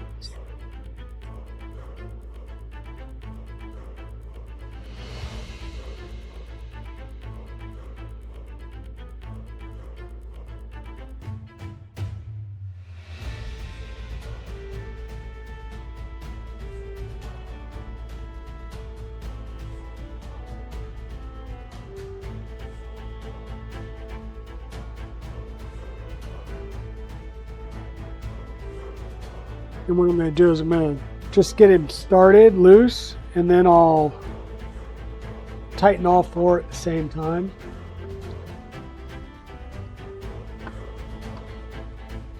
And now let me make sure I get them nice and tight like they are.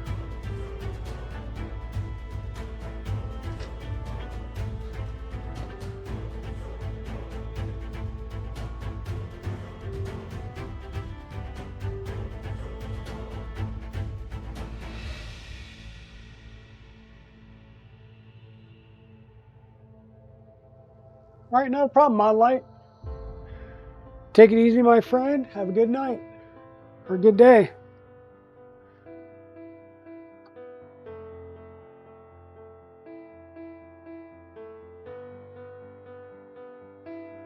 Okay, and because these holes are slotted and it looked like they wanted it to be fully right up against it, we'll make it go right up against it and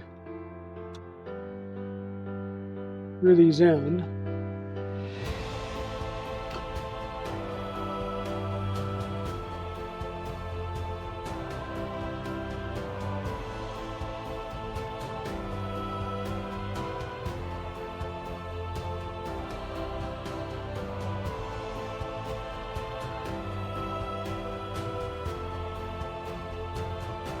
Getting fingerprints all over my nice pretty panels.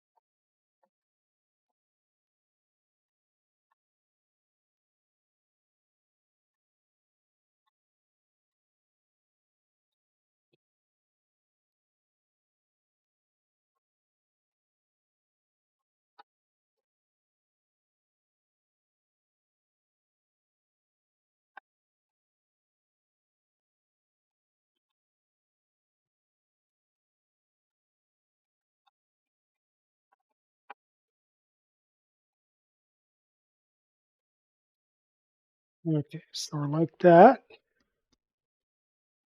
Now it wants us to do the doorknobs.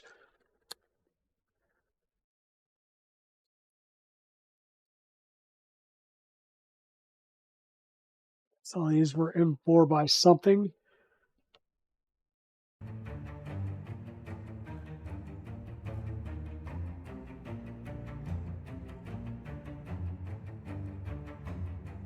M4 by 8.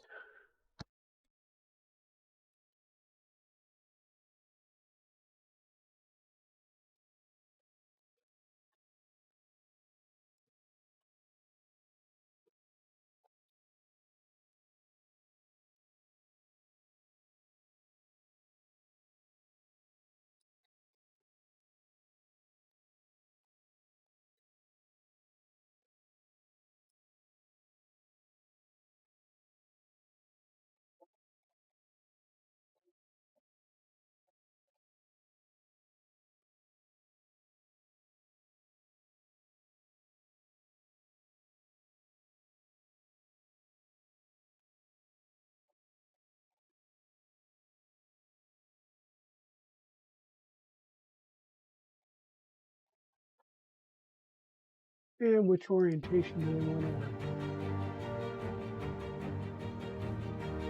work? Okay, Pez Liz. Oops, I put it in the wrong place.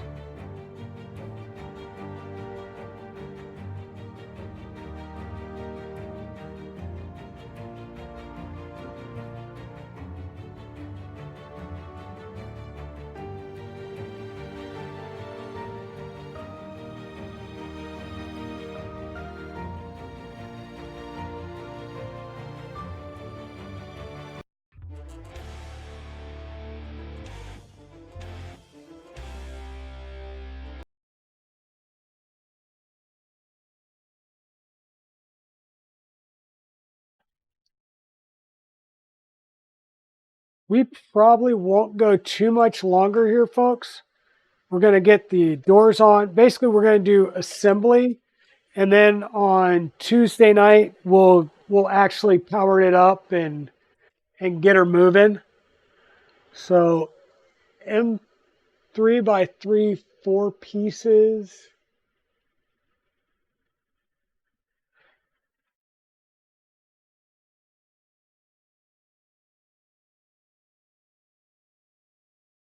Okay, so these are going to be our lock nuts, basically.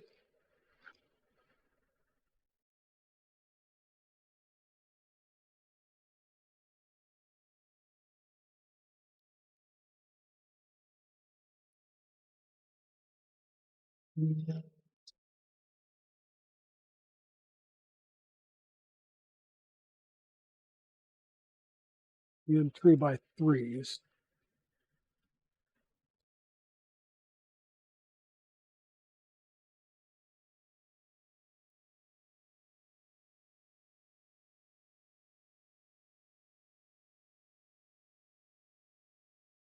Okay, what are we going to do with it?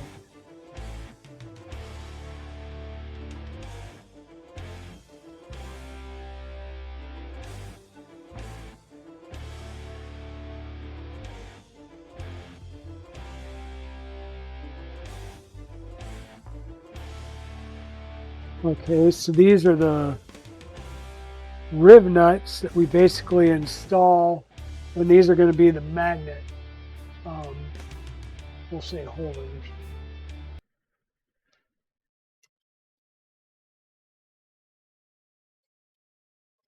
These are going to be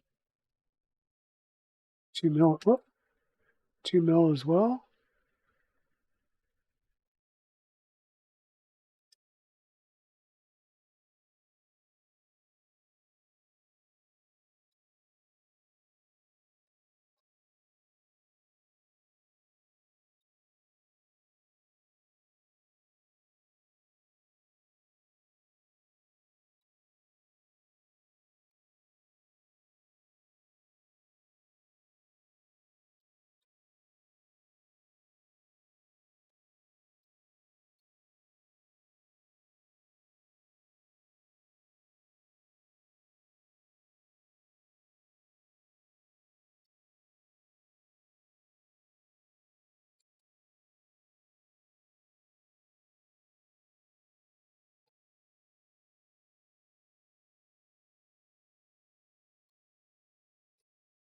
And these aren't going to, I'll say, fully lock down because you'll have no way of holding on to the riv nut to fully lock them down. So you'll screw them in until they basically start twisting. And you'll be like, okay, that's done.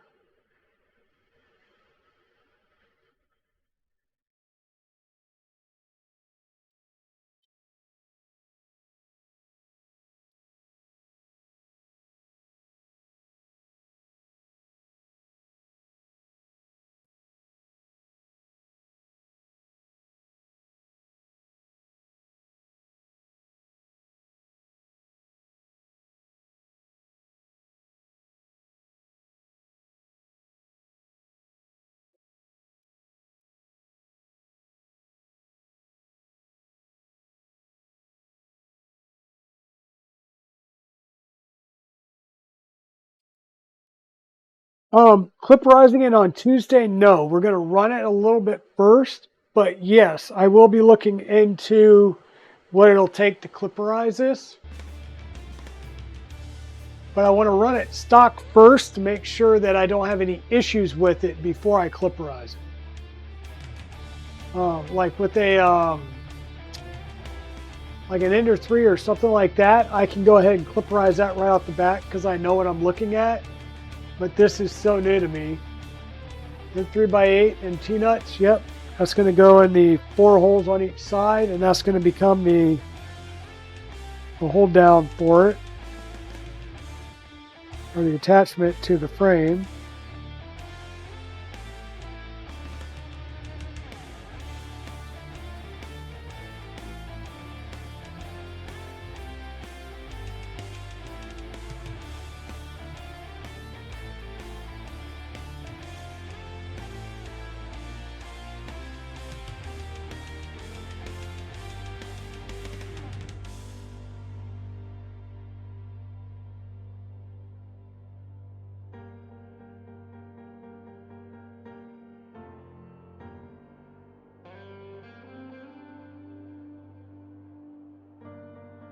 But yeah, I'm pretty sure that, or I'm certain that this will be clipperized. It's just a matter of when. Like I said, I just want to run it and make sure it's working right before I do anything because I've never run this board or this printer, so I have nothing to go on, right? So I'm going to have to check that out before I decide I want to go ahead and clipperize it.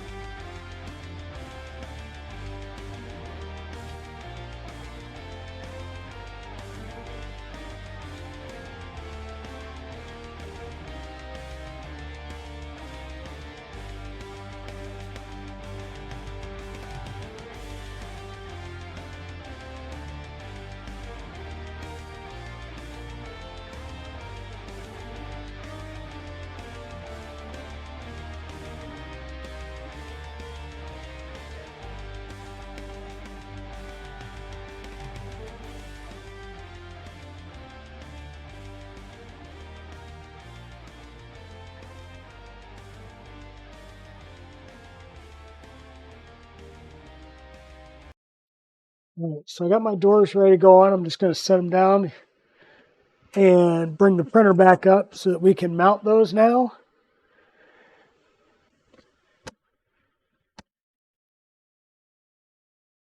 Just hand lift with your legs, not your back.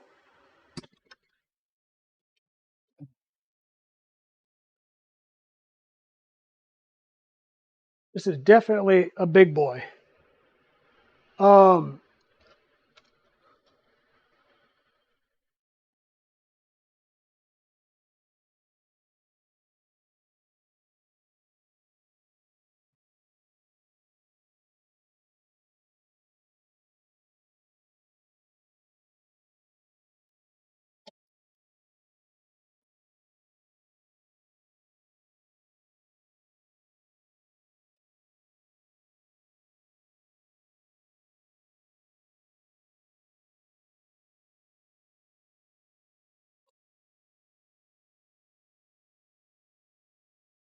I'm just following that video where we uh, we install the door plate. Make sure it's pushed all the way to the top and to the right side, and then we'll tighten down the 3x8 screws.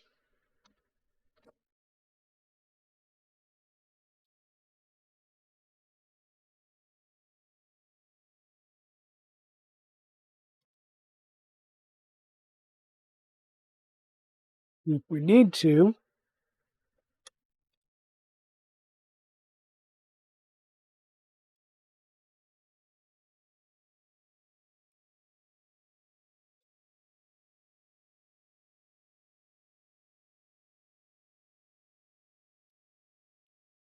you can move the magnets just a little bit to make sure that they are hitting and attached. And these magnets are not very magnetic. That, and I'm feeling like the doors have a little bit of tension on them. So I might need to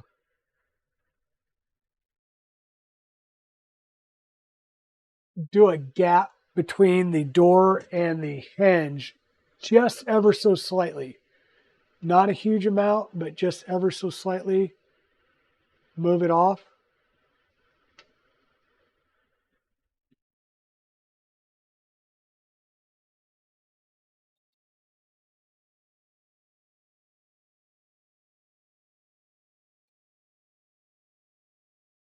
I'm just going to loosen them up, close the door,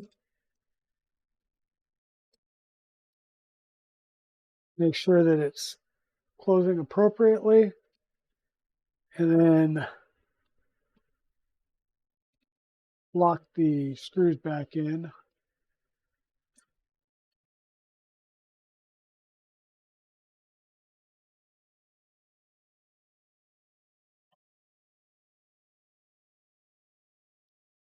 Basically, it just needs a tiny bit of gap against that ABS strip.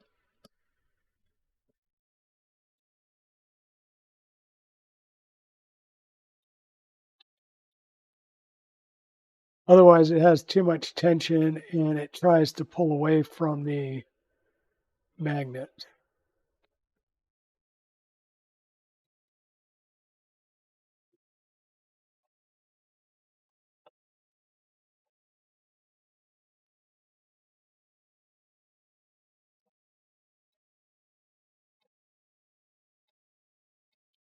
Still not.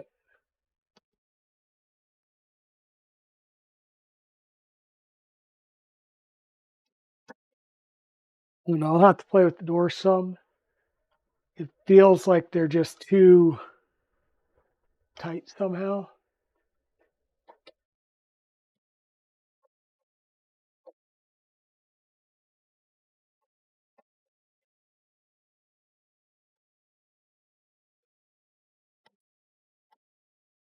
I mean, the magnets are lining up, but they're not like really strong magnets, so the doors aren't staying shut.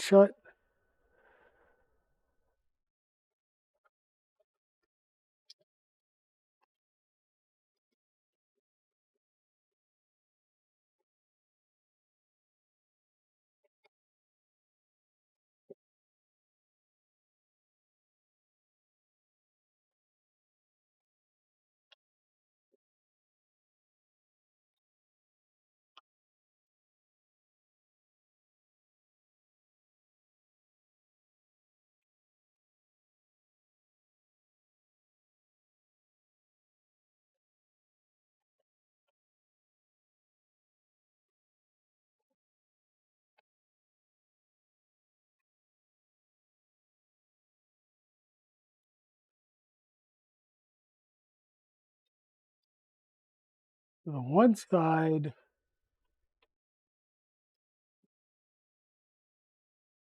seemed to have latched in just nicely. The other side wasn't. Oh, there we go. I may have had it at a slight angle in the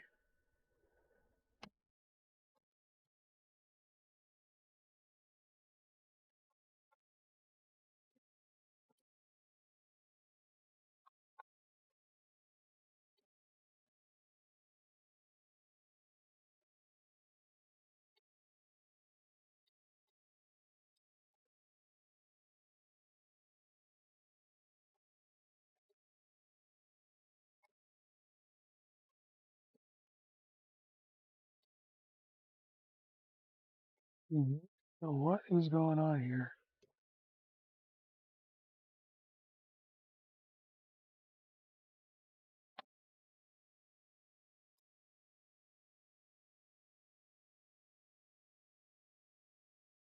Doors are attached.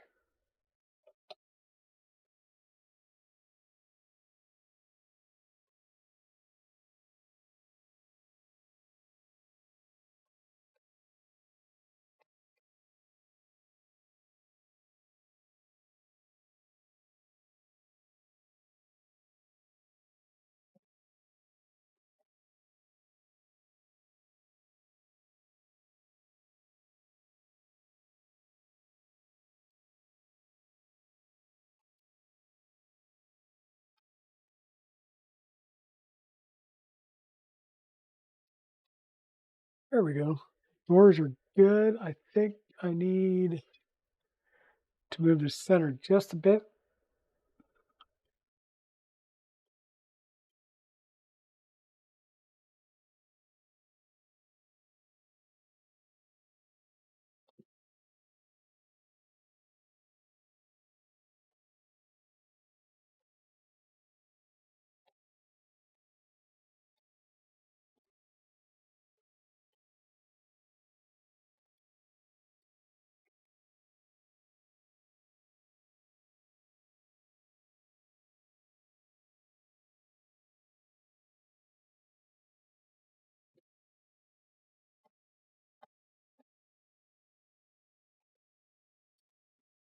Yep, sorry, I'm working on the doors and I really don't have a good angle to work on these doors and kind of show it off to everybody.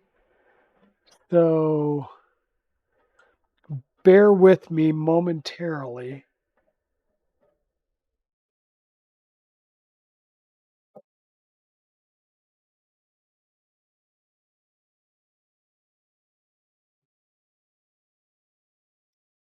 We're not completely redacted.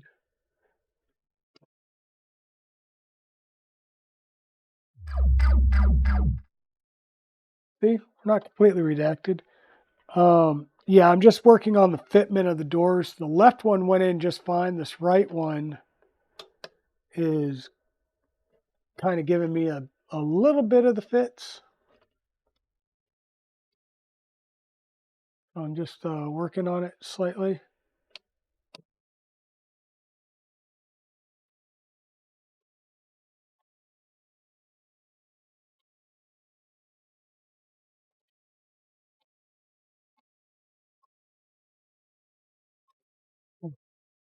Very nice. Gouged my door.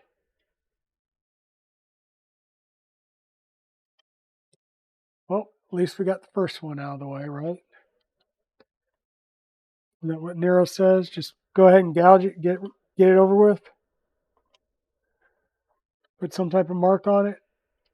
Is that Nero or is that Steve? One of the two.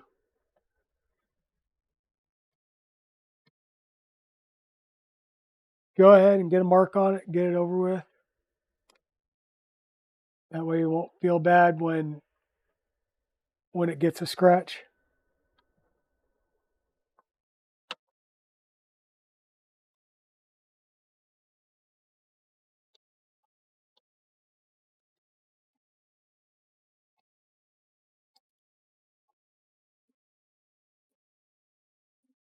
Like, what the hell?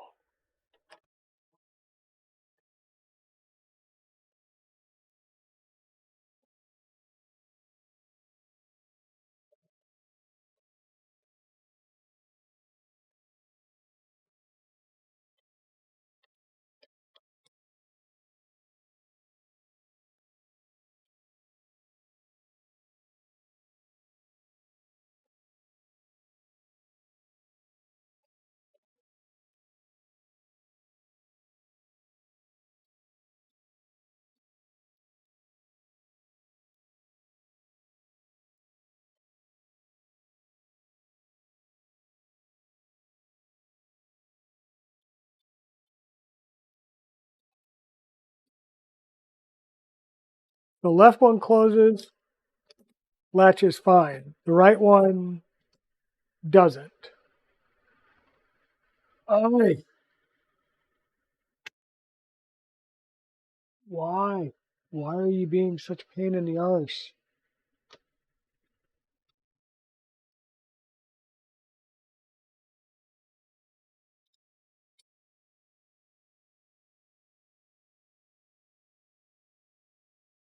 I know there's a reason somewhere.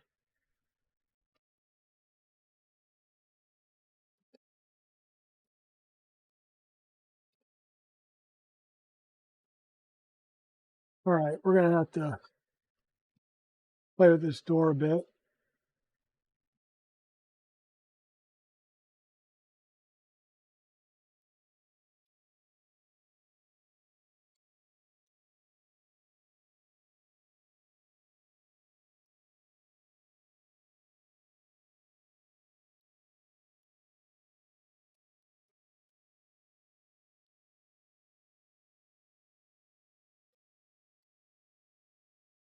You see what I mean about I gouged the door there, flipped off the head of the screw and gouged the door.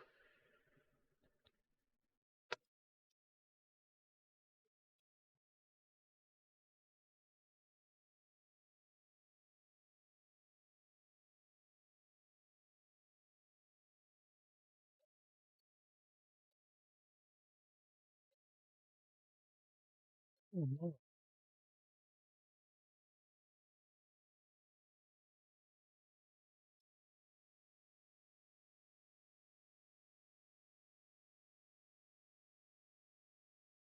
What I'm gonna do is I'm gonna put just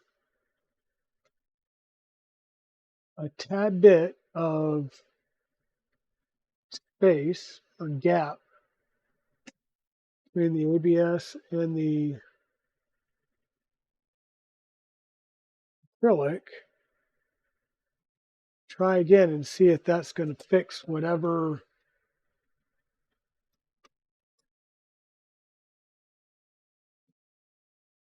it's doing.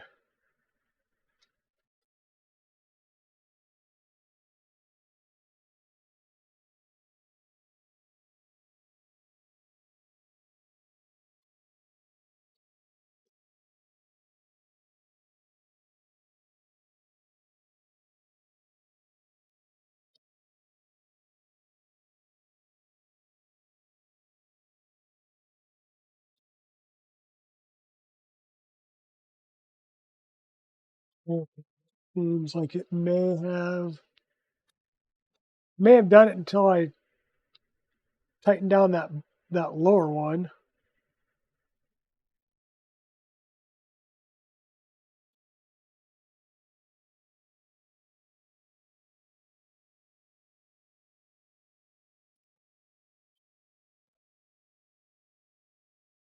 So close, really? Maybe slip down.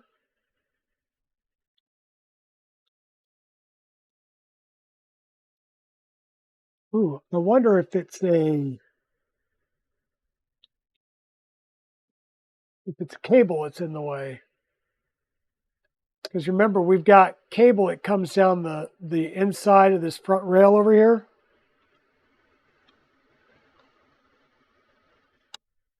I wonder if that's the case. Is as soon as I tighten the lower one down, it bulges out.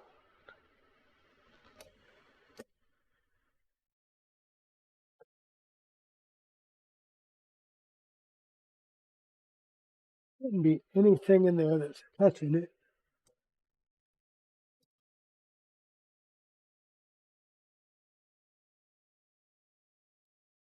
That makes zero sense. But once again, these magnets are, we'll just say they're not the cream of the crop as far as magnets go.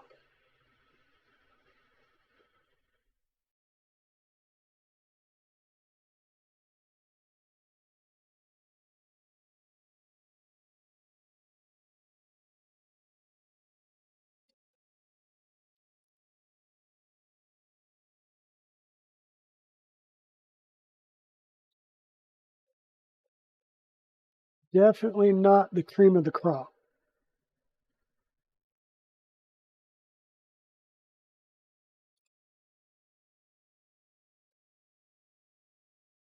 The other thing we're going to do is I'm going to try and pull them as the magnets as far forward as possible because they're not the best quality.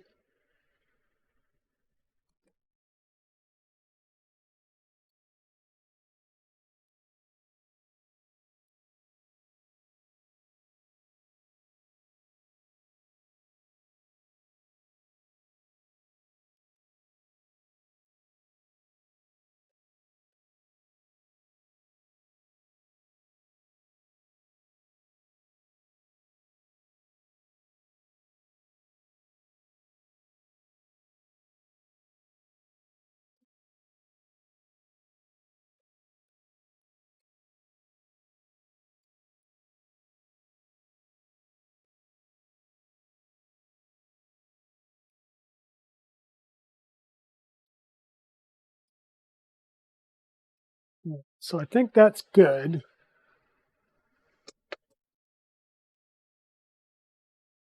And once again, we'll see if I can't get this. You see that gouge now?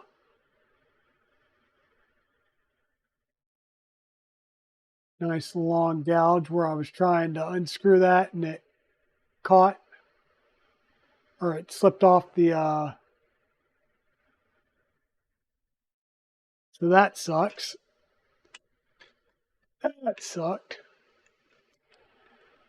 Yeah, so video's not redacted. We were just trying to get doors on and looking at the side panel. So I think at this point, let's go back and take a look at our video clip real fast. Doors, adjust the magnet. Connect the PTFE tube.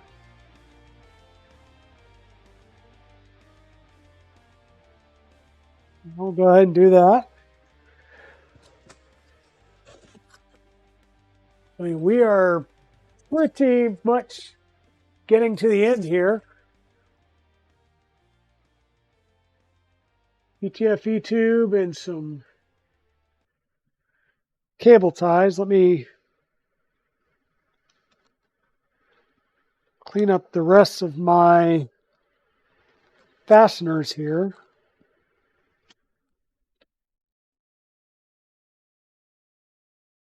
At least gather them all up on the side.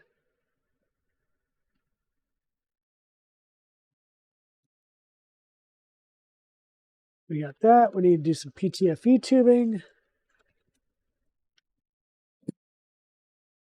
Zip ties.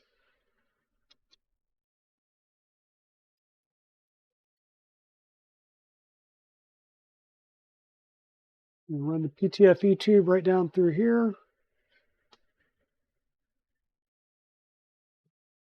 And into our compression fitting. And then the other side will come over here. I'm going to assume that it is enough. Yep. There we go. I will do my little trick of chamfering the one edge though.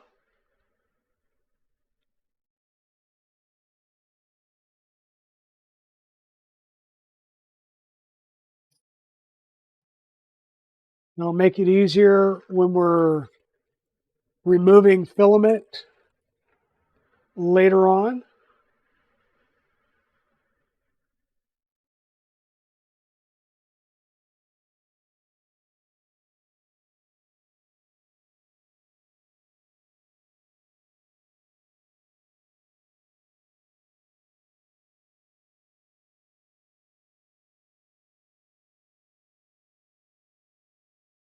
And we should somewhere, where over the rainbow. Sorry about that. We'll have zip ties. I want to zip tie this in a couple of places. I don't want to make this bend too much. And you don't want to compress this that much. So make sure that you don't really crank down on it, because then you'll add additional friction to your PTFE tube.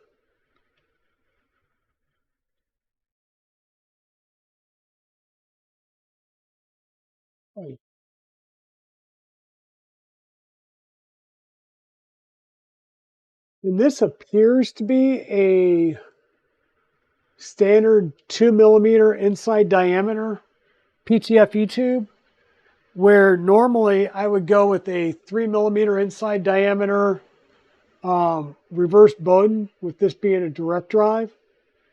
So if we have any issues with this down the road, this PTFE tube will be replaced with some 3 millimeter tube. Just heads up.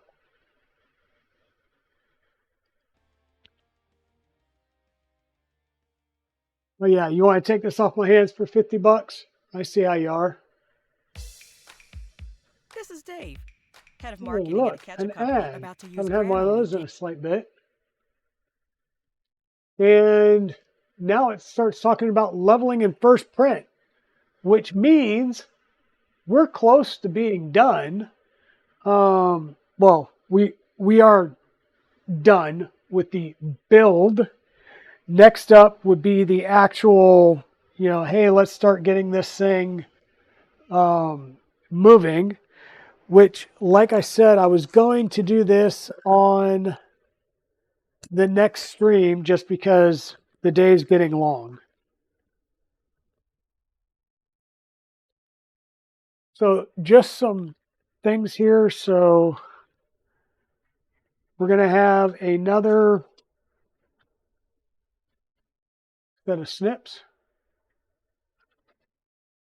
to add to our collection.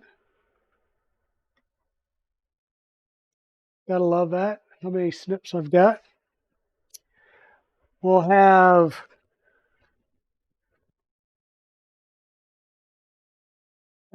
a acupuncture needle. We'll add that to our collection as well. You'll have the standard generic USB adapter with a USB stick. We'll check and see what size that is. We've also got an additional set of fan ducts. It comes with ducts on it, so we do have a couple of extra fan ducts. They are 3D printed. And a pair of straight tweezers.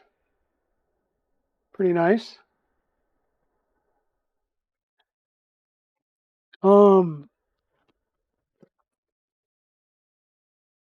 A spatula that you could pretty much do pancakes with. I mean, that's stupid crazy spatula size. And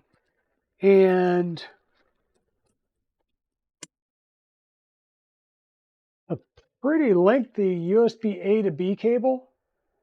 And I do like that it's got the Ferrite on it, so that would help with any EMI, with this cable being long and probably not shielded and we'll say crap. Now, the thing is if you want to run this printer tethered to a laptop, there's an issue. And I'll bring you guys around here and show you that issue. Go to this our traveling camera. So,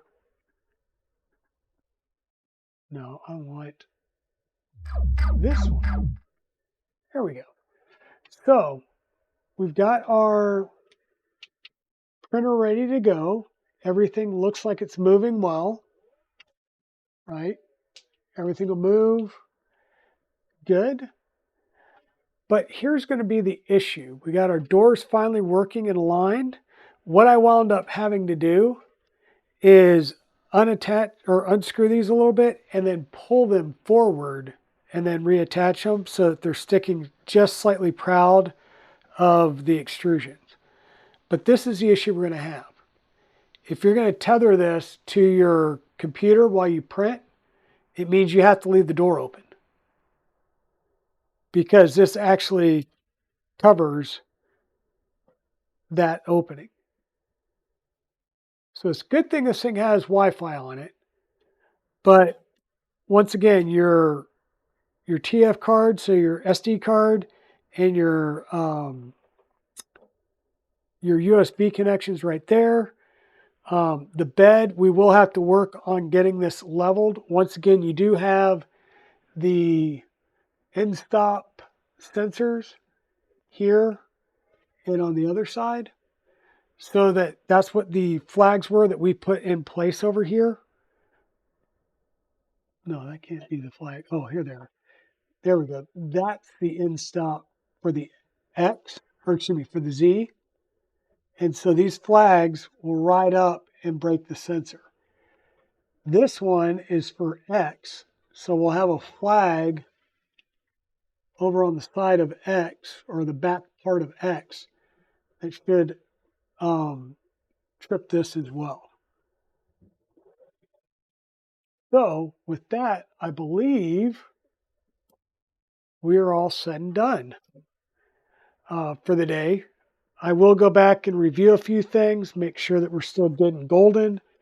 And then we'll come back on Tuesday and we'll start working on getting this moving under its own power. Like I said, I did not want to actually get into moving because if we start getting into moving today, we'll be here for quite a while longer. And I really need to go grab some food and spend some time with Mrs. Dragon now that she's home, so I don't get too much in the doghouse for being here on channel too much. Okay, so we'll put our accessories away and we will get ready for Tuesday. And everybody, I can't send you over there. Of course, we will raid out to somebody.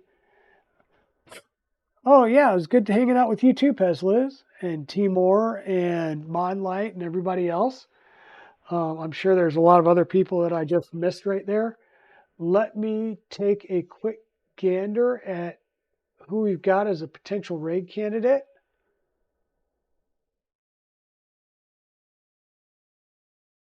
The Ugly Moo out there, he's doing some painting. We got Doug Shells doing some music, Zach M. Rutledge, Foxen. We go back out. I'm sure there's a few more people out here on Twitch. That's the one thing I hate is they only show you like 4 or 5. Ooh, Zach's birthday's today?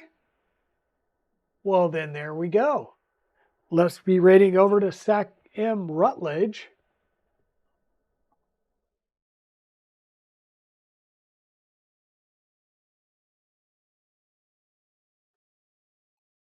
Work with me, creator dashboard.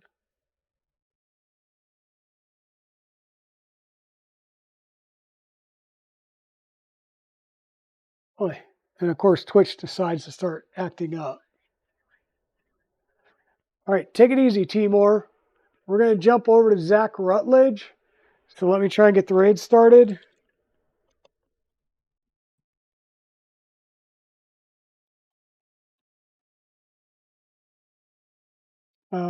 Hopefully I got that typed correctly. Invalid username. So I guess I did get it typed correctly. All right, give me 1 second.